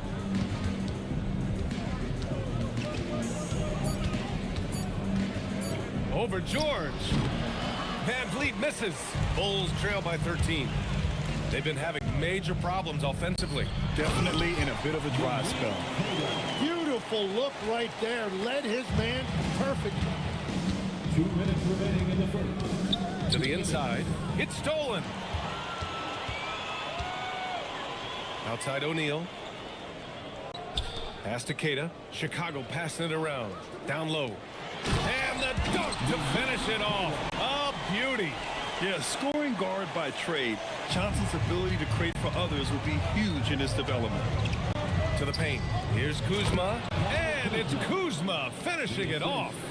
They've controlled the paint so far. That's been the difference. Well, these days, interior offense takes great determination and discipline. You can tell Sohan has a team mentality out there. He's not playing for himself. We've We've got 1:08 left in the first quarter. Van Vliet outside. Launches it. Keita pulls it in. You have to defend the three-point line. They got lucky if you missed that one. O'Neal passes to Johnson. Here's Keita. Johnson on the wing. Inside. Keita gets the bucket. Keita's got 10 points. That's been the story of their offense so far. Getting a number of looks from point-blank range. Pass to George. To the middle. And there's a 3-second violation. Smith, he's checked in for Chicago. Grimes comes in for George. Isaiah Hartenstein's checked in for Detroit. The Pistons lead by 7. Van Vliet outside. Kuzma right side. Back to Van Vliet.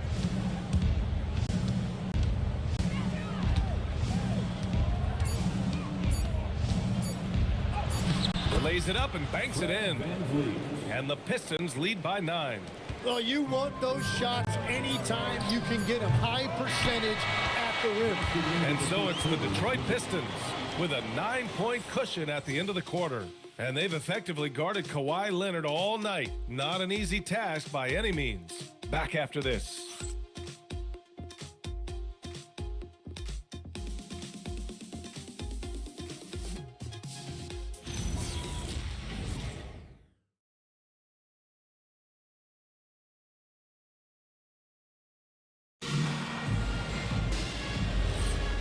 If you're just tuning in, we've got a wide margin on the scoreboard, but plenty of time left for a comeback.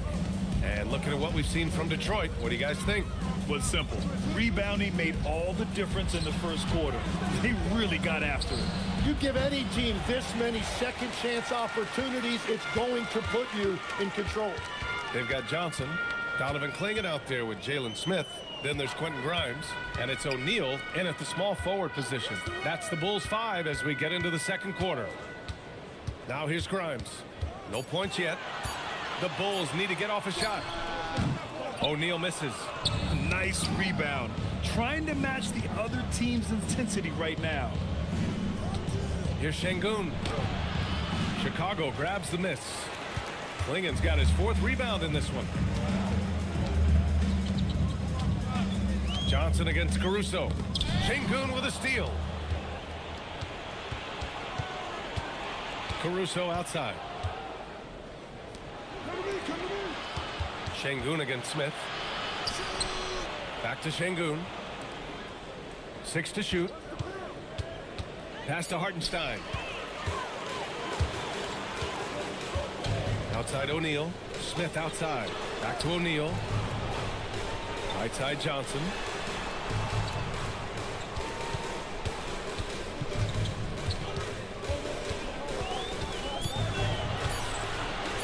Releases.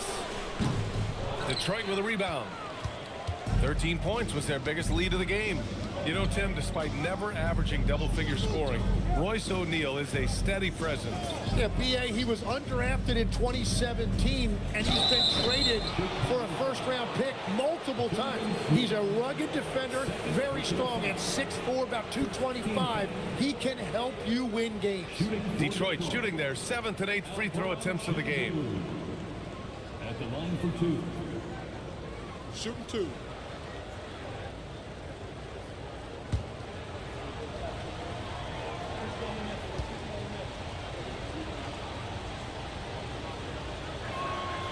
He misses the free throw. And we're joined now by Shams Charania. He's calling in with a story.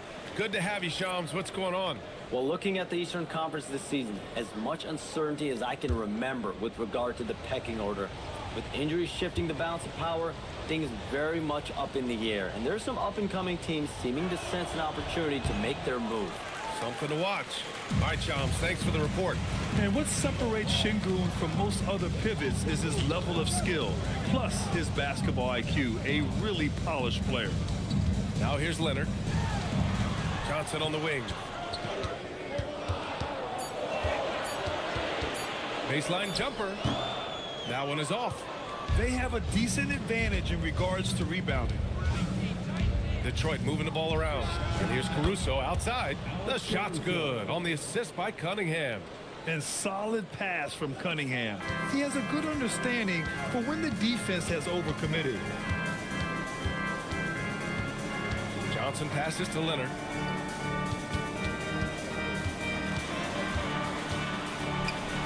That's too easy for Leonard. Oh, this is why you get Leonard the ball inside and just let him go to work.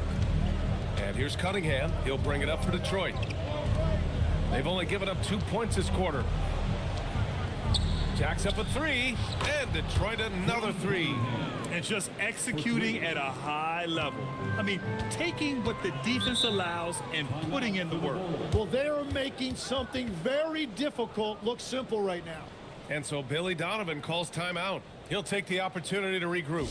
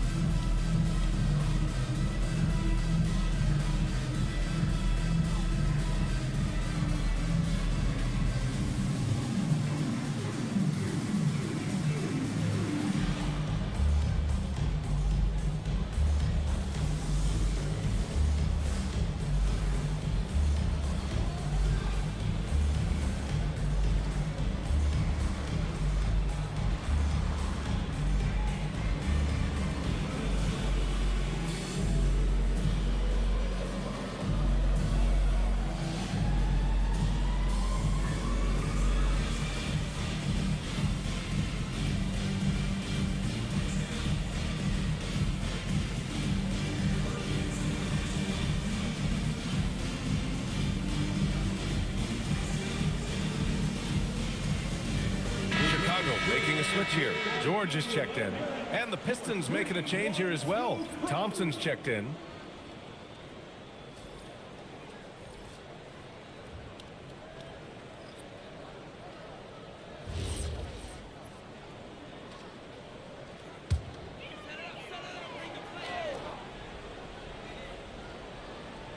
And a little under 3.5 minutes elapsed here in the second quarter. Here's Smith. Oh, the dunk by Smith. With the explosive leaping ability, he's able to play center despite being undersized. Thompson outside. Here's Cunningham. And Klingon pulls it down. Klingon's got 6 rebounds now in the game. Here's Grimes. Yes, and it's George picking up the assist. Grimes has gotten his first points in this one. Very little resistance around the rim right now. That's the 5th straight bucket they've given up in the paint. Şengün a screen on George. Cunningham passes to Şengün. Caruso outside. And the Pistons, another 3. Man, they're having a hard time defending the triple. That's 3 in a row. Smith outside. Pass to Grimes. To the inside. Stolen by Thompson. Thompson with it, and it's Leonard picking him up.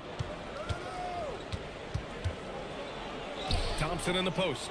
Leonard's there. Kicks it out to Cunningham. Caruso, the pass to Thompson.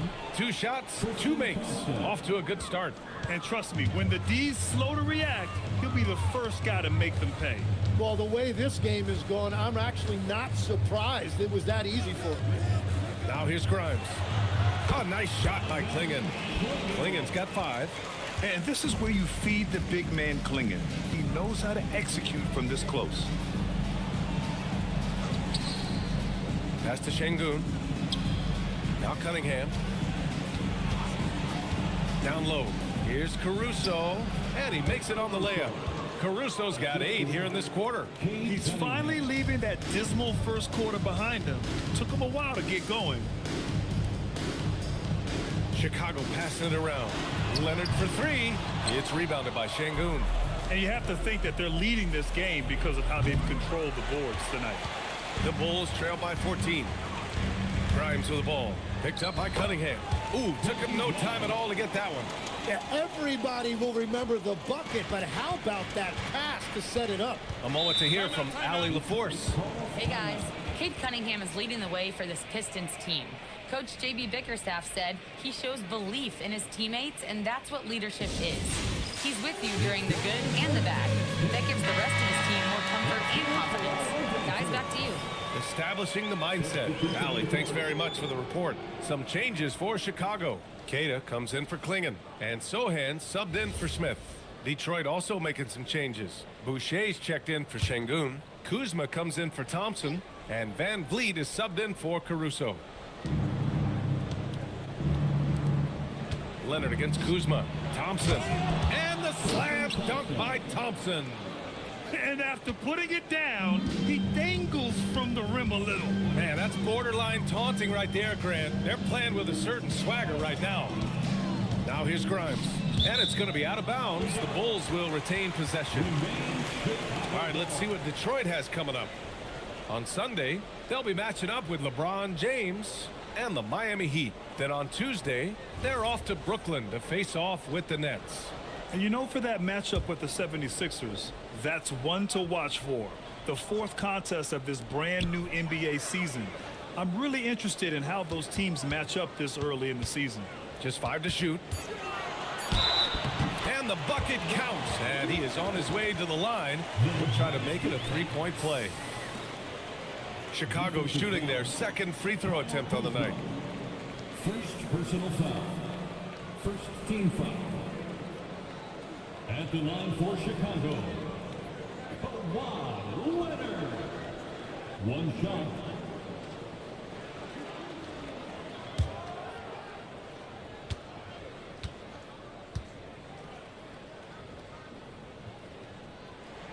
The free throw drops for Leonard. Tim, you got into the NBA media very quickly after your playing days. Were you naturally drawn to this side of the game? Well, B.A., I think I always saw the game as a coach would, trying to watch all 10 players at the same time. So for me, the ability to stay connected to the game while also talking about it and hopefully teaching people really is what's drawn me to it from the beginning. And no suffering the L from the broadcast table. That's for sure. You don't have to have any sleepless nights. At the line for one.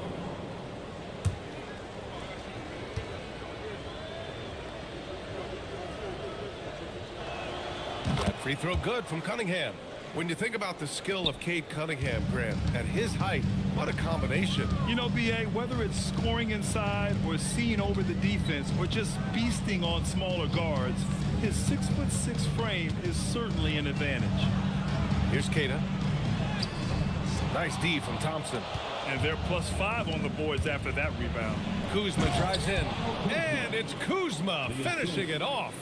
Yeah, on the run, Kuzma can be very effective, just attacking without hesitation. Pass to Sohan.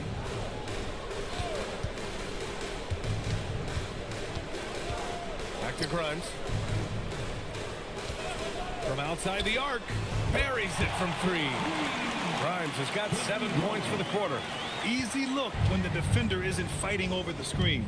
Yeah, and that's the effectiveness of the two-man game right there. Hits the trifecta. And the Pistons lead by 16.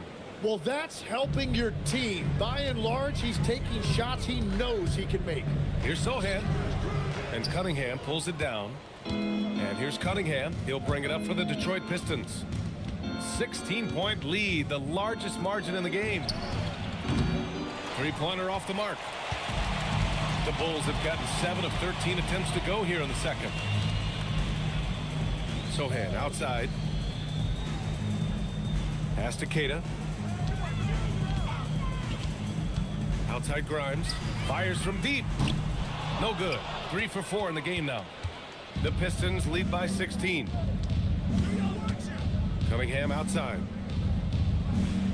Here's Thompson, covered by Grimes. Here's Boucher for 3. Chicago with a rebound. Kidd has got rebound number 5 here tonight. Sohan, the pass to George. Outside Grimes.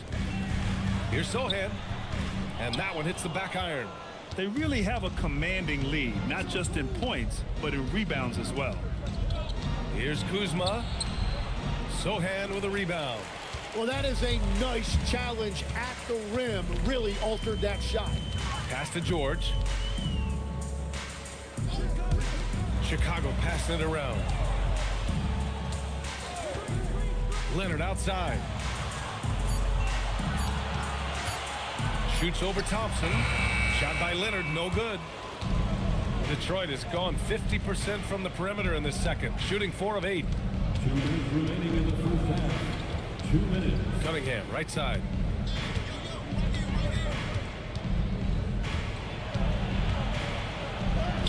Ooh, he's found his rhythm. 7 for 10 and counting.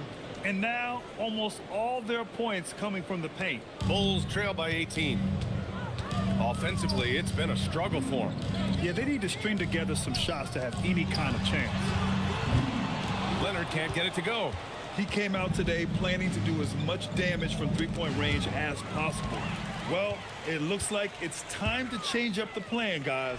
Just his 4th make in 10 tries. You're smart about picking his spots. That time, Leonard senses opportunity and flies up the floor. And so the timeout by J.B. Bickerstaff here. We might see him looking to make some tweaks to the strategy. Good idea to call timeout. It looked like the guys were getting some heavy legs out there.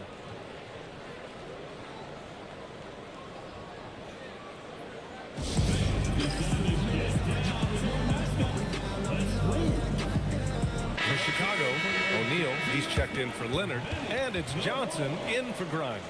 Detroit also making some changes. Isaiah Hartenstein comes in for Thompson, and Trey Murphy subbed in for Kuzma.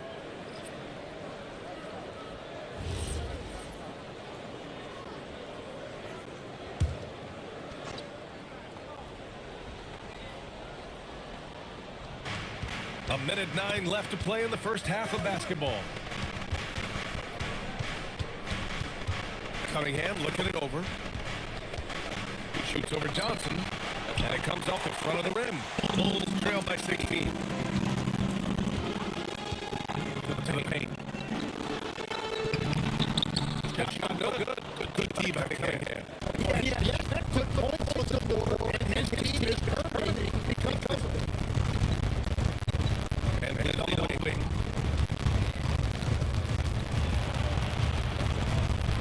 Shot clock at 6.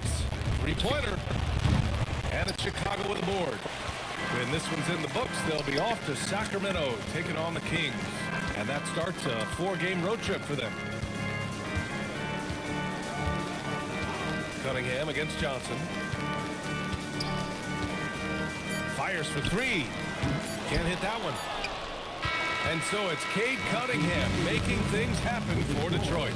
11 points in the quarter. He's on fire. And don't go far. We'll be right back. 52.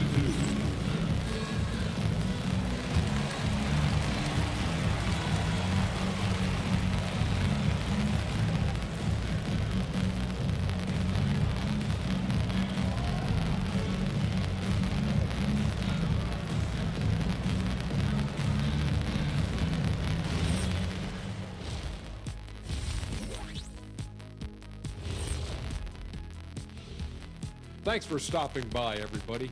The story tonight, everything, and I mean everything, is working well for the Detroit Pistons. I obviously love watching them. Everyone enjoys good offense, right? Yeah, played the right way. I can't think of a more beautiful game in all of sports. And now, not a bad time to take a look at the schedule ahead. You look at the Pistons, you really get to see what they're made of after your hard work in the offseason. Yeah, you have big changes, and then you have subtle changes. Everything in preparation for this moment. That does it for halftime. Let's get back to game action. Here's Brian Anderson with the start of the third quarter.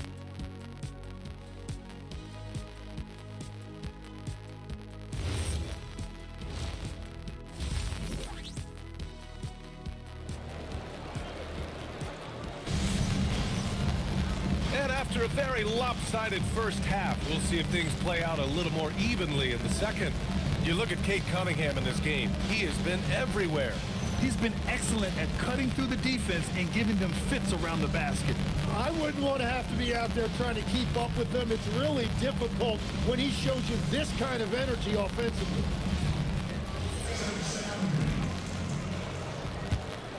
Here's Cunningham. And Detroit, let's look at who they've got. Isaiah Hartenstein is out there with Alperon Şengün. Then there's Cade Cunningham. Then it's Thompson. And it's Caruso in at the shooting guard position. Down to 5 on the shot clock. Here's Cunningham. And George with some nice D. Defense did just enough to force that miss. I really expected him to get 2 there. The Pistons lead by 16. Inside. And Hartenstein gets it to go. Hartenstein's got 7 points. And it's such a weapon to have a big guy who can run. Hartenstein right there polishing off that fast break. For 3, George. Offensive rebound. Clingan. And he throws it down with one hand. Oh my. What a display of effort. That's his bread and butter, right? Chasing down the boards. And he showed you great timing as well. Offensive rebounding, one of his specialties. And out of bounds, Detroit will have it. All right, a chance now to take a look at the steals over the last few months for Trey Murphy. I get the feeling he hasn't been paying as much attention defensively as he should be. His steal numbers have dipped in the past few months. He needs to get back some of that intensity on defense. Now here's Cunningham. 18 points separating these teams. That's the biggest lead of the game. I know he's on a cold streak, but he can't let that get in his head. If he can just make a couple of buckets, though, this can all be put in his rearview mirror. Grimes with the ball. He's guarded by Caruso. Here's Smith. Oh, the dunk by Smith. Excellent movement on the play. The pass on time and on point. Pass to Şengün.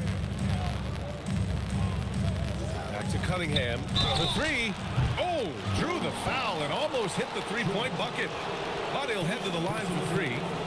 Tim, you've been vocal in your praise for Cade Cunningham, and rightfully so. Well, B.A., on any given night, Cade can be the best player on the floor. He scores, he makes plays, he rebounds, and he processes things quickly. He always seems to be under control. And he can't get the first one. And great passing, so often the thing that separates the good from the great. Who, for your money, Tim, is the best in the association? Well, what's crazy, B.A., is I think the top of the list belongs to a center. That's right. Nikola Jokic, to me, an all-time talent, still in his prime, and his playmaking ability, unquestionably, the best we have ever seen at the center position.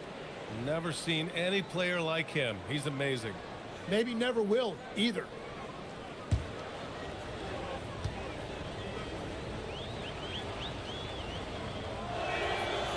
And he nails the 3rd. And what you respect about Cade Cunningham is that he puts his team on his back. He does everything he can to deliver whatever they need. Now here's George. No points so far. Who poked away. And so the ball out of bounds. Caruso touched it last.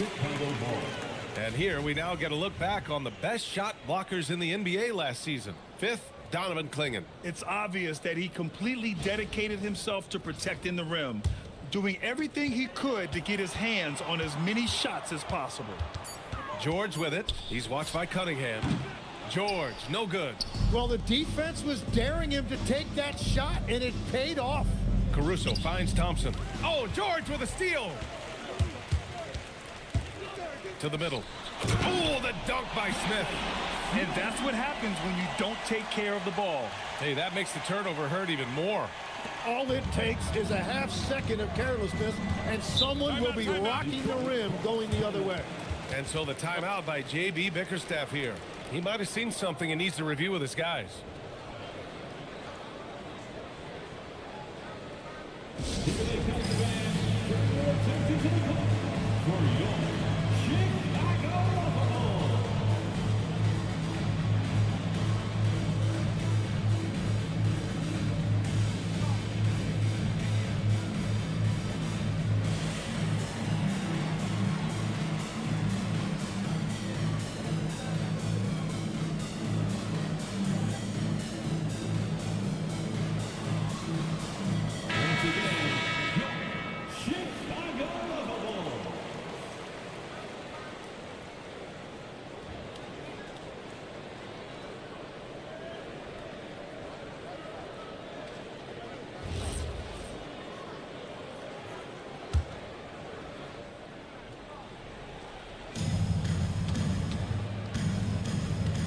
Now here's Caruso, covered by Grimes. Cunningham, left side. George with a steal. And the jam by George. Yes, sir. George with the flush. And so it's Cunningham with it. He brings it up for the Pistons. They've got the Heat ahead of them in their next game in Miami. That'll be their second of 3 games total on this road trip. Well, he's over, but they're still winning, and that's really all that matters. Now here's George.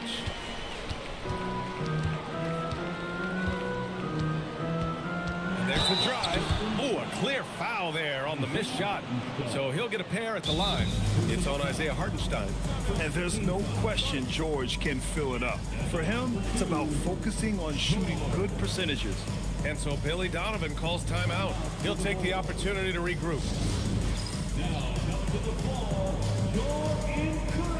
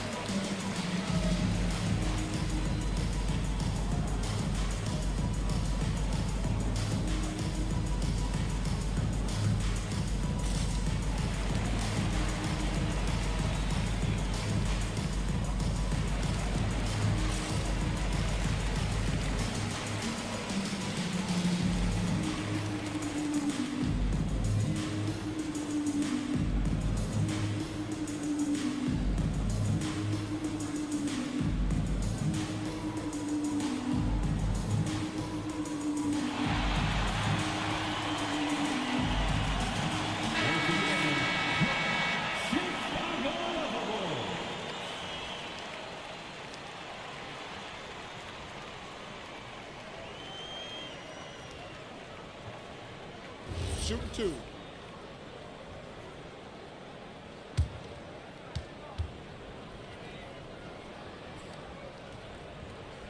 And he knocks down the first one.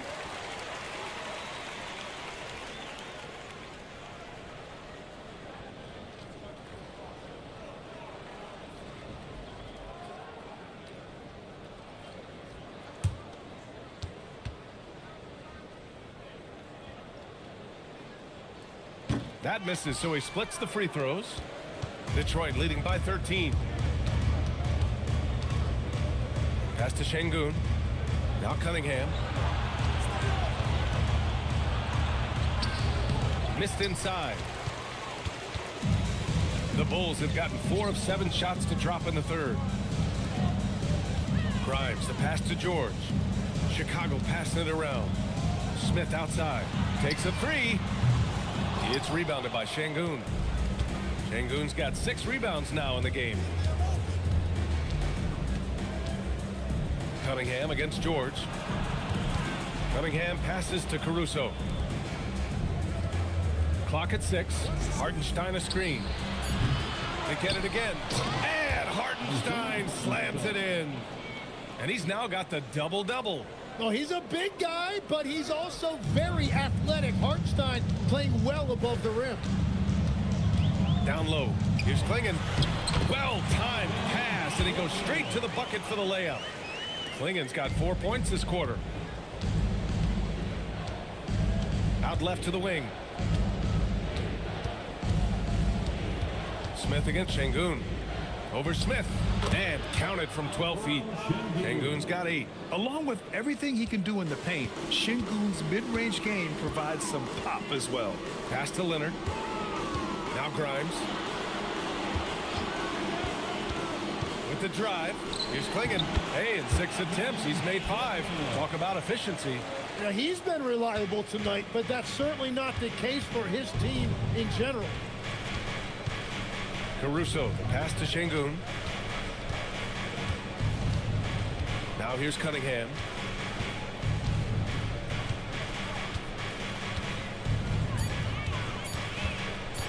Lets it fly. Smith with the rebound. Bulls trail by 13. George with it, and it's Şengün picking him up. And so it looks like the Bulls will retain possession here. Let's go now to the sideline and catch up with Allie LaForce. Well, the Pistons are growing. Coach J.B. Bickerstaff said, "I appreciate the work that the guys have put in, and I'm proud of what they're becoming. But we have more work to do. We're still taking steps. Our guys have improved, the team has improved, but we're not finished yet." Back over to you guys. On the rise. Allie, thanks very much for the report. That's just a smart play right there. The right pass to a ready shooter. Caruso outside. And there's Şengün. That one's good. On the assist by Caruso. Caruso's got 3 assists in the game. And it's Leonard with the ball for the Chicago Bulls. A 12-point game. Johnson for 3. And again, it's the Bulls from deep. Backing up that last 3 with another 3. The defense has to stop giving them so many clean looks. To the left wing. Back to Şengün. Pass to Thompson. 5 on the clock. Hartenstein with a screen on Smith. It's scooped up. And Hartenstein gets it to go. Hartenstein's got 8 points in the quarter. Yeah, boy, is he dialed in. Perfect from the field this period. Şengün against Smith. Now here's Johnson. He's guarded closely. Buries it down low. Johnson's got 5 points. Yeah, good to see Johnson getting into the defense down low and succeeding. Sometimes you gotta fight for it, young man. Well, Grant, when it comes to exciting young guards who can really fill it up, Trey Johnson's name has to come to mind. Yeah, no question about it, B.A. This kid can score in a variety of ways, and his confidence is what makes him so dangerous in this department. Got the ball right inside. Such a well-timed pass.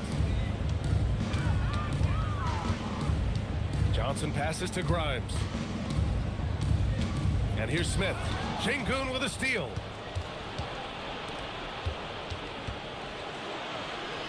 Two points. That one goes. And now we'll get a perspective here on how the hustle game has been going for the Pistons. Well, their D has been a major story tonight. I mean, those steals and putting pressure on the ball, clogging the passing lanes, impressive. And they have made a commitment to crash the glass. They are getting second chance points and playing with force on the offensive end. And you know, guys, I mean, he is a solid free throw shooter. And of course, Leonard has everything in his game. And this is his second and third free throws tonight.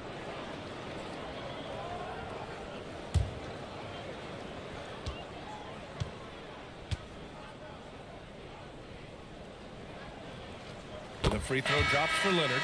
A member of the NBA 75 team. Kawhi's done pretty much everything on the court. Multiple finals MVP, multiple defensive player of the year awards. I mean, we're watching an all-timer in Leonard. Sohan's checked in for Chicago. O'Neal comes in for Smith. Detroit also making some changes. Boucher's checked in for Hartenstein. And Fred VanVleet is subbed in for Caruso. It's not luck that he's so steady at the line. It's through repetition and hard work. To the paint. Deflects the pass. Pass to Leonard. Using his post moves to get the 2 points. Leonard's got 14. And just continuing to pile it on. Leonard is such a ruthless player. Boucher a screen on Johnson. Lets it fly. VanVleet misses. Bulls trail by 9. Here's Johnson. Launches a 3. Yes, and it's Leonard with the assist that time. Leonard's got 3 assists now in this one. Yeah, such a polished shooter, even as a rookie. Johnson gets the ball and drills it. And so the timeout by J.B. Bickerstaff here. He's going to take a moment to give him a breather and talk things over.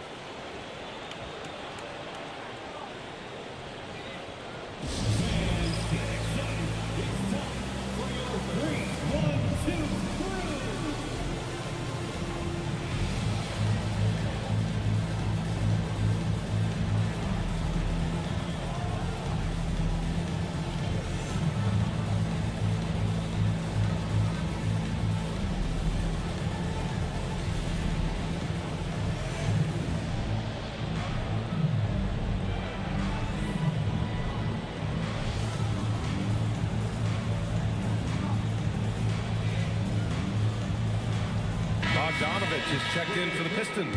Cunningham comes in for Fred VanVleet. With a break here, let's see which teams racked up the assists during last year's campaign. 5th on the list, Chicago. And if you have to ask what's the name of the game, well, it's all about ball movement for them. They love to share the rock. And we all know that assists are a great indicator of how well the team is executing. Now here's Şengün. 12 points for him. Cunningham finds Thompson. Back to Cunningham. Just 5 on the clock. Oh, Cade powers it in. They just look so overwhelmed inside. That's why they continue to get attacked. Johnson a screen on Thompson. Here's Leonard. The Pistons clear it. They led by as many as 18. Their strong work ethic has been evident on the glass, really getting after it and being physical. And Kawhi Leonard gets a whistle that time. That's his first foul. Man, he's checked in for Bogdanovich. Second team foul. Detroit substitution. Number 14, Terrence Mann.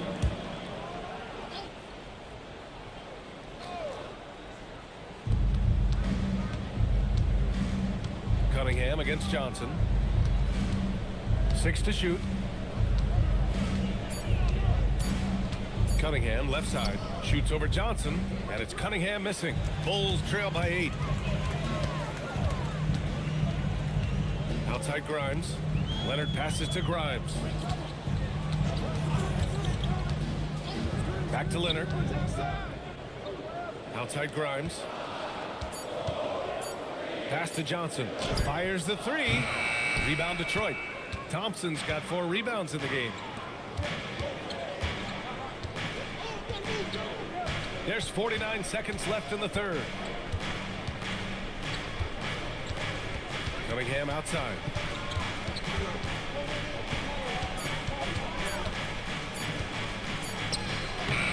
And Grimes pulls it down. Chicago has gone 3 of 7 from deep so far in the third quarter. Count that one. They're using his size well and putting some muscle behind his play. That's how Sohan gets to his shot inside. Johnson against Cunningham.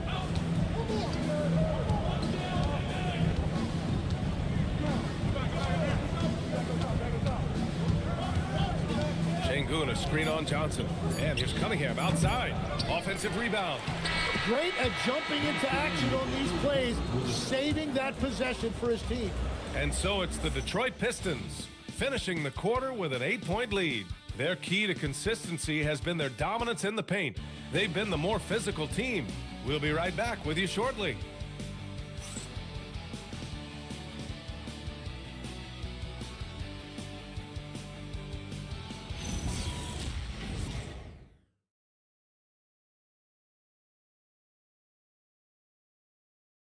And let's take this opportunity to show you our State Farm assist of the game.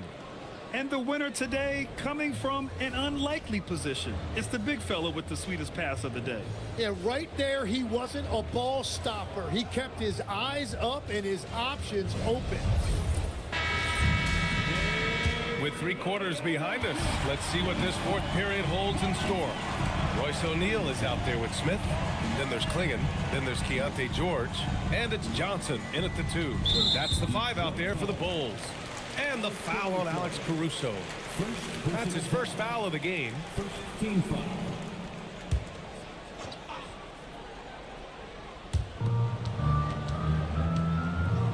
Johnson against Caruso. Smith outside. Down to 5 on the shot clock. Fires the 3. Rebounded by the Pistons. And they've committed to controlling the boards, and it's paying dividends. And Hartenstein gets it to go. Yeah, and I'm not sure contact is really the way to slow Hartenstein down inside. He actually invites it. George for 3. Back to O'Neal. The 3 ball. Tries yet again, and he lays it in. Yeah, and Klingon is a gigantic player. He is so difficult to keep off the glass at times. A little over a minute of the fourth quarter gone now. Here's Cunningham. The putback. Great positioning on the putback. And the Pistons lead by 10. And those second chance buckets are major bonus points if you can get them. Smith with a screen on Cunningham. George for three. Hartenstein pulls it in. And it just feels like his poor shooting has been contagious to his entire team as they find themselves trailing. There's the three. And Trey Murphy hits from deep. And let's face it, when you're down this many points, you simply can't let them get that good of a look. One more miscommunication at the defensive end. Just brutal. It can't happen. Now here's Johnson. Good. And after being held scoreless in the first half, he's starting to turn it on. The Pistons lead by 11. A touch under 2.5 minutes have passed now here in the fourth. To the inside, Thompson. The shot's good on the assist by Cunningham. Cunningham's got 9 assists in the game. Great passing. Chicago's got nothing to fall from outside the arc here in the fourth. 0 for 4. Back to George. From the arc. Sinks it from distance. And there's a nice rhythm to his three-point shot. You know, George has a confident stroke. Pass to Caruso. And here's Hartenstein, guarded by Klingon. Hartenstein passes to Cunningham. Count the basket. Cunningham's got 23. And he's going to nail these if you give him the space. That's just soft D. Well, if you're going to give him that shot, he will take it any time. Now here's George.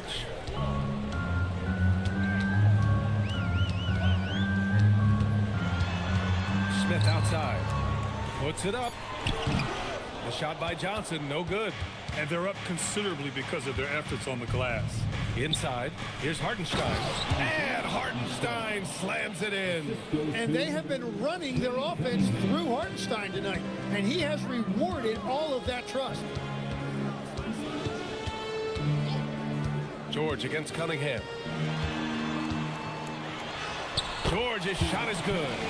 After a rough first half, it's good to see him start to put the pieces together here. Pass to Thompson. Now Cunningham. 13 feet out. Again, the Pistons score. Their success from mid-range has really set them apart today. Up top, George. He's watched by Cunningham. For three, O'Neal. Detroit with a rebound. They led by as many as 18. George against Thompson. Cunningham, right side. And count the basket. He was fouled, and he's going to the line for one more. Kawhi Leonard's checked in for O'Neal. First team foul. At the line for the Pistons, Cade Cunningham. Shooting 1.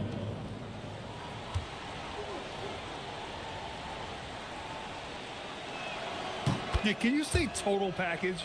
Cunningham, the prototype guard these days. And so George will bring it up for the Bulls. Trailing by 17.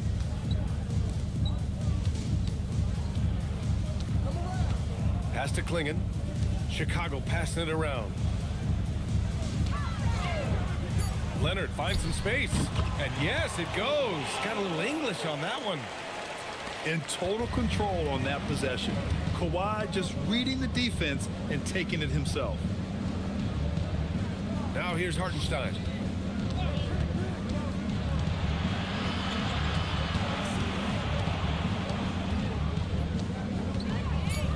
And Hartenstein slams it in. Well, this team relies on his scoring, and no shocker, he's done his part. Crafty move, and there's another one for Chicago. Well, I love the resilience. After struggling in the first half, he has turned it on. Thompson outside. 4-3. Gets the 3 ball to go. That's been typical of their performance today. They're sharing the ball and creating good shots. Leonard outside. Smith outside. Pass to Leonard.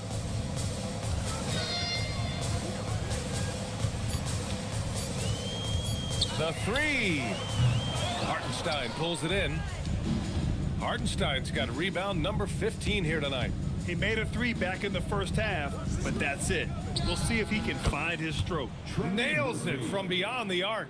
Yeah, Cunningham keeping others involved, a true catalyst for this offense. Pass to Klingon. Johnson against Caruso. Back to Johnson. Klingon with a screen. The three. And here's George.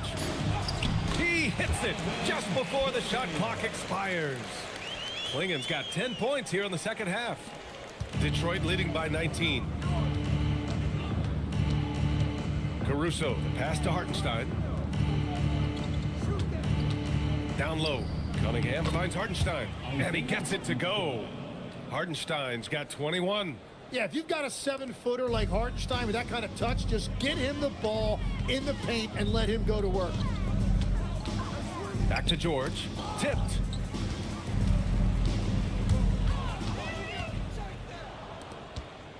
Here's Cunningham, and Cunningham throws it down. Well, that's the thing about Cunningham. He can carry your offense. Tonight, he's doing it with his scoring.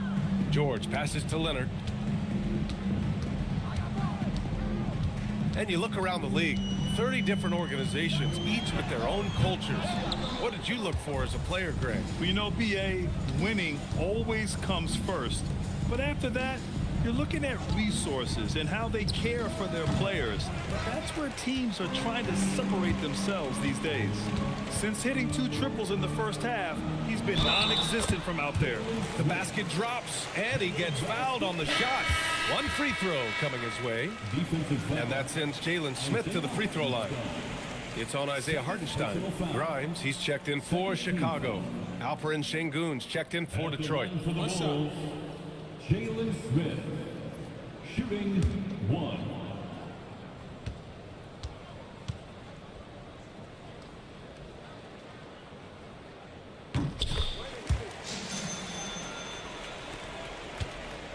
Detroit leading by 20.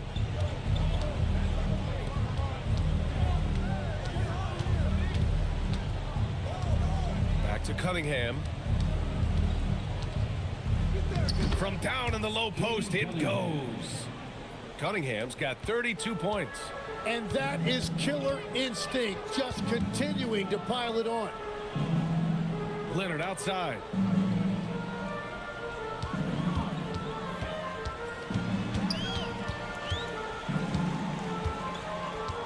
Three on the clock. For three, George. The rebound by Detroit. Well, his three-pointer just hasn't been there in the second half. Pass to Şengün. Detroit moving the ball around. And the officials whistle a foul on the shot. The bucket is good, and he'll go to the line. Yeah, good physical play from the big man. Şengün refused to be stopped. Caruso, he's checked in for Detroit. For Detroit, Alperen Şengün. 1 shot.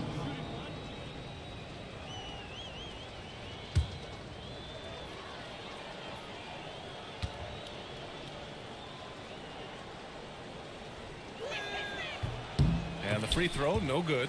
Well, a lot of eyes focused on NBA officiating, but where their eyes are focused is also a topic. Yeah, the league's able to track officials' position on the court and even tell where they're looking. And you cross-check that with the results and train them where to be and where to keep watching. Leonard gets the bucket. He's an absolute beast to deal with for the defense. Sometimes he can even leave you feeling helpless.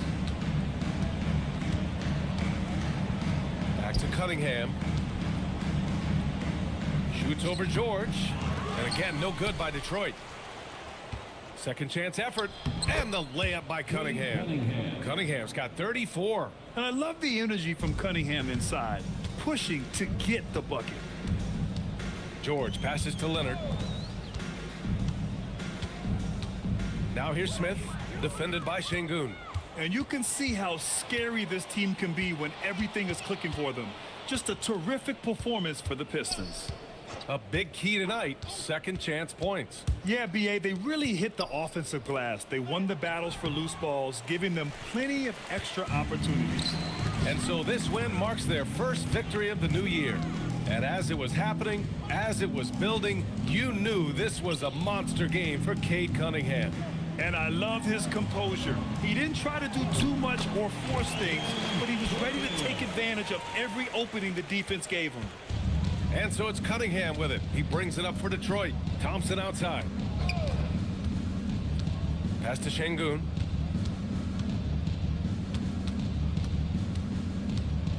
Cunningham on the wing. Rejected by Klingon. Okay, young fella. Look, I'll tell you this. Do not test Donovan Klingon. They just learned that the hard way. 24 seconds left in the fourth quarter here. Here's Şengün. Back to Cunningham.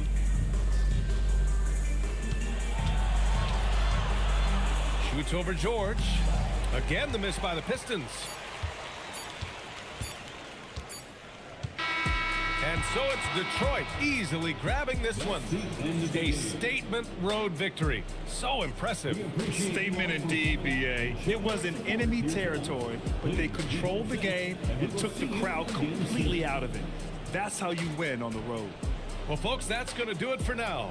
With Tim Legler, Ali LaForce, and Grant Hill, this is Brian Anderson. As always, we appreciate you tuning in tonight. And let's leave you with our player of the game, Cade Cunningham.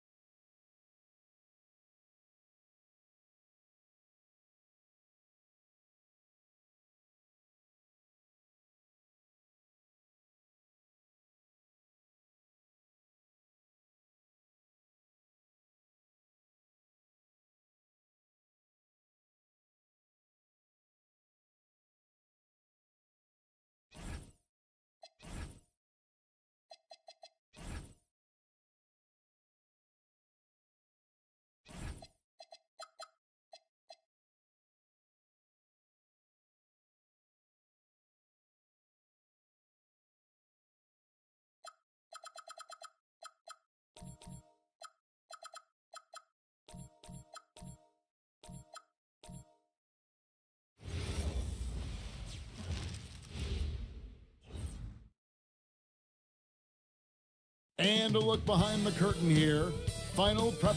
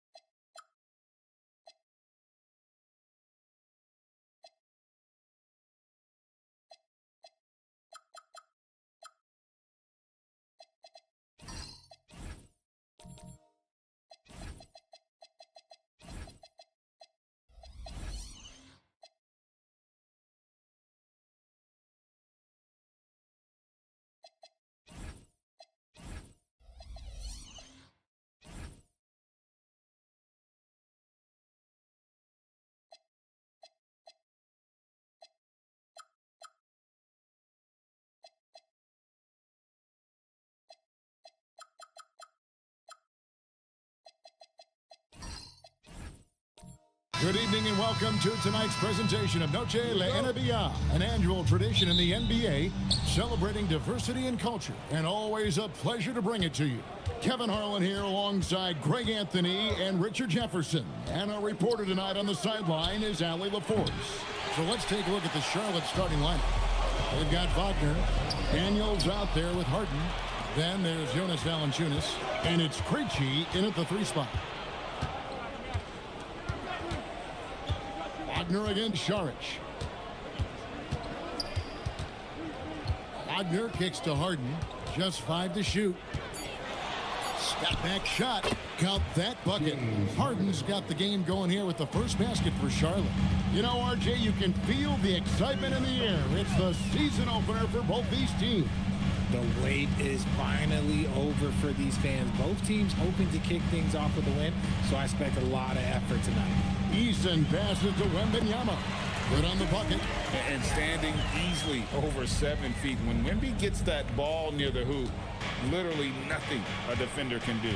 Let's check in now with our Allie LaForce, who's got a story for us. Allie? Well, I had a chance to talk with head coach Mitch Johnson. He was blunt when talking about his assessment of Franz Wagner. Coach praised the toughness Wagner plays with, saying, we're talking about a 6'10 wing who goes hard to the bucket. He invites contact. Those aren't easy guys to contend with. Back to you. All right, Allie, thank you. Now, here's Mitchell. Harden missing his last shot.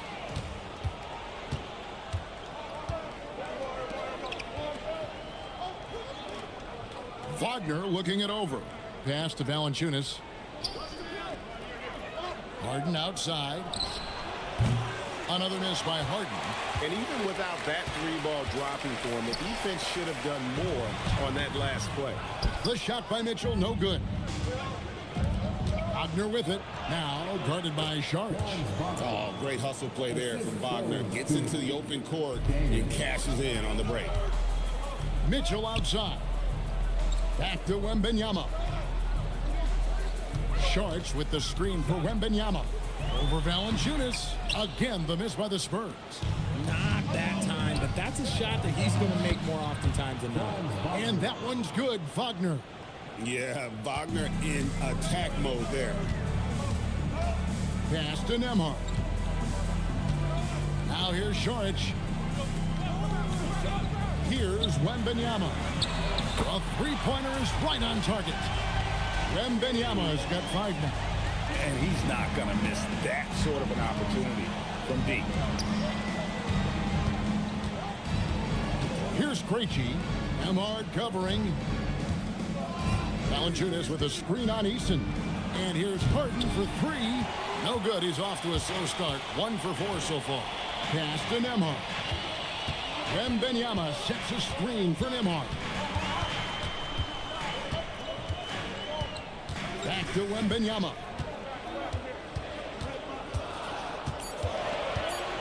The Spurs need to get a shot off here. And the ball goes out of bounds. Last touch by Sharch. And here's a look at the stats for Jonas Valanciunas. A very nice season for him last year. Put up about 10 points per game, 7 rebounds, and 2 assists. And what a force he is on the glass. Just inhales rebounds. And he can go around his opponent, over his opponent, through his opponent. A true triple threat. And truly, RJ, some luck for the Spurs in recent drafts. Yeah, they've jumped into the top 4 in 3 straight lotteries. And with 2 straight Rookie of the Years, they've done a good job with those picks. And the Spurs pushing it up now. And the dunk by Eason. You gotta love his hustle, leaving the defense no time to react. And all of a sudden, that man was just on the other end. Wow. Now, here's Wagner.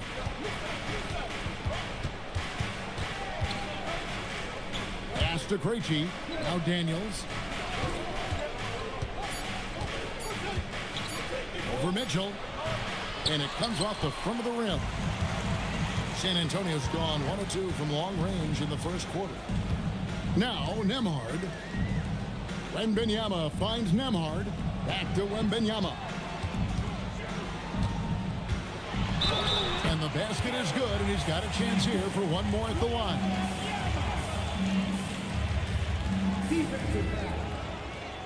And thus far in his career, GA, Victor Wembanyama is averaging well over 3 blocks per game. Matter of fact, if he can maintain this rate, he's on pace to average the most blocks of any player in NBA history, surpassing the towering Mark Eaton.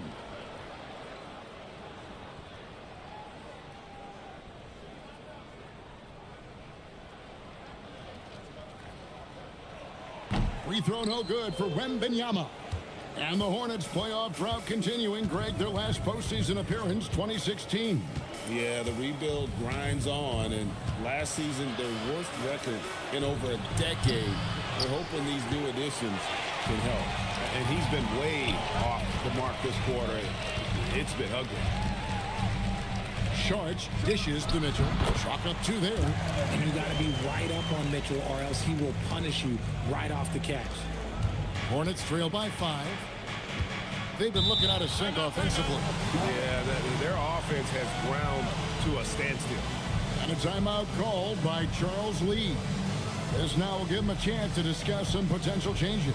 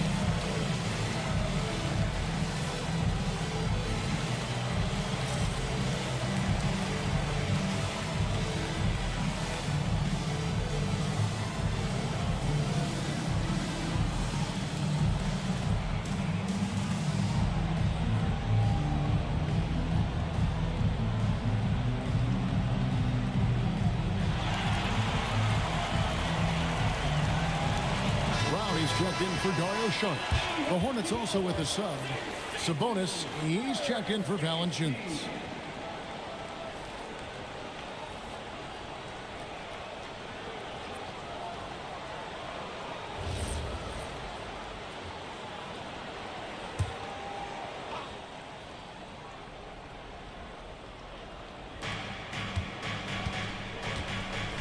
Here's Daniels.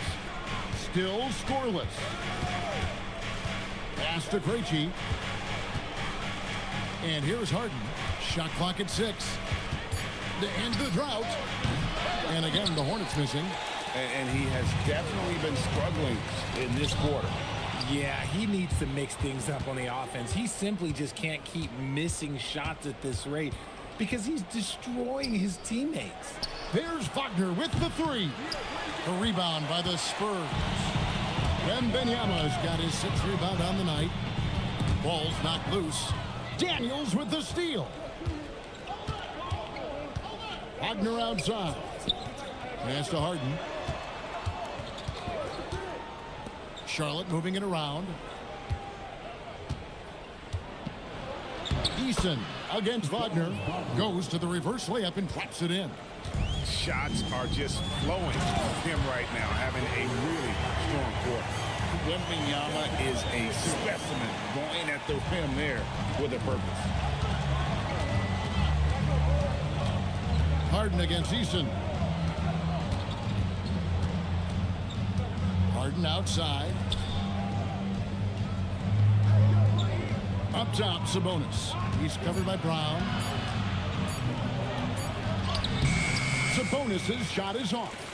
Great anticipation defensively. They were keyed in on him and ready to pounce. Plugs it up for Wembanyama. Sabonis with the steal. Inside. Here's Daniels. Sinks that one from the post. Spurs leading by 3. On the wing, Mitchell. Back to Wembanyama. The putback. He hangs in there and cashes in on the second chance points. And not hard to see why they are giving up points on this run. Just too many good looks from in close. Daniels passes to Sabonis. Goes straight through the defender for the dunk. Draws the foul. He'll go to the line. It's going to be on Victor Wembanyama. And let's get your take, guys, on the scoring breakdown for the Spurs. The ball movement has been outstanding so far. They've come out of the gate looking for that extra pass. You also have to admire how they've challenged the defense inside, getting a lot of points in the paint.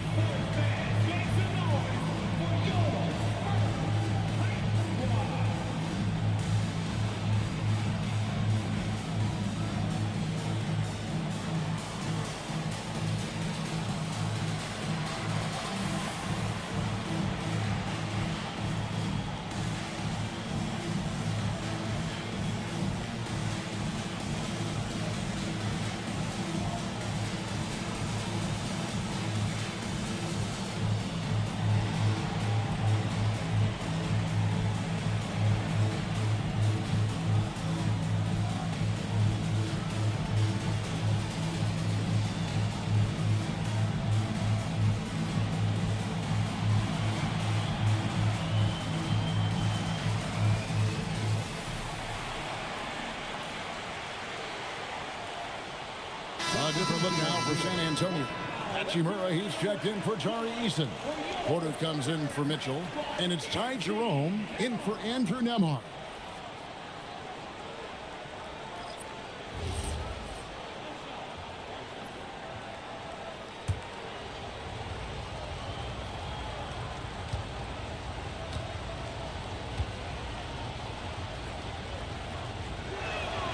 And Sabonis, no good on that one.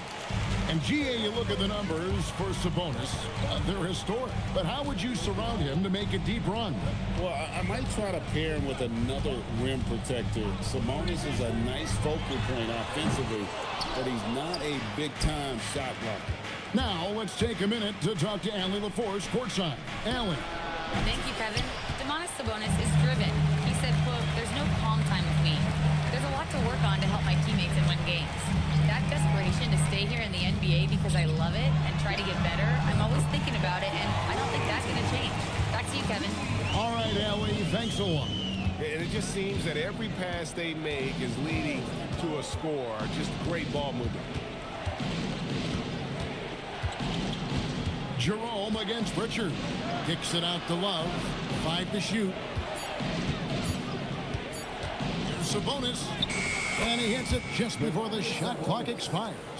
Clock is ticking, but Sabonis stays composed, just looks for his shot, not any shot. Now here's Porter. Still without a basket. Pass to Jerome. Wembanyama, a screen on Pritchard. And he's good on the 3 ball. And the Spurs lead by 7. This is as good as it gets for a first quarter in terms of shooting the basketball. Here's Koulibaly.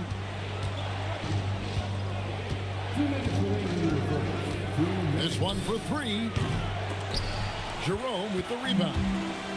And Jerome has got the ball here for the San Antonio Spurs. Up again. It's good on the putback. And it's a 9-point San Antonio lead. You have to be aware of Wembanyama on the boards. Really keep a body on it. Here he goes. Shoots from the baseline and taken away by Brown. And they're running. Here's Hachimura. And that's out of bounds. San Antonio will retain possession. And we have to take another glance at that powerful rejection. And guys, that block could really help change the momentum of this game. 1:24 left to play in the first quarter. Here's Wembanyama. Makes that one his 6th of the night. Shooting very healthy, 6 for 9. It just seems like the more he touches it, the more the lead grows. Now Pritchard. He has yet to score. Sabonis finds Koulibaly. And here's Love from the arc. It's up and it's off the mark. He's 0 for 1. They've been sensational on the backboard to start this game. Assists like that have typified their effort today. Terrific ball movement. Koulibaly with it to halt the run. San Antonio with the rebound. Wembanyama's got rebound number 10 tonight with that last one. Got that bucket in no time at all. And the Spurs lead by 16. I like their focus coming in. Terrific execution so far. Couldn't come up with a much better start than this. They just have to keep it going. Wembanyama looking it over. With 4 seconds on the clock, whistle blows, bucket is good, and he'll have a chance at the line to make it a 3-point play. Excellent all-around performance so far, hence the big lead. They got off to such a hot start, and that can keep you energized throughout the whole game. Shooting 1.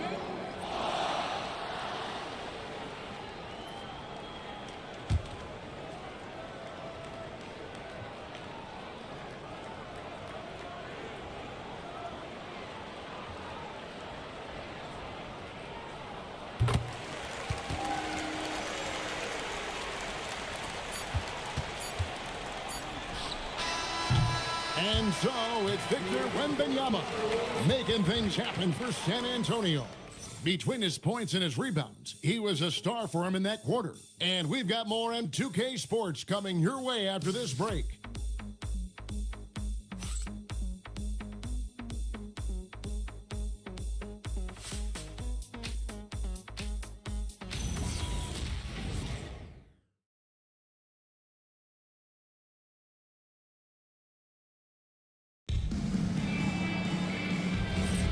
Welcome back to Noche Latina, celebrating the Latin culture and their love for the game of basketball. It just keeps growing. And guys, we've seen a confident-looking Spurs team out there. Showing a lot of confidence in their rotation. They went right to that bench when they needed points. Sometimes you just need a change of pace. The bench delivered that. On the court for the Hornets, Jonas Valanciunas is out there with Wagner. Then it's Koulibaly. Then it's Harden, and it's Robinson in at the 3 slot. Now, here's Valanciunas. No scoring in this one. Wagner kicks to Robinson. 6 on the shot clock. Beyond the arc. Here's Valanciunas. And he banks in the layup. And one way Valanciunas generates offense, using that big body to snare the board and keep the play alive. So, GA Coach Charles Lee of the Hornets, spending a decade as an NBA assistant coach. He has really paid his dues. Yeah, 4 years with the Hogs, 5 in Milwaukee, part of that title team. 1 in Boston as well, another title. So he's been a hard winning, now trying to translate that to Charlotte. And while Mitchell is about 6'3", his wingspan is 6'10". That's what helps him finish. Valanciunas passes to Wagner. Count that as his 4th basket of the night. Just 7 shots to get there. It's just one of those nights where he's been very good, but his team is losing, and that's just an odd feeling. Back to Nembhard. And the rebound goes to the Hornets. Last time they met was in Charlotte. And the last time they faced this club, rebounding was their big advantage. To the inside. Here's Valanciunas, and Charlotte again with the bucket. And he's pretty relentless inside. Valanciunas gets after it down low. It might not always look pretty, but he makes the most of his chances in the paint. Now here is Hachimura. He's coming off a 13-point game against the Clippers. And it's Wagner missing. And not allowing the shooter even an inch of breathing room on that. I'm sure they'll think twice about shooting against him next time. After drawing contact, Mitchell shows great body control to finish. And Greg, what stands out most about Donovan Mitchell's game? I think it's his consistency. He's a fearsome scorer pretty much since he set foot in the league. And with his pull-up game, he can get his shot off against anyone. And so Mitch Johnson decides to call timeout. He's going to take this chance to talk to his guys.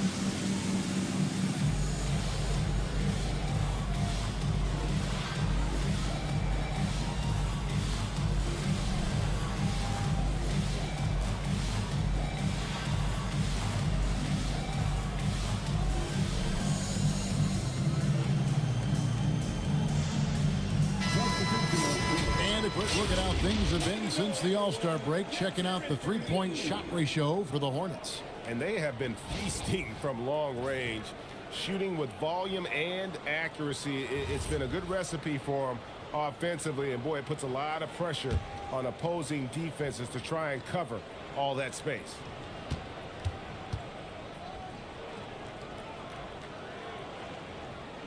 Free throw drops for Mitchell. Well, Greg, you've had a long NBA career, so I'm curious, what's one of the biggest changes you've noticed since you've retired? Well, you know, one that doesn't get talked about enough, length. You know, players these days are just longer, especially in the backcourt, and that wing position. It feels like every team has a guy 6'9" or taller that is a pure perimeter player. A staple of Harden's attack. His three-point shot is about as lethal as it gets. Mitchell passes to Saric. Over Valanciunas. It's rebounded by Sabonis. Hornets trail by 15. Pass to Krejci. Nembhard against Harden.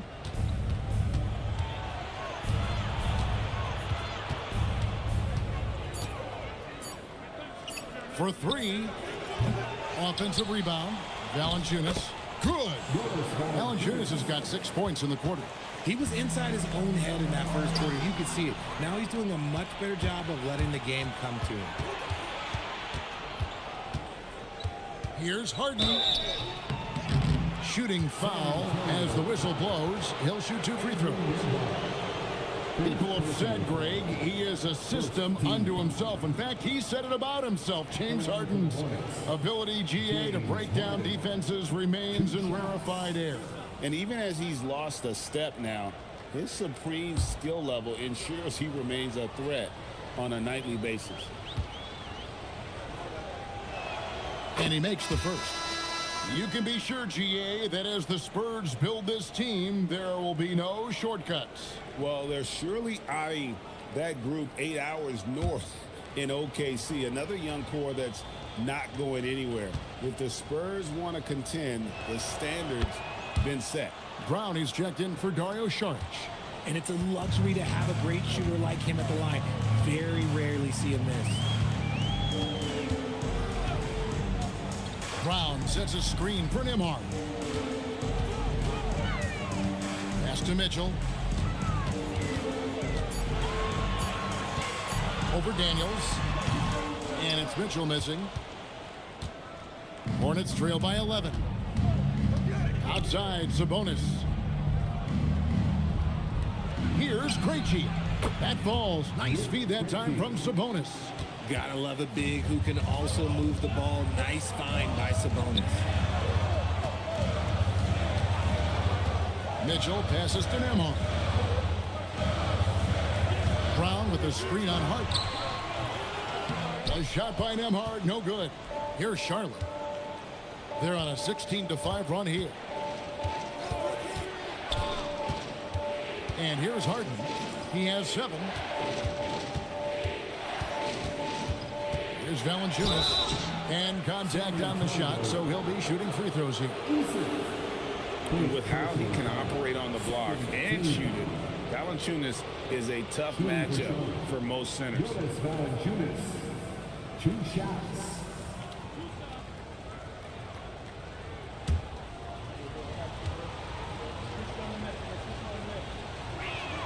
The free throw drops for Valanciunas. And one thing, Richard, you note about this Spurs organization is their stability. Yeah, the same governorship for 3 decades. The front office has been in place for almost as long. Now Mitch Johnson has taken over as coach, but it was a smooth transition, not a big shakeup. Kevin Porter's checked in for San Antonio. And they're getting to the line a lot in this quarter, guys, and it hasn't been by accident. And so Mitch Johnson decides to call timeout. Coach is going to talk some things over with the team. Might be seeing something to adjust.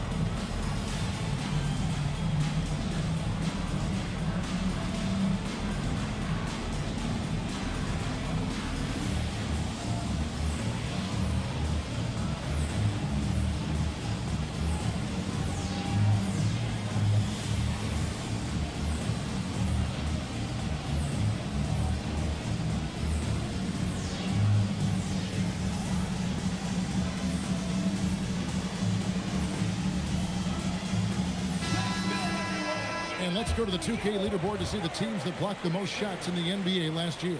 In 4th, the Spurs. That tells you the kind of strong defense they played last season. It wasn't easy to bring the ball inside against them at all.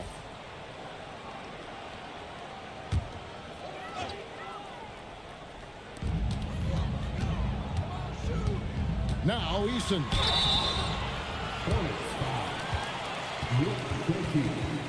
First personal foul.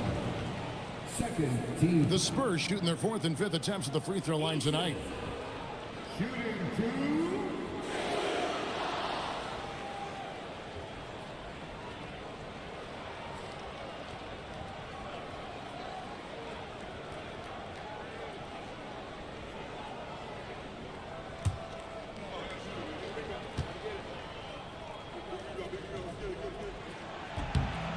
Free throw good from Eason.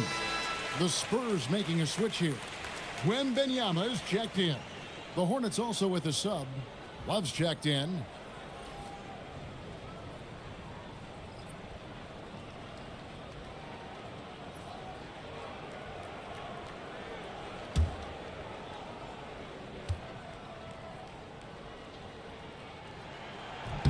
That one falls, so he hits both of them. Here's Charlotte. They're on an 18-7 run. Sabonis' screen on Eason.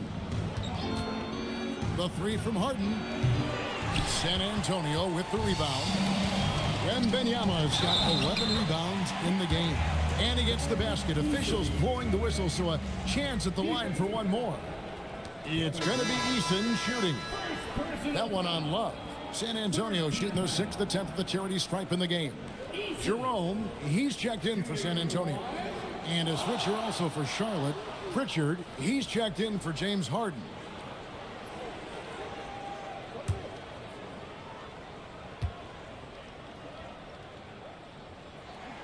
And the free throw, no good. And they're really getting more points at the free throw line here in the second quarter. Pritchard against Eason. Pritchard passes to Daniels. 6 to shoot. And the layup's good off the glass. A tough start scoring the basketball, but they're starting to turn it around now. Here's Brown, and Brown throws it down. The D just kind of stepping aside and letting him get it. There's a reason GA the lead is what it is right now. Yeah, it's going to take better protection than that. I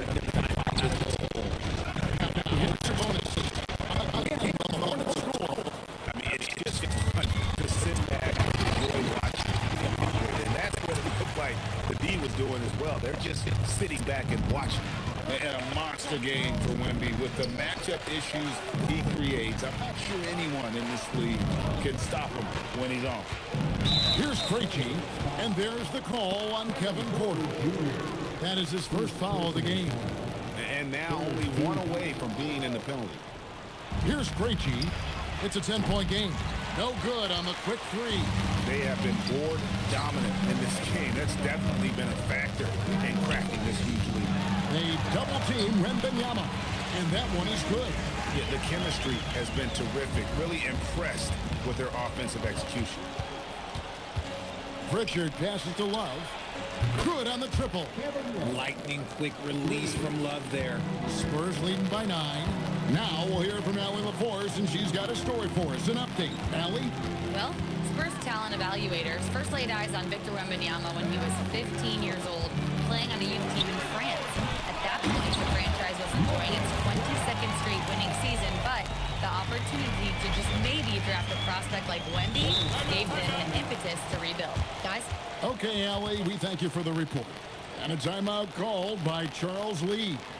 He made the decision to huddle up with his guys and talk about strategy.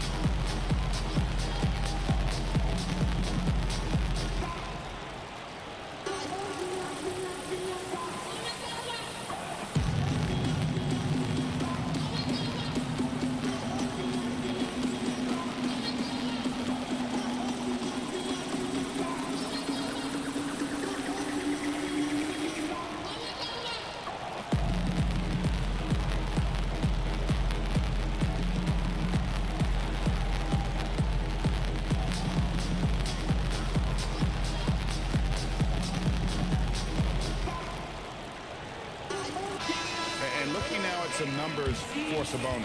Great showing for him last season. And he also finished in the top 20 of the assist rankings, making plays for others and making his teammates better. And getting back to the fact that he led the league in rebounding, you know how hard that is? What a tremendous asset to the team.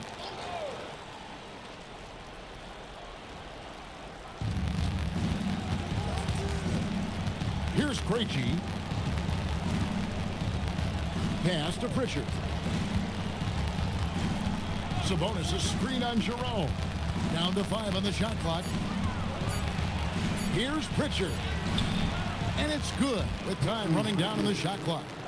What I want to know is where is the rim protection? That was just too easy. Wembanyama against Love. Wembanyama left side. It's rebounded by Charlotte. Pritchard with the ball. He had an 18-point outing in the last game against Miami. And I love what he's been able to do on the glass, securing some extra possessions for his team. First trip to the free throw line for him in this one. Wound up shooting 85 from the line a season ago, which is an exceptional percentage.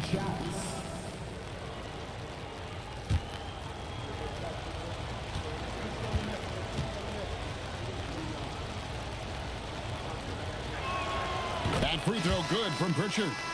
And the Hornets making a change here.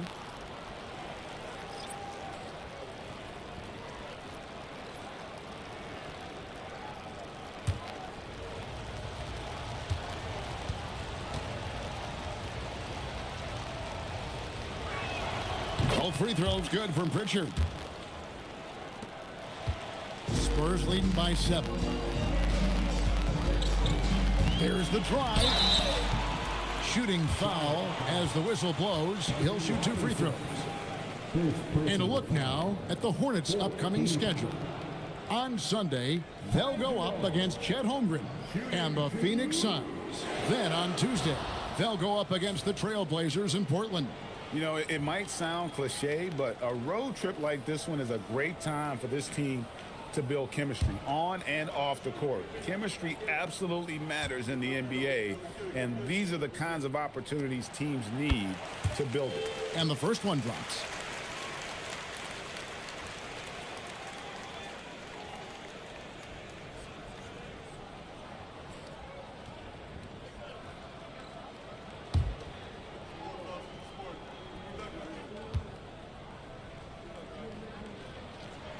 And so he hits both. Hornets trail by 9. Now here's Wagner. 8 points for him.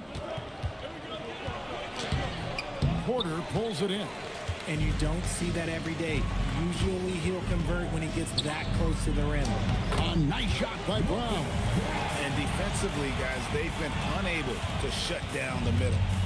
And so it's Pritchard with it. He'll bring it up for the Charlotte Hornets. Love outside. Pass to Wagner. Back to Love. Beautiful dish, and the layup goes down. Love's got 5 points so far. That's where you get Love the ball and clear out. Let the big man go to work. Wembanyama against Wagner. 7-foot shot. Franz Wagner grabs the miss. Hornets trail by 9. Balanced 6'10" GA. Franz Wagner provides great versatility to this offense. Yeah, and he's a solid decision maker, capable of running the show. He's a gifted scorer and playmaker. Plus, he provides matchup problems with that size. And, you know, it's almost as if he wore himself out with that performance in the last quarter. He hasn't had nearly the same kind of energy in this one. Here's Pritchard. To the paint, and stolen by Wembanyama. Jerome passes to Porter, and finished off by Porter. Serious hops from Porter on that one, slamming it down with authority. Pass to Love. Now, here's Wagner. Defended by Wembanyama. Pritchard gets the bucket. Yeah, they've raised their shooting percentage in this quarter, and they're starting to get on track. Up top, Jerome. He's covered by Pritchard. To the right side. Shot clock at 6. Here's Wembanyama. When Wemby is feeling himself, he is as deadly as any player on the planet. Pritchard feeling it out a bit. Love with the screen for Pritchard. Launches a 3, and it's Love missing. Spurs leading by 10. And this will be the last possession of the quarter if they're patient. Yeah, it's all about clock management with these situations. Let's see how that plays out. Porter passes to Wembanyama. Here's Jerome. And so that brings the first half to a close. Spurs lead by 10. We'll see you back here after the break for third quarter basketball. 48.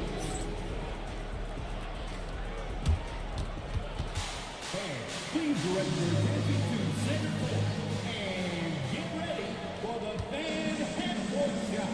Give me a beat. Their man is in that position. Give it up for the participants.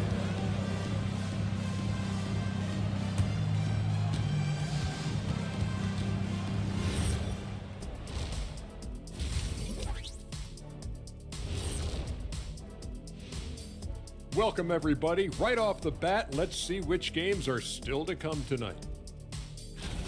Well, before we move on to the next part of the show, hey, Jet, you get enough sleep last night?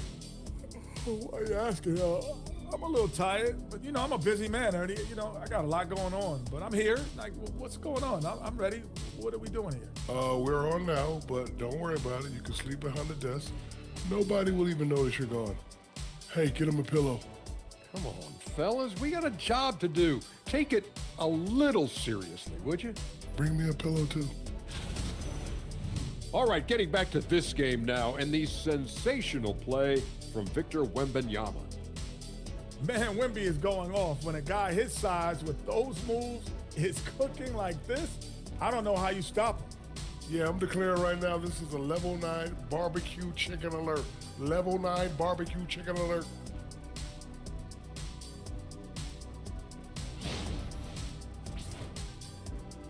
And that'll do it for halftime. We send you back to Kevin Harlan, who has the second half call.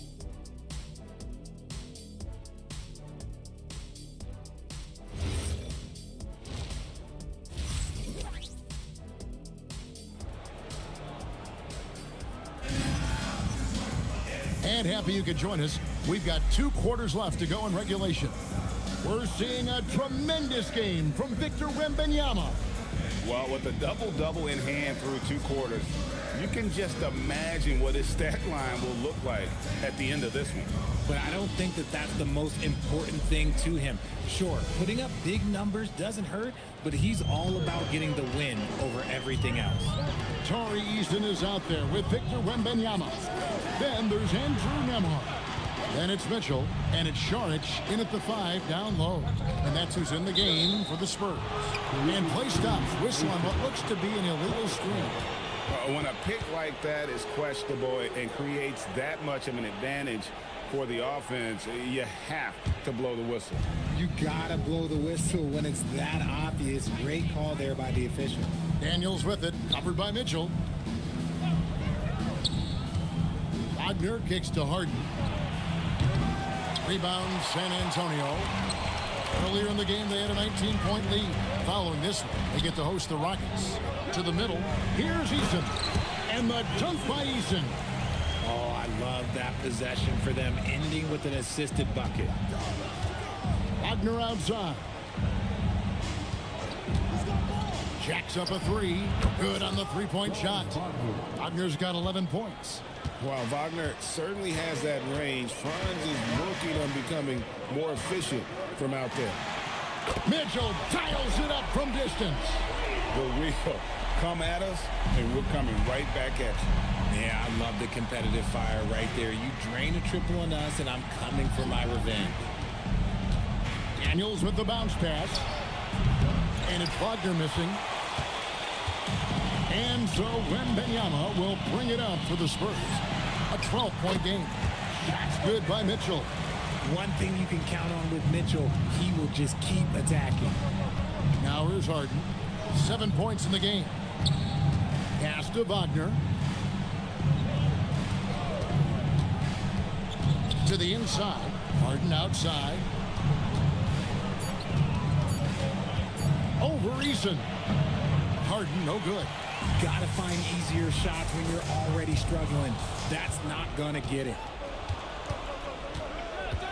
Shoots. Wembanyama with the rebound. Wembanyama is out of halftime. Not the way you want to execute. Just 1 of 5 from the field.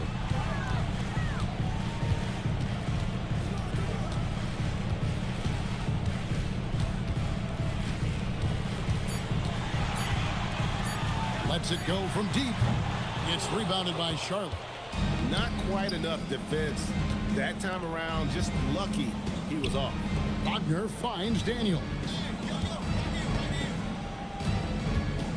Saric against Wagner. Outside Daniel. A three. He can't get that one. They've shown some strength in the paint today. Their work on the boards has been impressive. Wembanyama against Valanciunas, and he gets the bucket. Okay, so they've looked energized and focused starting this half, coming out of the break, making 4 out of their first 5. Guys, they're looking for a way to score here. Yeah, they've had a tough time taking the lid off. And a timeout called by Charles Lee. He's ready to talk things through with them.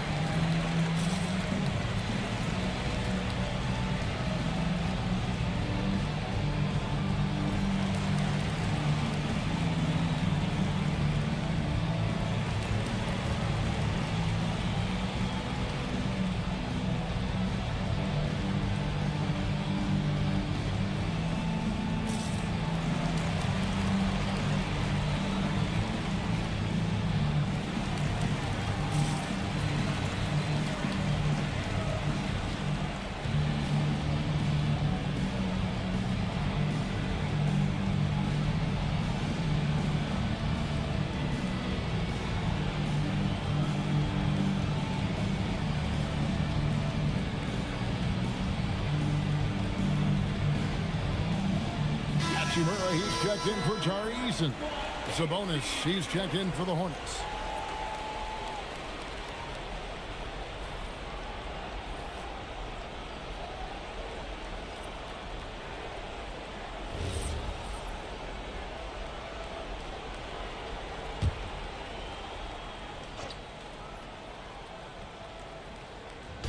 And so here's Charlotte. They trail by 16. Count it. Krejci's got 5 now. Clearly, he's one of the best there is in the business when it comes to making that lead pass. Nembhard sets the pick for Mitchell. Fires the 3. Rebounded by Valanciunas. Valanciunas has got 9 rebounds now tonight. Valanciunas with a screen on Nembhard. And it's Valanciunas finishing it off. And we have witnessed Harden becoming a dynamic playmaker over time, including improving as a distributor. They set the pick. At the elbow with Saric. Wembanyama outside. 5 on the clock. Back to Saric. That drops. Nice feed that time from Wembanyama. Wembanyama's got 3 assists in the game. Harden the pass to Sabonis. Here's Krejci. Sabonis' screen on Nembhard. Fouled on the shot and picks up 2 points. So 1 free throw coming up. Pick works well there. Not much resistance from the D. Yeah, that just comes down to a lack of effort. The defender has to do a better job fighting through the screen. And a look now at how the offensive approach has been going here so far for the Spurs. Their offense has been a well-oiled machine. They're moving the ball around, playing for one another, and just piling up assists. And all game long, they've worked the ball inside. It's really worked well for them offensively. Here's Nembhard. Scoreless thus far. Wembanyama outside. Pass to Kispert. Here's the screen. Now Wembanyama. And he gets the friendly spin, and that one drops. Wembanyama's got 24. And I like when Wembanyama is aggressive on offense because defenses feel helpless to stop him. Valanciunas with a screen on Saric. Trying his luck from deep. And the shot is good. The Spurs lead has been cut down now to just 10 points with that basket from Valanciunas.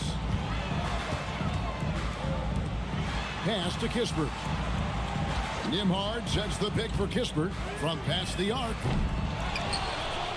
Outside for Wembenyama. And out of bounds as the Hornets gain possession. Now we have a moment to look at how the blocks have been stacking up over the past several months for Victor Wembanyama. He has become all kinds of mean at the defensive end. His blocks have come way up these past few months, and that tells you about the kind of intensity and drive he's been playing with. Here's what San Antonio's going with right now. Brown is checked in for Wembanyama, and Porter subbed in for Corey Kispert. Duncan Robinson, he's checked in for the Hornets. Koulibaly comes in for Daniels. And now you see them starting to really work the ball inside. There's no doubt Sabonis has developed RJ into one of the best big men in the NBA. A double-double machine. Yeah, and what's most impressive about his 2024 performance, he had a game where he was the first player in NBA history to have a triple-double without missing a shot, turning the ball over, or committing a foul. It was literally a perfect game. This will be his third free throw shot of the game. San Antonio making a switch here. Jerome is checked in. Love checked in for Charlotte. Richard comes in for Koulibaly.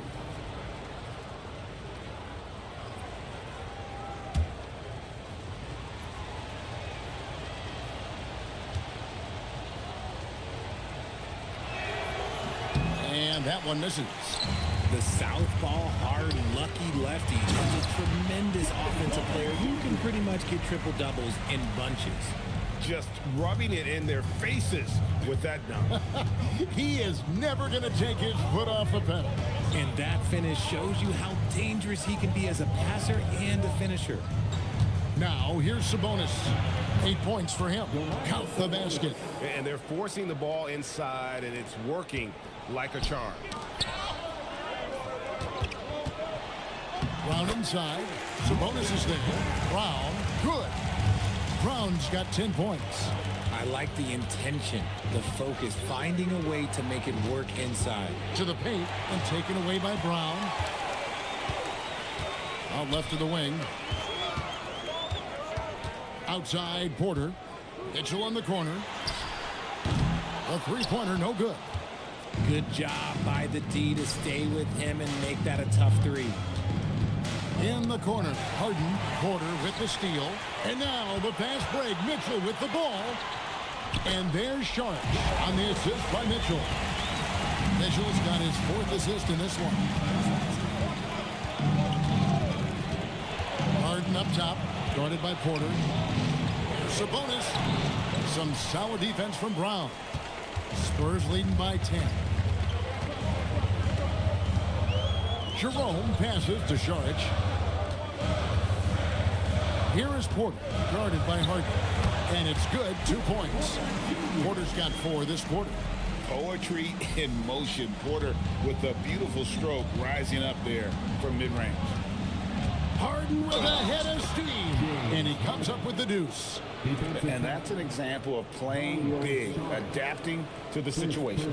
Also relying on his skill there. That's a nice move against length. He's got his 4th free throw of the game. Victor Wembanyama is checked in for San Antonio. The Hornets also with a sub. Wagner's checked in.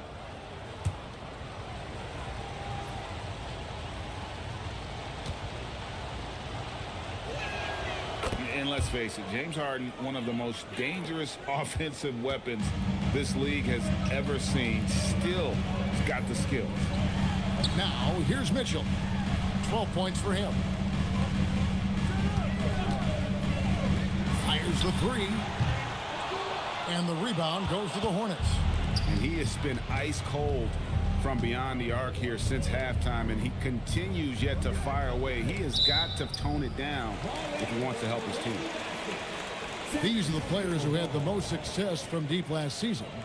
You take a look at Jerome.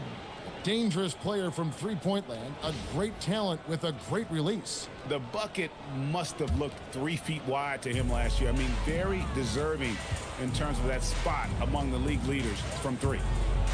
Here's Wembanyama. He's got 24.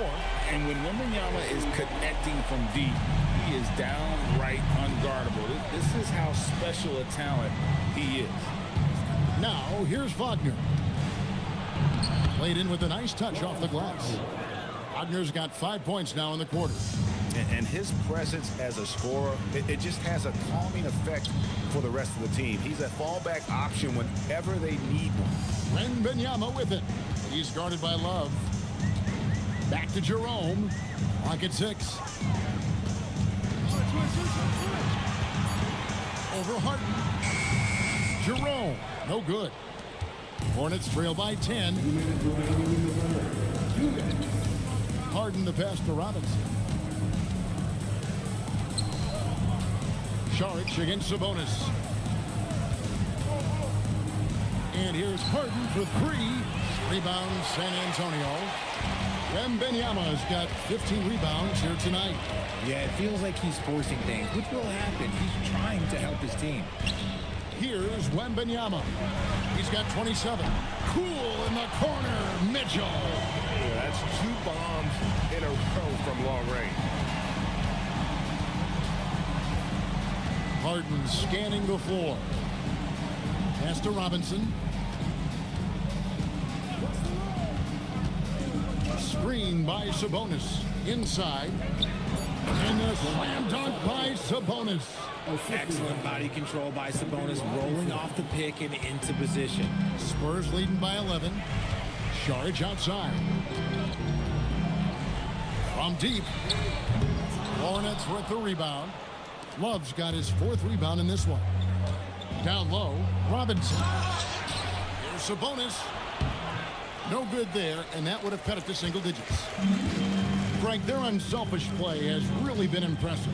They're trusting one another out there, wanting to get each other involved. This is great basketball.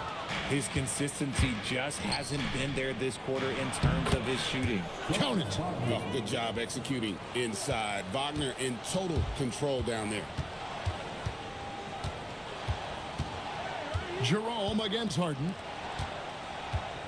Porter dishes to Mitchell. 3-pointer. Porter, no luck. And so it's the San Antonio Spurs ahead by 9 as the quarter comes to a close. They're feeling very confident, shooting the ball with great efficiency and dictating the pace. Back right after this.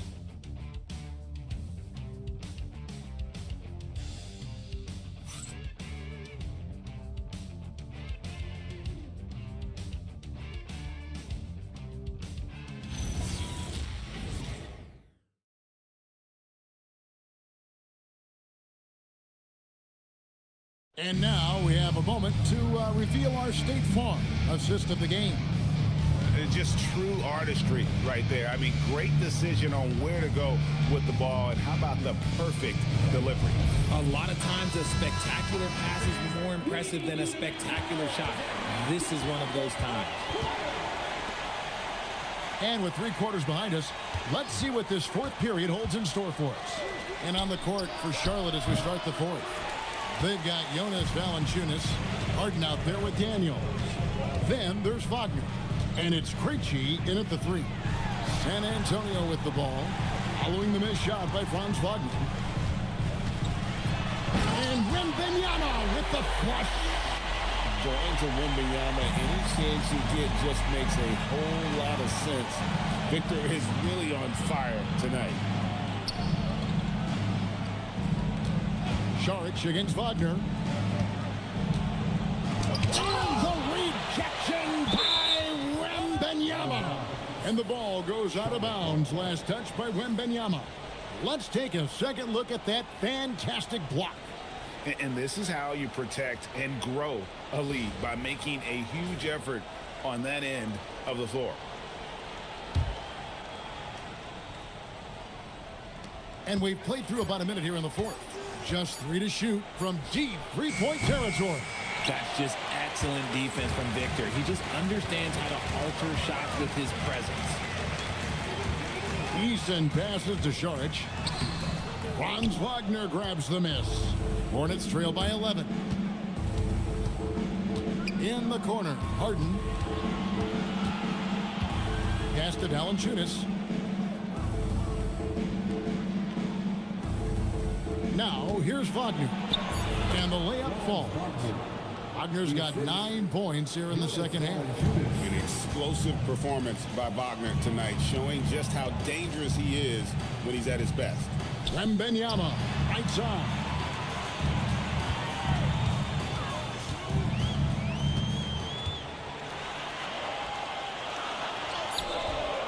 The Hornets pull it in. Here's Krejci. Pass to Daniels. From deep, Harden. Rebound, San Antonio. Wembanyama's got his 16th rebound on the night. He hit 1 3 in the first half, but he hasn't had anything since. Here's Eason. Here's Nembhard. Now Mitchell. Nailed from three-point land. And the Spurs lead by 12. Just another day and another tray for Donovan Mitchell. Harden kicks to Valanciunas. And a wide open look for Daniel. Trying to answer back, but that three is off the mark. Pass to Nembhard.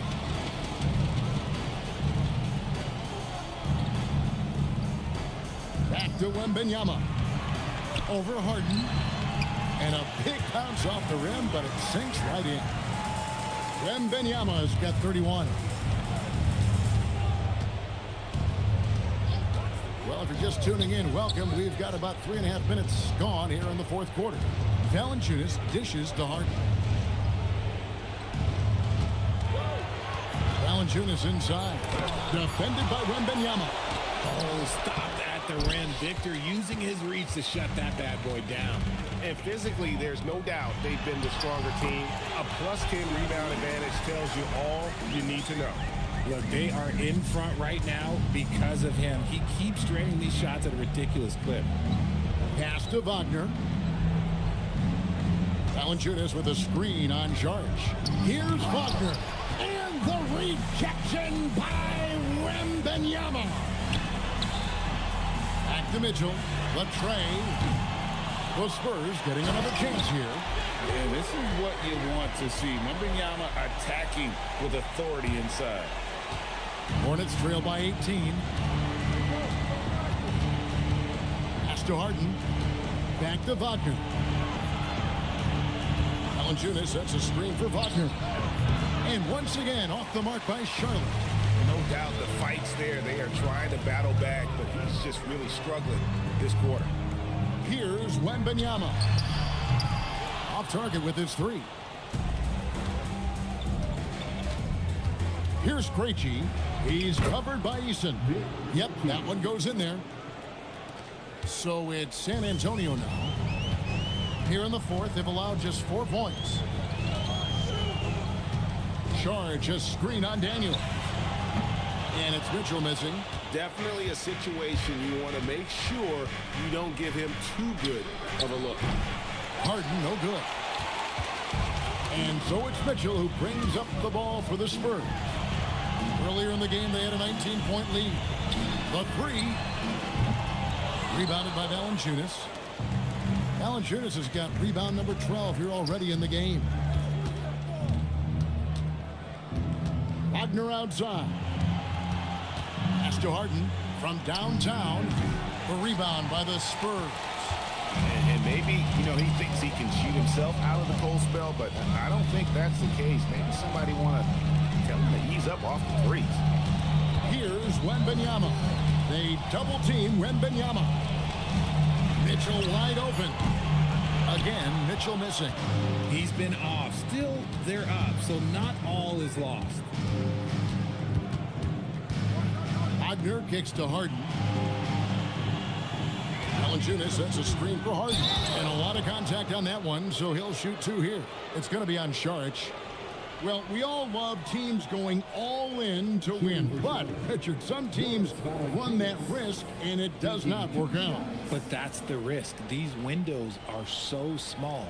If you believe that you have a chance to go all in, or if you have a 2-year window, it's okay to leverage the future in hopes of getting it done now. The free throw drops for Valanciunas. And a bruising, fundamentally sound big man. Valanciunas is a throwback More importantly, he's willing to play whatever role is asked of him.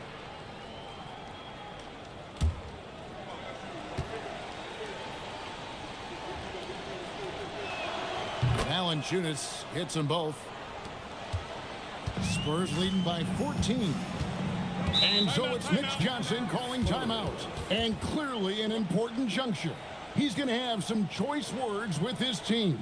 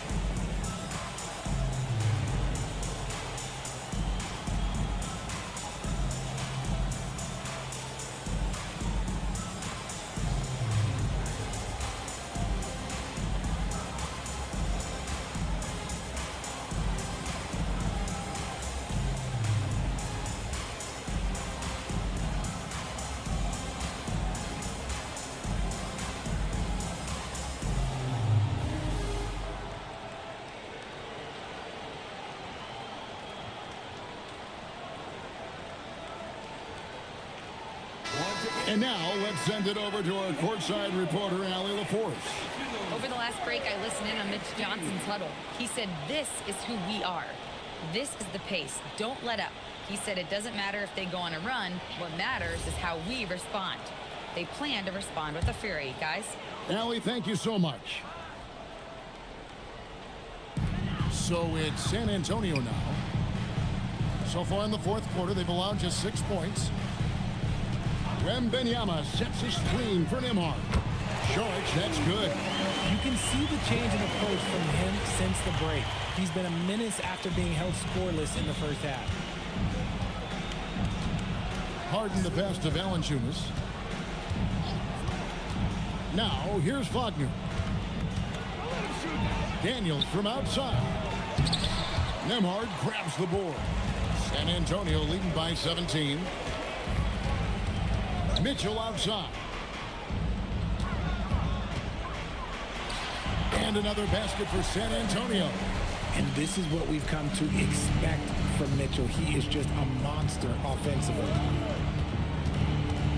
Pass to Valanciunas. Now Wagner covered by Saric. And the rejection by Wembanyama. And right now, let's watch that terrific swat. Sharp instincts on D there. Just timing when to rise up and swat that one away.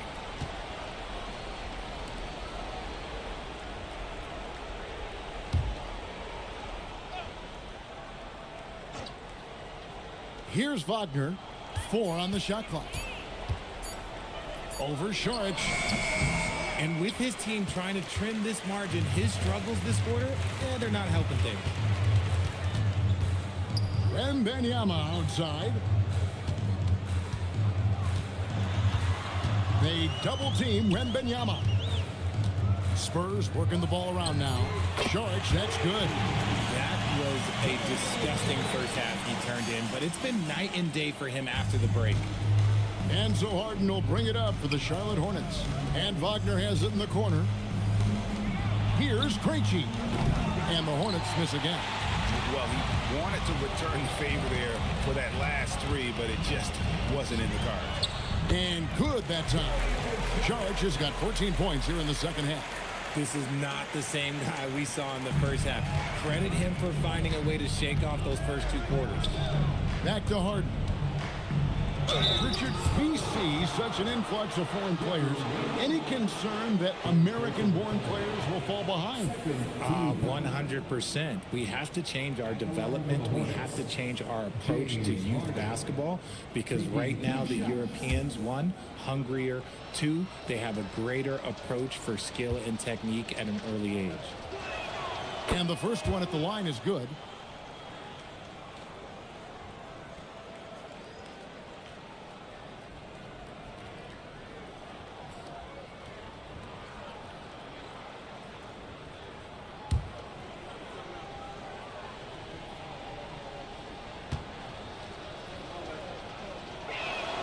He's perfect from the line this time.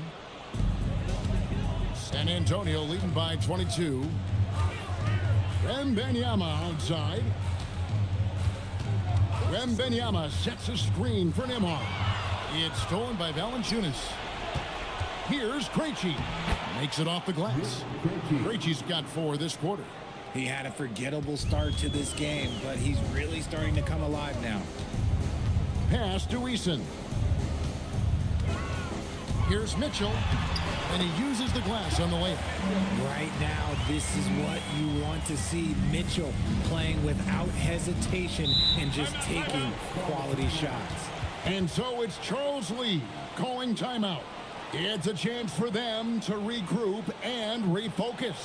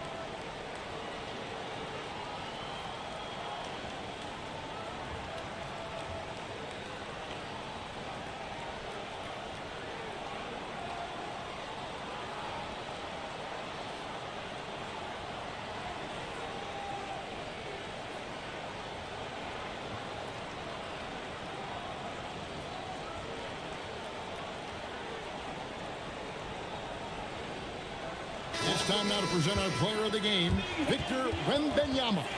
And it's been a ridiculous performance in the best sense possible. I mean, everything about his game has been working. And no matter what they've thrown at him, he's had the answer. What a connection he has to these fans. They love him here. And the more he has games like this, the deeper that connection gets.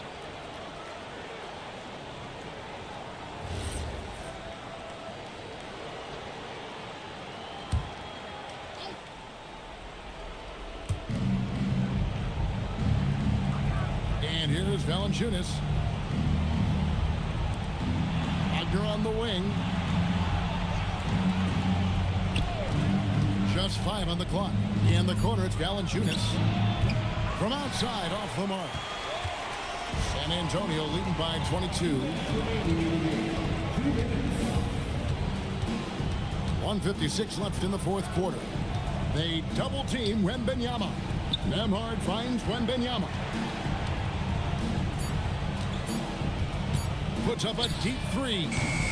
Franz Wagner grabs the miss. Wagner's got his 4th rebound in this one. Here's Krejci. Nembhard covering. They set the pick. Harden inside the 3-point line. And the Hornets miss again. And it's Mitchell with the ball for the San Antonio Spurs.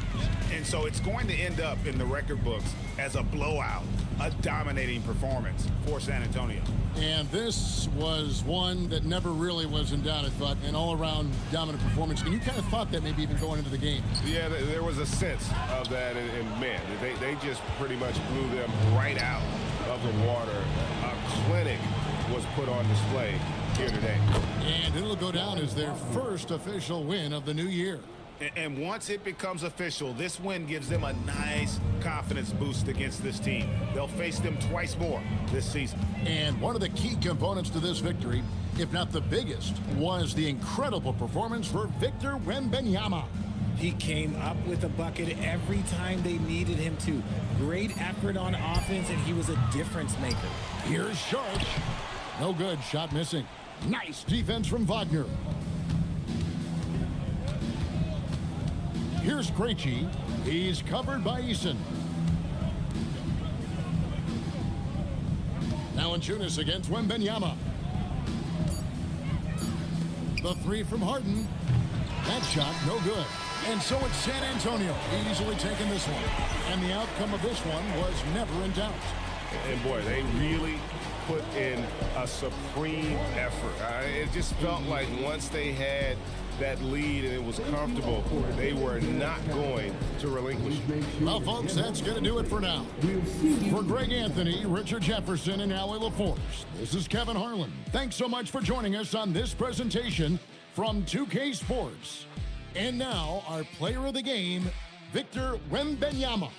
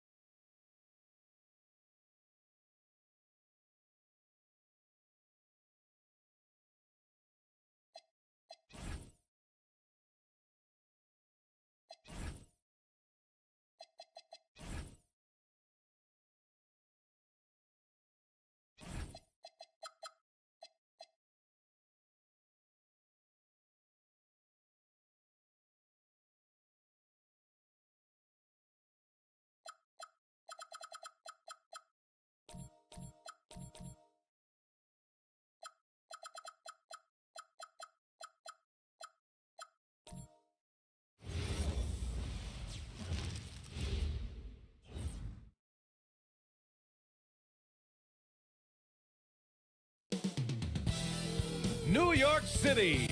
The big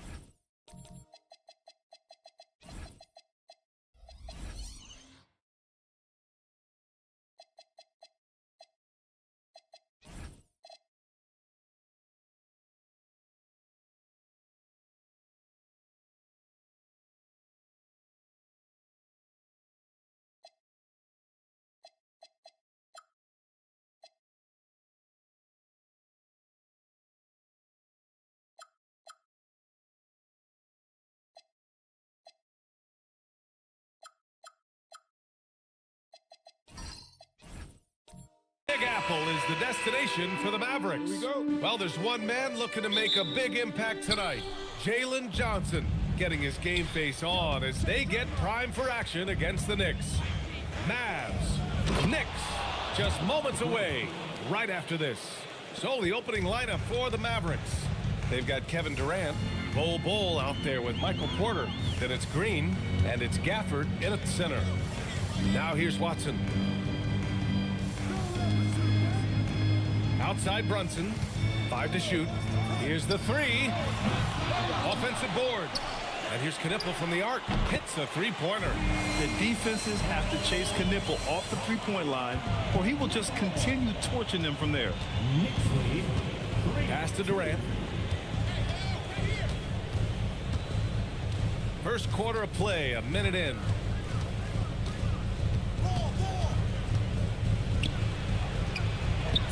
Oh, and makes it with the kiss.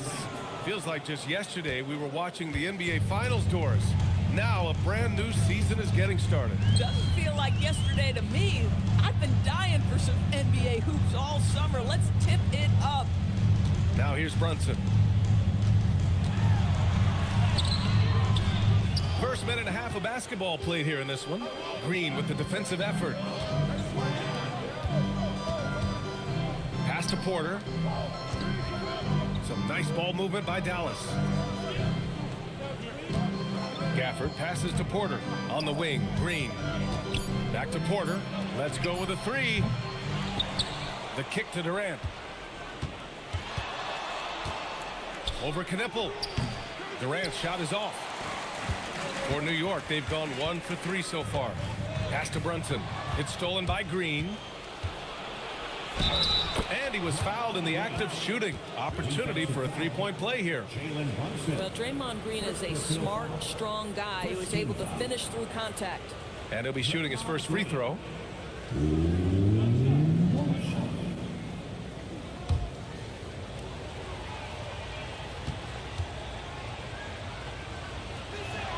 Free throw good. Green.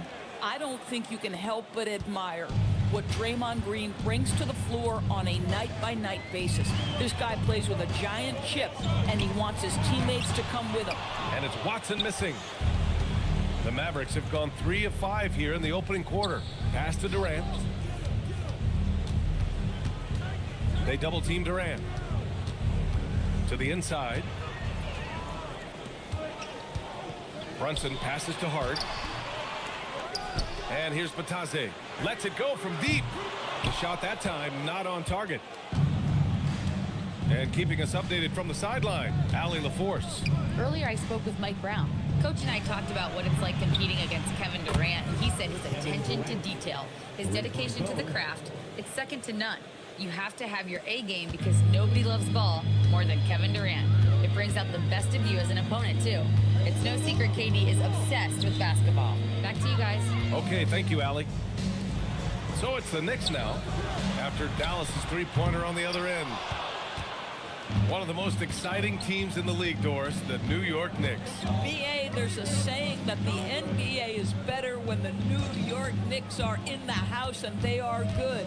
How about the resurgence over the last 5 years? They want to win now, and that rabid fan base is eating up all this success. And that one's good. Green. The D hasn't been quick enough to react to the ball inside. That's helped cause this run.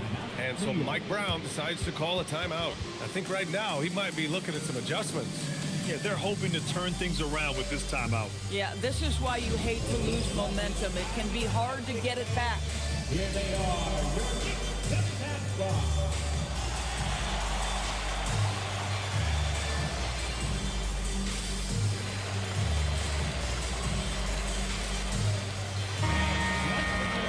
A quick look now at how the point totals have looked over the last few months for Michael Porter.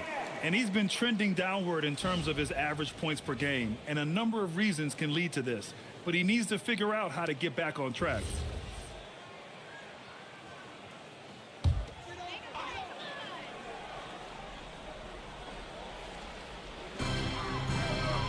To the middle. Oh, got a piece of it. Out of bounds. Knicks ball as New York keeps possession. And a quick check now on the teams that led the league from the charity stripe a year ago. Number 5, the Knicks. Yeah, last season, this team had very few weak links at the free throw line, and that consistency added up to a sizable advantage. Screen by Watson. To the paint. Will it go? Nice pass. Nice catch. And a resounding dunk. You get to see on display how Jalen Brunson has become this dynamic force offensively. Nice use of the pick and roll. Now here's Bowl. Still without a bucket. Pass to Durant. 6 on the shot clock. Shoots it from the high post. And it's Porter. That time on the assist by Durant. Getting out to a nice lead. Great flow and great execution. Knicks trail by 9. Outside Hart. Here's Knipple. New York working the ball around now. And it's Brunson missing. And you just can't afford to give up that kind of look very often. Porter from outside. It's rebounded by New York. Pass to Brunson.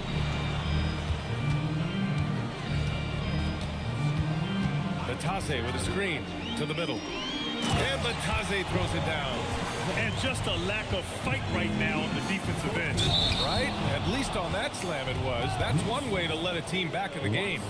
Right. You could see on that possession, one side playing with a little desperation, the other side losing focus. Let's get a quick check of the scoring breakdown here for the Mavericks. They've been really going at the defense in the painted area, and so far the opposition really hasn't had an answer for them. And their assist total also impressive early, creating with the pass and playing for teammates. Free throws good from Durant. Grant, is it fair to call Kevin Durant one of the most unique players we've ever seen?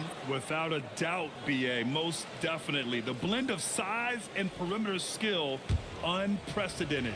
KD able to rise up and score over most any defender. And Dallas making a change here. Johnson's checked in, and both free throws good for Durant. So critical that your big men be able to shoot free throws at a high rate. Pass to Knipple. From the wing, another one falls for New York. Well, we know this guy is always a threat offensively. You can't lose sight of him. Now here's Johnson. He's covered by Hart. Beyond the arc. Durant's shot is off. Knicks trail by 7. Brunson with it. He had 9 points in his last time out. Pass to Knipple. Outside Watson. Here's Hart. Rebounded by Green. You got to move past that one. I mean, they'd want him to take that again. And they should, because it's when you start turning down that kind of look that your offense can start to bog down a bit. Durant with the bucket. And this defense needs to turn the screws and ramp up the intensity. They're looking a little loose out there right now. And so Mike Brown decides to call a timeout. Coach taking this moment to speak to his guys, maybe alter some of the game plan.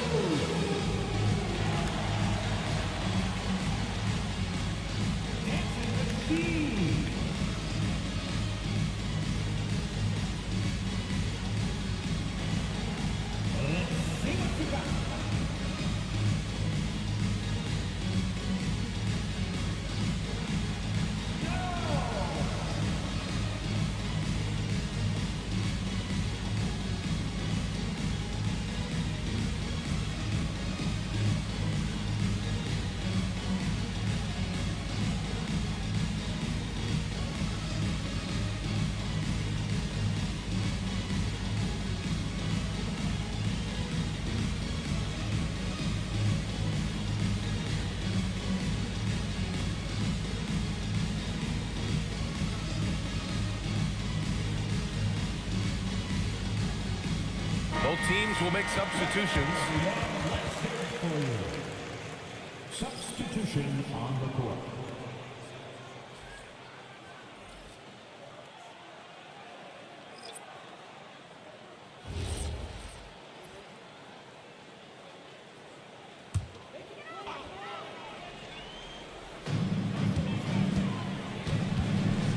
Here's Spears. In his last outing, 8 points for him. Pass to Edgecombe. Shot clock at 6. From behind the arc. And that's good. His first bucket of the game. Yeah, look at Edgecombe making space for himself out there off the pick. Managing to find his shot. Outside Porter. And that one comes off the assist by Westbrook. Porter's got his second basket of the game. Good execution. They're getting some short-range looks here. Pass to Shannon. They set a pick. Here's Edgecombe. Pulls up. The rebound by Sims. Oh, the analytics department is smiling after that one.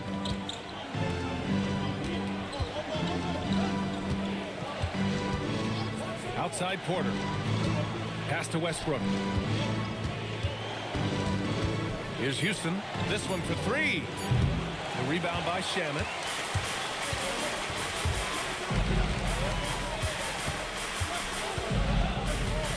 Here's Spears. Hasn't gotten one to fall yet.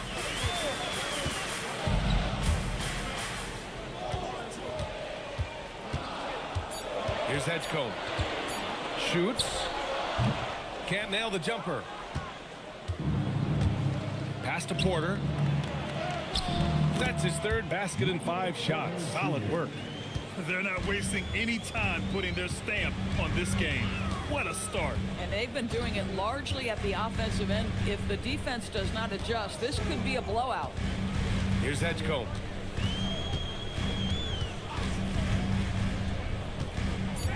New York needs to get off a shot here. New York, no good that time either. And so it's Johnson with it. He brings it up for the Dallas Mavericks. They lead by 11. Now here's Westbrook. He's covered closely. It's rebounded by Edgecombe. Boy, he couldn't have asked for a better look. That's tough to take. Here's Shamet, and it's flushed down. A nice jam. And he brings this game a little closer using a huge one-hand slam. That's a great way to get your team back into it. So Jason Kidd's decided to call timeout here. And we might see some changes. Coach potentially looking to adjust. Sitting answer.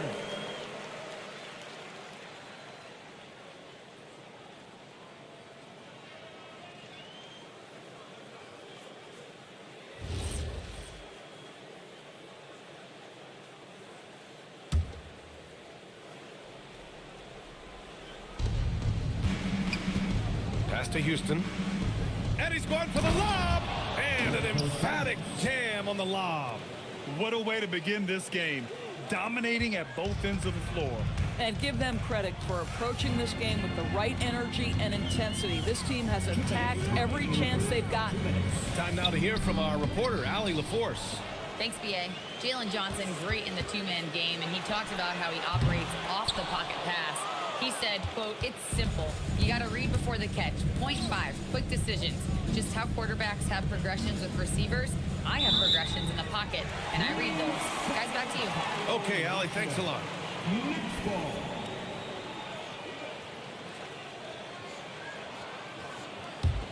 Knicks trail by 11. They've been having major problems offensively. Definitely in a bit of a dry spell. To the right side. The 3 from Edgecombe. It falls. He's now 2 of 5 from the field. Well, that's a real encouraging make for Edgecombe. The rookie showing he can score it off the ball.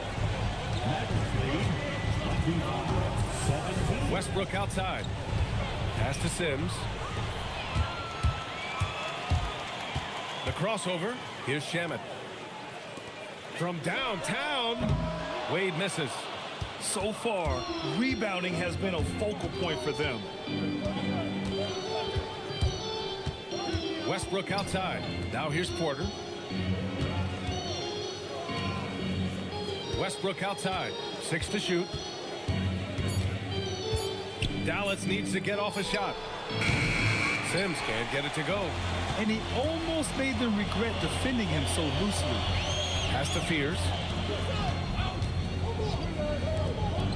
Here's Edgecombe. 6 points for him. And so he draws the foul, headed to the line to shoot a pair. Yeah, right away in his career, it's been clear that Edgecombe has a physical presence that very few NBA rookies have. New York shooting their first free throws of this game. Take a break. Take a break. 2 shots.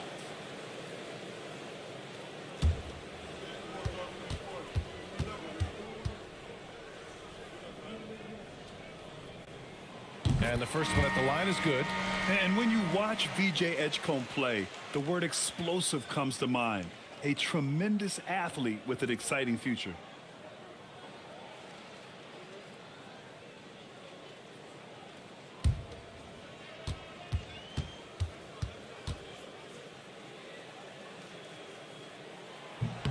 Good on both. 19 seconds left to play in the first quarter. And here's Westbrook. No points yet.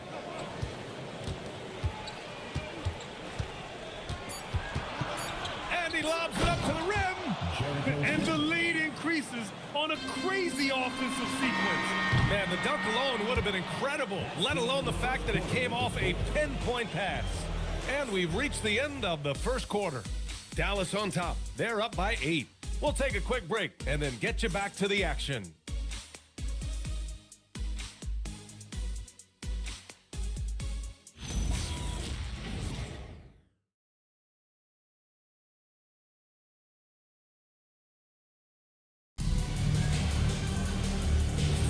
If you're just joining us, we played through 1 quarter in this one.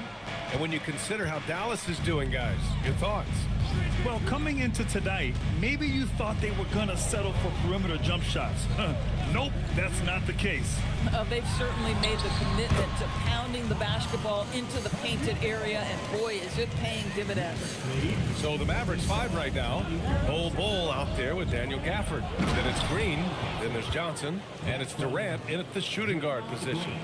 Daniel Gafford is a vertical threat at the cup. Look out below. Brunson against Green. Hart from long range.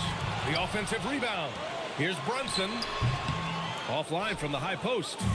Nice rebound. Trying to match the other team's intensity right now. Bull with it. Hart covering. Durant has the open look. And it's Dallas scoring again. KD, if you allow him to spot up, the easy money sniper will not miss. Brunson passes to Batadze. It's stolen by Green. Pass to Johnson. Going inside, and that's good. His first bucket of the game. and just not letting up at all. I mean, you have to love this approach. You want to get the ball to the guys who make plays. One thing we've learned in the NBA, the game is never over. So you've got to continue to score, continue to build your lead. 6 on the shot clock. Here's Knipple. And Durant with the block. I think it's probably the most underrated aspect of Kevin Durant's game. He's elite defensively and sends that shot back. And what a phenomenal replay of that impressive rejection. Oh, amazing indeed. And getting stops like that only encourages them to keep attacking on the offensive end. The Mavericks lead by 12. Outside, Green. Inside, and there's a whistle. He'll head to the line to shoot 2. It goes on Peyton Watson. Grant, you are a Hall of Fame small forward, so you know a bit about the position. What's key in excelling at the 3? Well, BA, you have to be able to space the floor. We almost never see a 3 or even 4 who can't make threes. And on the other end, lots of times you're matched up with quick guards. Free throw is good from Durant. Kevin Durant is going to be remembered most for his prowess as a scorer. But, folks, we're talking about one of the most complete, passionate basketball players in the history of the game.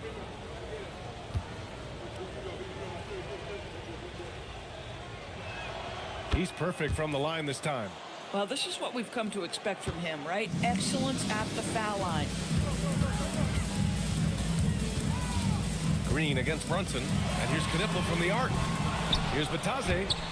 No good again that time. The Mavericks lead by 14. All right, for those just joining us, we're almost 2.5 minutes into the second. Here's Durant. Ooh, coming through again, shooting 5 for 7 now. I mean, they've been relentless. Just keep getting shots at the rim. Trying to find a spark here. Yes, indeed. A rough stretch offensively. They could really use a basket. And so Mike Brown decides to call a timeout. He's going to take a minute to regroup with his players.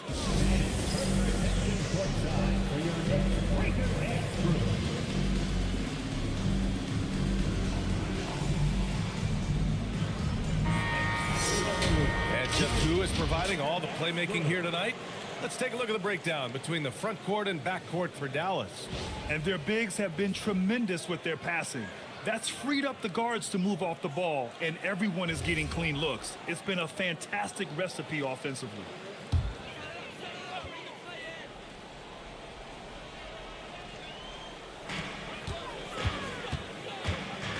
Outside Watson.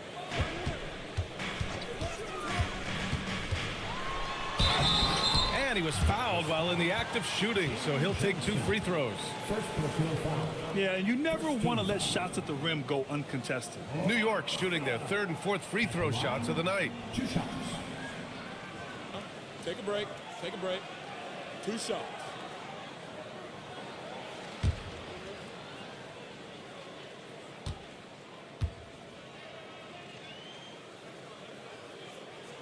No good on the free throw. Porter Jr., he's checked in for the Mavericks.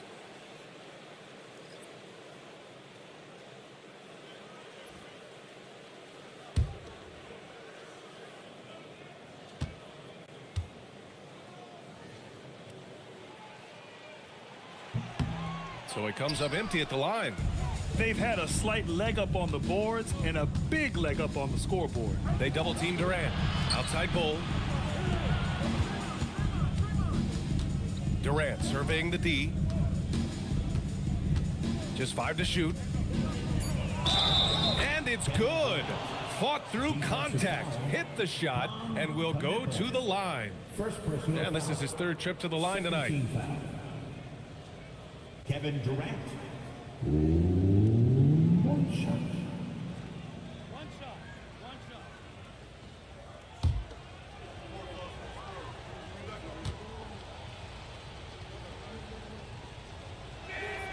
Kevin, one of the best things about Kevin Durant is he simply locks in on exactly what's in front of him at the moment. If that means working at practice, that's what he does. If that's competing at a high level in the game, that's what he does. And they get it back. A nice shot by Watson. And here in the second quarter of action, as we approach 4 minutes played, outside Durant. There's the triple. Connects from downtown. Durant's got 12 now in this quarter. Well, dependability, right? That is not wasting possessions. This is all about taking and making good shots. And here's Brunson from the arc. Ooh, can't get it to fall. 0 for 6 now. Just can't find a shot. It's no wonder they're losing. I mean, he's been completely scoreless all night. Here's Durant. Count that one. He's 8 for 10 from the field now. Well, you can see the team is just continuing to call his number. Until the defense figures it out, it ain't going to change. Pass to Hart. New York working the ball around now. Brunson against Green. Clock at 6. Brunson missing again. And even with the miss, that's a high percentage shot for him. And the rise of Jalen Brunson has been fun to watch, Doris. No one saw him being this good. I would count myself amongst those people, BA, and it's extraordinary. Jalen Brunson has proven highly effective, all league level effective, without having elite athleticism or size. And what that speaks to is his intelligence on the basketball floor. He has proven without those two qualities that you can be effective at the highest levels of the game. You have to admire it. Back to Brunson. Over Green. And the Knicks miss again. For Dallas, they've gone 8 for 9 here in the second. Down low. Here's Gafford. And the dunk by Gafford.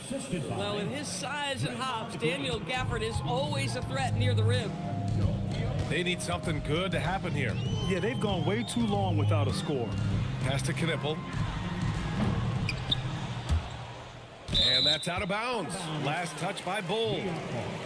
It's the 2K leaderboard showing the teams with the most points off turnovers last season. In third, New York. It seemed like almost every time they forced an error, they converted on it. Not just winning turnovers, but taking them to the bank. Anderson's checked in for New York. And Dallas also making a switch. Walker's checked in. To win the drought. And there's Brunson. That one's good. On the assist by Anderson. Brunson's got his first points of the game. Green against Brunson. Durant inside. Oh, that was pure. He's got another one. Now 10 for 12. He played well in the first quarter, but now he's taking it to the next level. Outside Hart. Back to Brunson. The three is up. And the rebound goes to the Mavericks. Boy, it's in his head right now. I mean, there is nothing working for this man. Count that bucket. Porter's got 8. Defensively, they've got to get more bodies in the paint. That's 3 straight field goals from below the free throw line. And for New York, they're shooting a low 28% so far on this one. Here's Knipple, guarded by Durant. 6 on the shot clock. And he'll draw the foul. He'll head to the line for 2. It goes on Kevin Durant. Yeah, a high IQ player. Knipple, he just knows how to draw the foul in the act. New York shooting their 5th and 6th free throws of the game. Take a break. Take a break. 2 shots.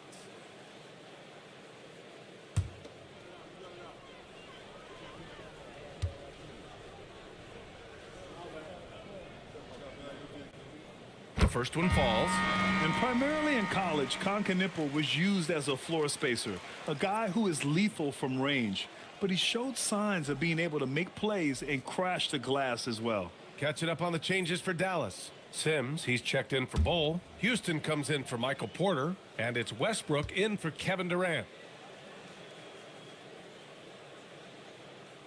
And that's good as he hits both shots. And they seem to have taken a more heads-on approach this quarter, and it's getting them to the free throw line. Westbrook, the pass to Houston. There's a screen. Now Green. He's got 7. Now here's Westbrook. And that one good. The assist numbers certainly stand out. They've really emphasized ball movement here today. Here's Fears. Green covering.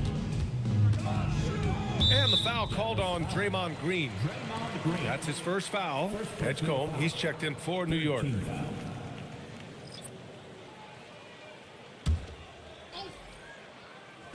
And New York has possession.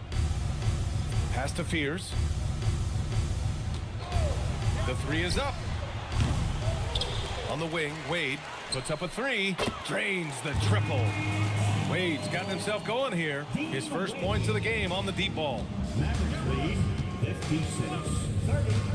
Westbrook with it.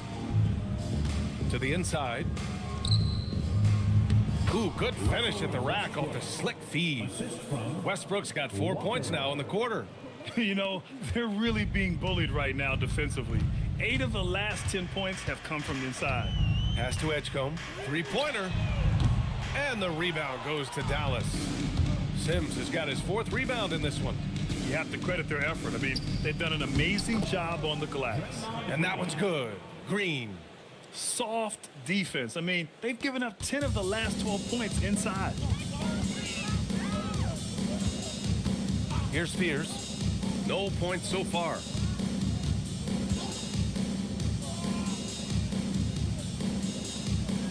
Six to shoot.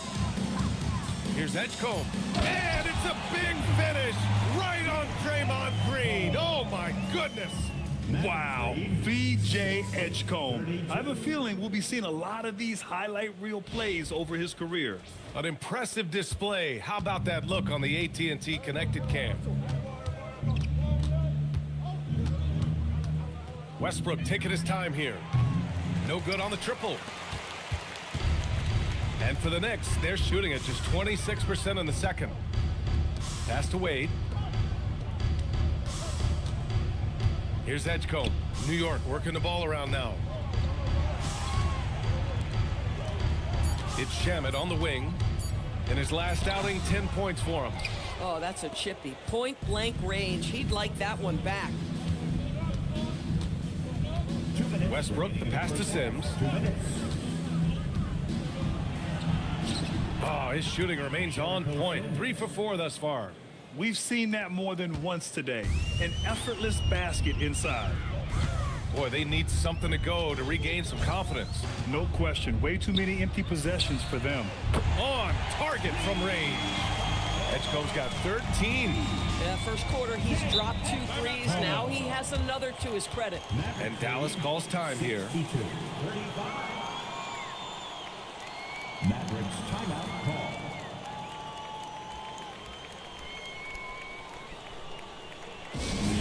Your next city kid.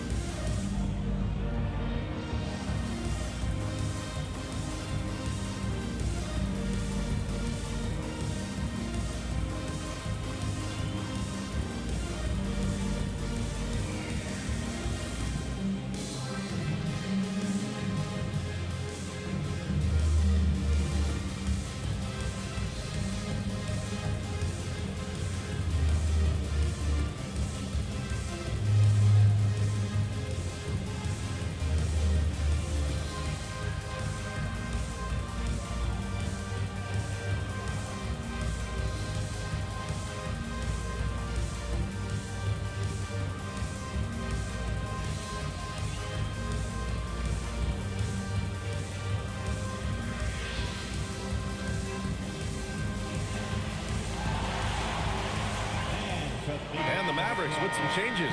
Whitmore's checked in for Green. And it's Jalen Johnson in for Walker.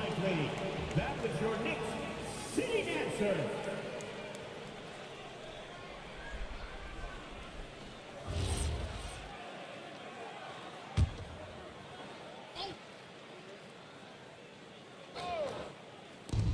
Minute 32 left in the first half. And here's Westbrook. Again, the miss by Dallas. Here's Shamet, covered by Johnson. Pass to Fears. Back to Shamet. Here's Fears. Shot clock at 6. The three from Edgecombe. And it's Whitmore with the rebound. Inside. Here's Johnson. And the rebound goes to the Knicks. They've got the Lakers ahead of them in their next game in Los Angeles. They're kicking off a 4-game road trip. Pass to Wade. Takes the three. Can't get it to drop. Dallas has gone 2 of 4 from the perimeter in the second so far. Down low. Here's Fears. Ooh, the lead pass was in the perfect spot to set up the layup. Yes, Fears isn't a huge guard, but I think he's at his best around the rim. 2 seconds separating the shot clock and the game clock. And he makes it. And I like how they focused on getting high percentage shots, especially after the 3 balls weren't falling early on. Here's Edgecombe. 13 points in the game. From 18 feet away, another shot. Oh, it would have counted had it fallen, but it is offline. And so a pretty lopsided game through the first half. Mavericks ahead, opening up a huge gap. Well, now we have some time to check in with Allie LaForce. Allie. KD, you're really getting up and down the floor out there. How much fun is it when the offense is flowing like that? Well, I think this team is very well disciplined, and they do all the details. And we just wanted to play harder, man. And I think we got some steals, got some fast break points, and we're playing together. Everybody touching the ball. It's just fun when we playing like that. So we got to continue to do that. Well, the discipline is paying off. Thanks, Kevin. Allie, as always, thank you. We'll be right back to begin the third quarter right after this.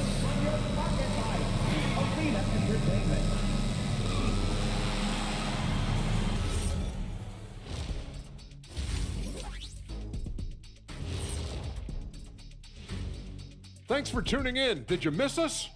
Before we discuss the game at hand, let's first check out the upcoming schedule.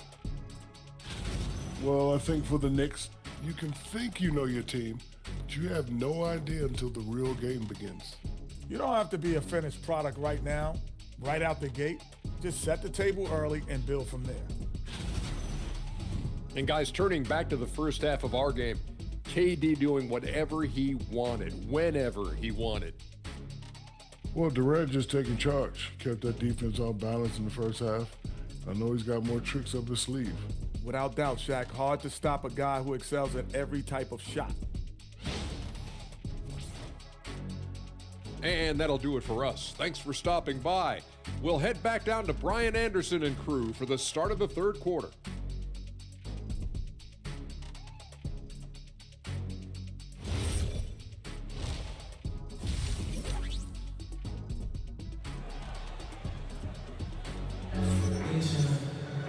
And with the second half upon us, we'll find out if this game becomes the rout that it's threatening to be. You know, Kevin Durant has really been making it happen here, guys. Yeah, they've done an amazing job of creating room to operate for him. And then, of course, executing. One of the things every player is after is efficiency at the offensive end. And boy, this young guy has done just that. And it's the Knicks with the ball. They've got Josh Hart. Jalen Brunson is out there with Knipple. Then it's Goga Batadze, and it's Watson in at the 3. That's the 5 for New York right now. Back to Hart. Brunson against Green. From 17, Durant pulls it in. Durant's got 4 rebounds now. And you have to think that they're leading this game because of how they've controlled the boards tonight. All right, let's check in with Allie LaForce. Thanks, guys. Mavericks coach Jason Kidd addressing the upset over trading away Luka Doncic, and Kidd said he did everything he was supposed to do for the city and the team. But things changed. Now we are being judged on the change. If you don't like it, then you have to get out of this business. Brian, back to you. Winning cures all. All right, Allie, thanks a lot. New York shooting their 7th and 8th attempts at the foul line tonight.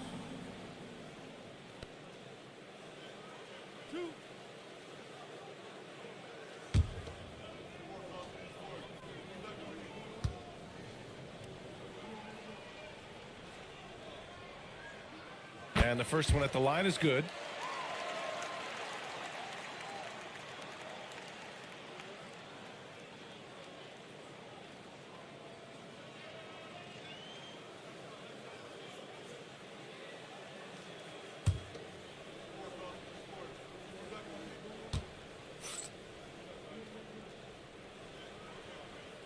So he gets them both.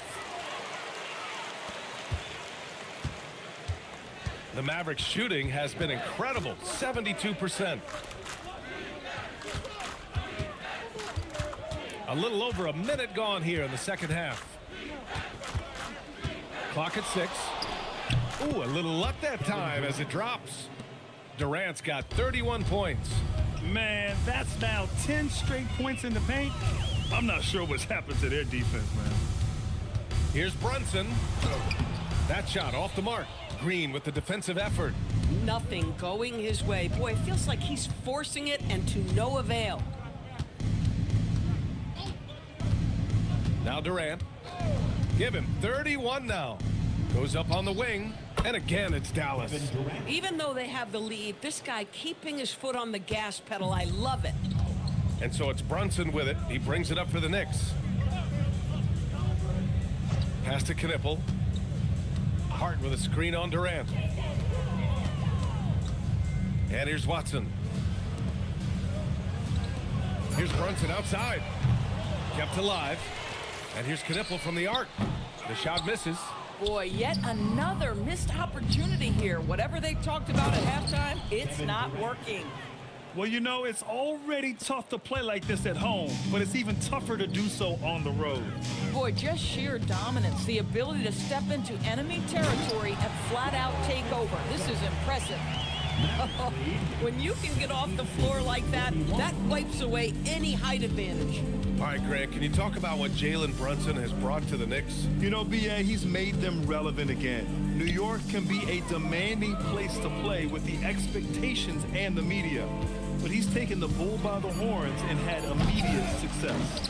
Up top, Porter. Pass to Durant. Puts up a three. Knocks it down from distance. Durant's got 38 points. He tore it up from downtown in the first half. Now hits this one. Dangerous shooter, guys. And despite the size mismatch, getting a little aggressive down there in the paint. Some guys just relish the challenge. Find a way, and he does. Some nice ball movement by Dallas. Cash. Assisting on the play was Porter. Durant's got 12 points in just the second half. He's putting them to the test this quarter, attacking every chance he gets. Pass to Knipple. Back to Brunson. To the middle. Here's Watson. And he goes strong with the one-handed jam. Boy, the vision of Jalen Brunson is something to behold. This guy, an elite passer. Green, the pass to Durant. Back to Gafford. Uses the glass to finish the layup. Gafford's got 6. And he's just crushing them with plays like that. I mean, just continuing to pile it on. You want to make sure your opponent knows they have absolutely zero chance of a comeback, and nice finish by him. The kick out to Brunson. Pass to Knipple. Here's the three. That one no good. I think he's gone completely dry. Nothing is hitting. And this is where you hope that he can find something easy so he can see the ball go through the net. Now here's Gafford. He has 6. Porter's shot is off. And he probably thought he was going to bury that one. Pass to Brunson. And here's Hart. He's guarded by Porter. Now here's Batase. Here's Brunson. Takes a 3. And the three-pointer goes. Brunson's gotten his second bucket of the game. Ooh, finally hitting one from range. That's his first 3 of the night. Now Bull. Back to Porter. Pass to Gafford. So it'll be 2 free throws. He was fouled in the act of shooting.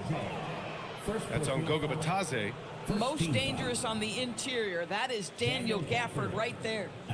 And a look now at how the offensive approach has been going here so far for the Mavericks. I mean, they've played some beautiful basketball all game. The passing has been impressive, and it's opened up things with their ball movement. I also like how they've played in the painted area. They've made an effort to work on the inside and convert those chances. So for Dallas, Bryant, he's checked in for Bull. Johnson comes in for Michael Porter, and it's Westbrook in for Green.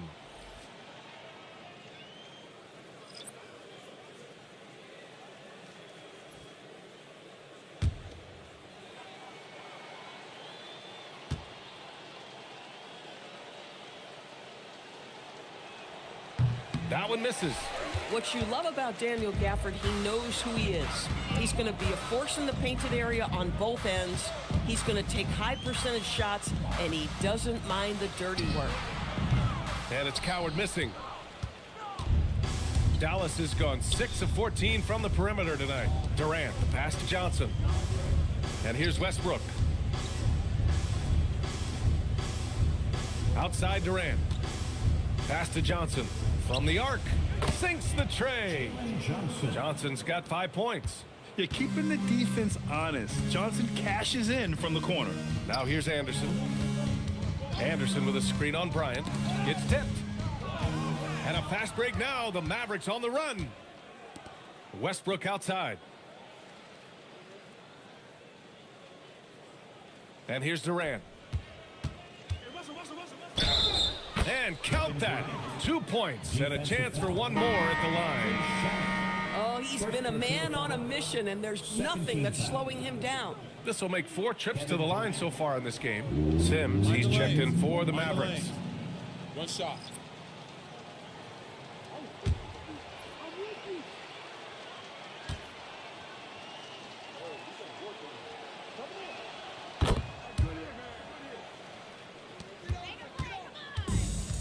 The Knicks have gotten only 4 of 10 shots to fall so far in the third. Pass to Shaman from deep three-point land. And again, the Knicks missing. I know that he has the ability and confidence to sink that shot, but better luck next time, maybe. And for most guys, I think you only want to take that shot if you hit a few in a row. That is absolutely a heat check. Here's Wade, covered by Johnson. New York working the ball around now. Shot clock at 5. Here's Wade. And the Knicks miss again. And here's Westbrook. He'll bring it up for the Mavs. Pass to Durant.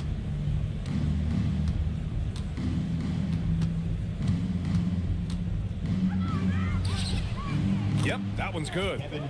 Durant's got 46. Kevin Durant just understands how to find the open spots on the floor. His scoring line, proof of him getting to the efficiency we always look to. Here's Edgecombe. Parked it down low that time. Got hit with the 3-second call. And we see a shot chart here for Kevin Durant. And almost everything he's touched has turned into gold. This defense needs to make sure all 5 players know exactly where he is at all times, because he is hitting any clean look he gets. The Mavericks making a switch here. Houston's checked in. Westbrook outside. A nice shot by Houston. Houston's got his first basket. And they're just taking what the defense gives them. And right now, that's the interior. Here's Fears. To the paint. And the layup is good after a nice lead pass. It's not easy to work the ball inside in this league, but they've done it all night. Pass to Sims. Outside Durant. Here's Houston. Fires the 3. The shot comes out. And just terrible defense. I don't know how he missed that shot. Inside. Here's Fears. Oh, the jumper's good from inside 6 feet. Fears has got his second basket. Oh, ball movement creating a great look. Every coach loves this. Westbrook with it. Outside Durant. Jacks up a 3. That's good. And so Westbrook with the assist. Westbrook's got 6 assists now in the game. Here's Fears. Pass to Edgecombe. Unloads from 13. The rebound by Sims. Sims has got 6 rebounds in the game.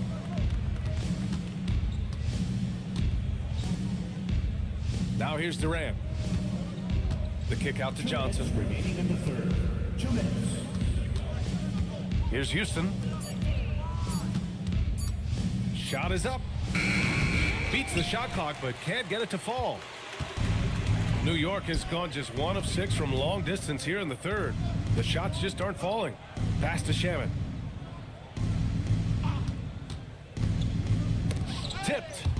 Oh, and a fast break for Dallas. Throw it down on the breakaway jam. They're really in control on both ends of the floor right now, forcing turnovers and finding easy points while the other guys struggle to keep up. And there's the screen out to the right wing. Here's Shaman, just 5 on the clock. To the inside, here's Wade, takes the assist and lays it in. Nice setup. Wade's got 5. Boy, in the lane, making things happen. Nice effort. Pass to Durant.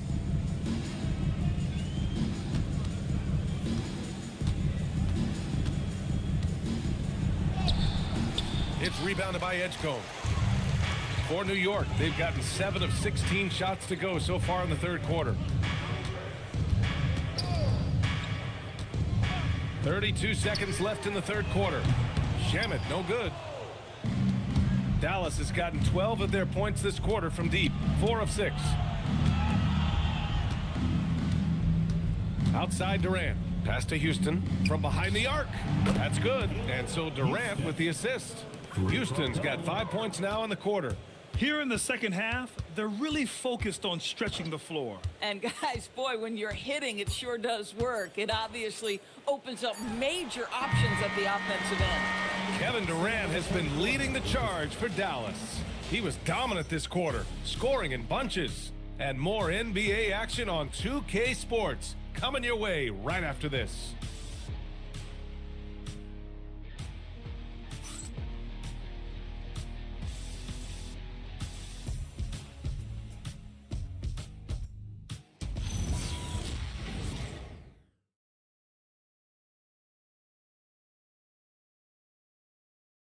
And it's time now to bring you our State Farm assist of the game. This is the definition of team chemistry. I love to see this kind of communication and connection between teammates leading to the perfect pass. Nothing better than chemistry, right? Working together to create a bucket. And with the fourth quarter upon us, time is running out for this game to become competitive. On the floor for Dallas starting the fourth quarter. We've got Cam Whitmore. He's out there with Walker, and it's Westbrook in at the 1. Outside Whitmore, 3-pointer, and it's Coward with a rebound. Knicks shooting just around 32% from the field. Here's Barlow, pounded by Westbrook. Barlow passes to Gillespie. Out to the right wing. Here's Barlow. And he's off from 17. And right now, they're +8 in the rebounding category. That's helping them run away with this. A nice shot by Houston. Woo, just selling the defense on the pump fake. Houston's gone 3 of 5 from the field. Pass to Coward. Anderson with a screen. Takes a step back. And that one's good. Anderson's got his first 2 points. From a scoring standpoint, this is where Kyle Anderson makes his living, in that painted area. And here's Whitmore. They set the screen. Over McCain. They get it back. Kicks it out to Bryant. Here's Houston. Yes, sir. And it's Bryant picking up the assist. Houston's got 9 points now in the second half. Houston's gone 4 for 6 from the floor here tonight. Gillespie passes to Anderson. Here's Coward. Whitmore defending. Here's Coward. Back to Anderson. Here's Gillespie. No good on the 3. And he probably thought he was going to bury that one. Here's Houston. Oh, and there's the whistle on the shot. So 2 free throws for him coming up. First personal foul. And they tell players your career is short. Maximize your earnings. But sometimes guys take less, Grant. And, you know, different things go into that. Winning, comfort, and in some cases, you're talking legacy, you know, for those rare players who've been with one team their whole career.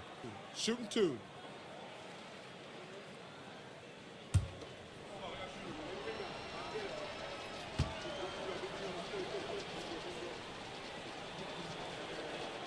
And he drops the first.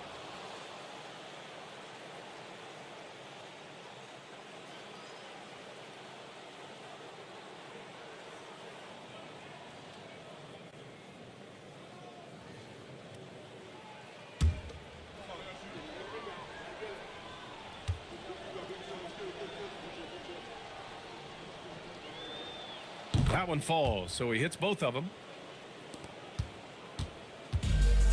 The Knicks have gotten just 1 shot to fall out of 3 attempts in the fourth. Pass to McCain.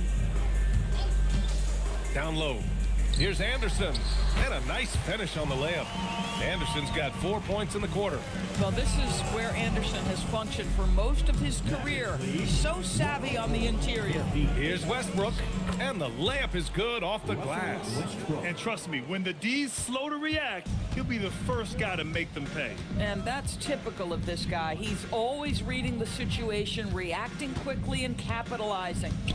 Anderson with a screen. Pass to Coward. Down to 5 on the shot clock. Now Anderson shoots over Bryant. Anderson can't get it to go.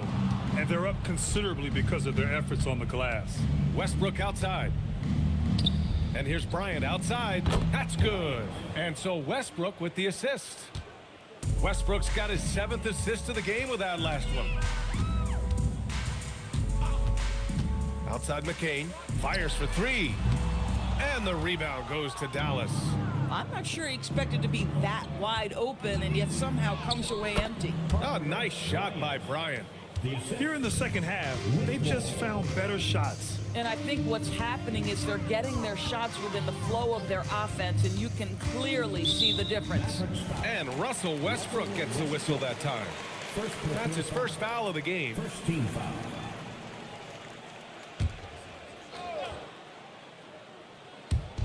And the Knicks with the possession here. Outside McCain. 5 to shoot. And he was fouled while in the act of shooting, so he'll take 2 free throws. Something the league has worked towards, seeing small market teams competing at a high level, Graham. Yeah, this league isn't just for the big cities. Smart drafting and team development can make any organization elite. And of course, that's the beauty of it all.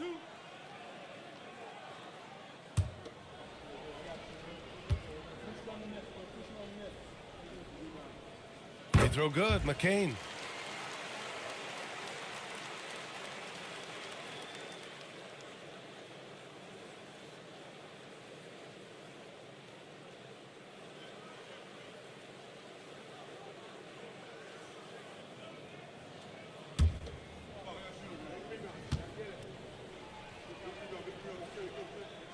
And that one goes in. 2 from the line that time. And we've seen some good free throw shooting in the second half. Westbrook outside. Shoots from the baseline. And it's Whitmore missing. I'll tell you, this is not a game he'll want to individually remember, but they are positioned to close this thing out. They set the pick. Pass to Gillespie. To the middle. Here's Barlow. And it goes. As the official calls the foul, count it, and he'll shoot 1 more at the line. And we're seeing some younger teams really on the rise here. Any particular reason, Grant? Well, you know, it's part of the natural order of things. Certain players will dominate, and when they age, there are always those young upstarts vying to take the lead. Bowl, he's checked in for Bryant.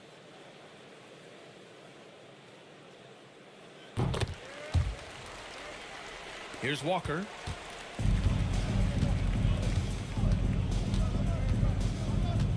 Outside Whitmore. Some nice ball movement by Dallas. Off target from three-point range. The Knicks have gotten 3 of 7 attempts in this fourth quarter to fall.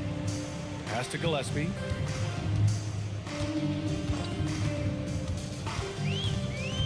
Now Anderson. Hole covering.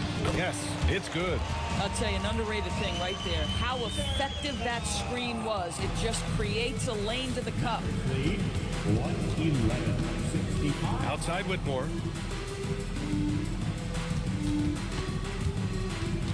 To the paint. That's good from Bull on the assist by Whitmore. If a teammate's open in the painted area, you give him the basketball. Those are high-quality shots. Pass to Coward. Here's Barlow. Outside McCain. 4 on the clock. And it's Whitmore with the rebound. For Dallas, they've gotten 6 of 10 attempts to drop in the fourth quarter. Here's Westbrook. All right, Grant, as someone who played for and managed the U.S. men's national team, give us your all-time starting 5. And, you know, I think I'll go with 2 of the program's all-time leading scorers, Kevin Durant and Carmelo Anthony. And finally, you have to have Kobe Bryant because of just how he reset the culture in 2008. A new lineup here for New York. Dallas also making some changes. Green comes in for Walker, and it's Porter Jr. in for Whitmore. And that one falls for Westbrook. What we know unequivocally is the best players being your hardest workers, the guys who want to be held accountable, make such an impact on your program, and that is Russell Westbrook to a T. Pass to Hart. Batase with a screen. Hart can't hit. Dallas has gone 1 for 3 in the fourth quarter from range. Here's Green. And it's New York with a rebound. Hart's got 4 rebounds now. Pass to Watson. Now here's Batase. Hole covering. Batase can't hit. The Mavericks have gotten 7 of 12 shots to drop in this fourth quarter. Westbrook with it. He's against Watson. Green finds Westbrook. 6 to shoot.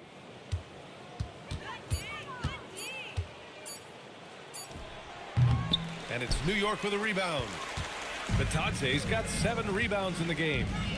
They're searching for a way to score. Yeah, buckets have been very tough to come by. Brunson against Westbrook. Brunson passes to Watson. New York again can't hit. And so it's Westbrook who will bring it up for the Mavericks. Down low. It's stolen by Batase. Here's Knipple. Pounded by Westbrook. To stop the drought. And he got the whistle on the way up. So he'll be headed to the line for a pair. It goes on Russell Westbrook. Yeah, very strong for a guard. Knipple can do damage around the rim. 2 shots.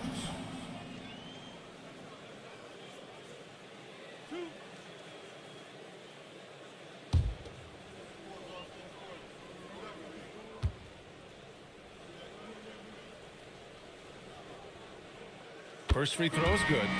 Well, some lament the death of the mid-range jumper in today's game. Grant, you got any fixes? Well, some have suggested cutting out the corner threes. If the three-point line was only like above the break, teams would probably need to rely more on that mid-range. Wade, he's checked in for New York. Sims, he's checked in for Dallas. And Doris, you think about the top scorers in this league. They're creating those points with greater efficiency than in decades past. Analytics is increasingly a part of the NBA. Teams are now understanding that 3 is more than 2, and if you don't make enough of them, you have a math problem. And then the other highly valued shots in the game, and maybe the most valued shots, are restricted area 2s. Listen, let's be smart about the game. Here's Brunson outside.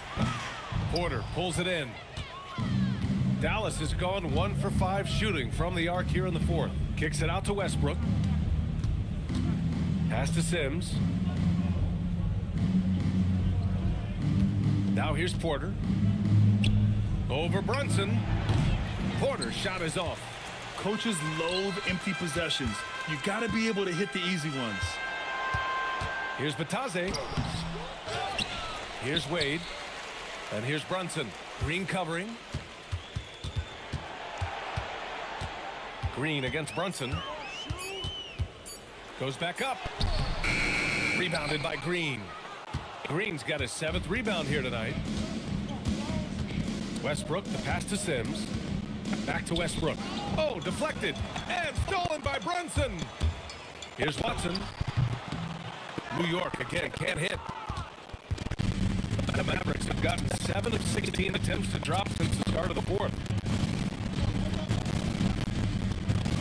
Porter. 4-3. And comes off the assist. Westbrook. Westbrook's got assist number 8 here already in the game. Here's Brunson. There's a minute 59 left in the fourth. And here's Watson. Here's Wade. Brunson taking his time here. Porter with the steal. Westbrook outside. Pass to Sims. And let's face it, this one was never really in question. They came out with purpose and just overwhelmed the opposition. A great win for the Mavericks. Offensively, they made the most of their trips.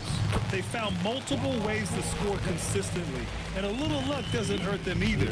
They also got some nice bounces off the rim tonight, too. And so this win marks their first victory of the new year. And big-time bragging rights won today, just grabbing that season series. And one player just stole the show tonight, doing everything for his team. A monster night for Kevin Durant. This is the very definition of being in a zone. Everything the defense tried against him, he had an answer for it. Outside Watson. New York working the ball around now. Pass to Knipple. Outside Brunson. Just 5 to shoot. Here's Knipple from deep. Unable to get that one. Boy, this is the story of the night for this guy. He's taken a lot of questionable shots. Westbrook, the pass to Sims. Now here's Porter. Puts one up from 19. It's rebounded by Batase. And here's Brunson.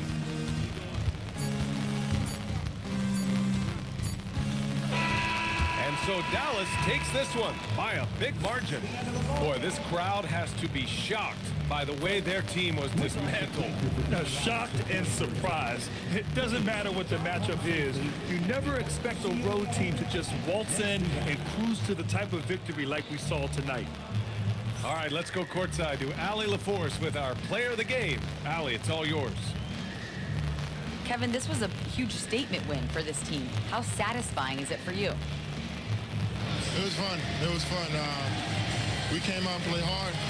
Guys played together, and this was all I expected, man.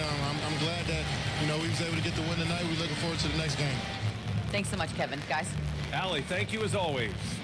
And that's going to do it tonight, folks, for our broadcast. For Grant Hill, Allie LaForce, and Doris Burke, and the rest of our 2K team, this is Brian Anderson signing off. And let's reveal our player of the game, Kevin Durant.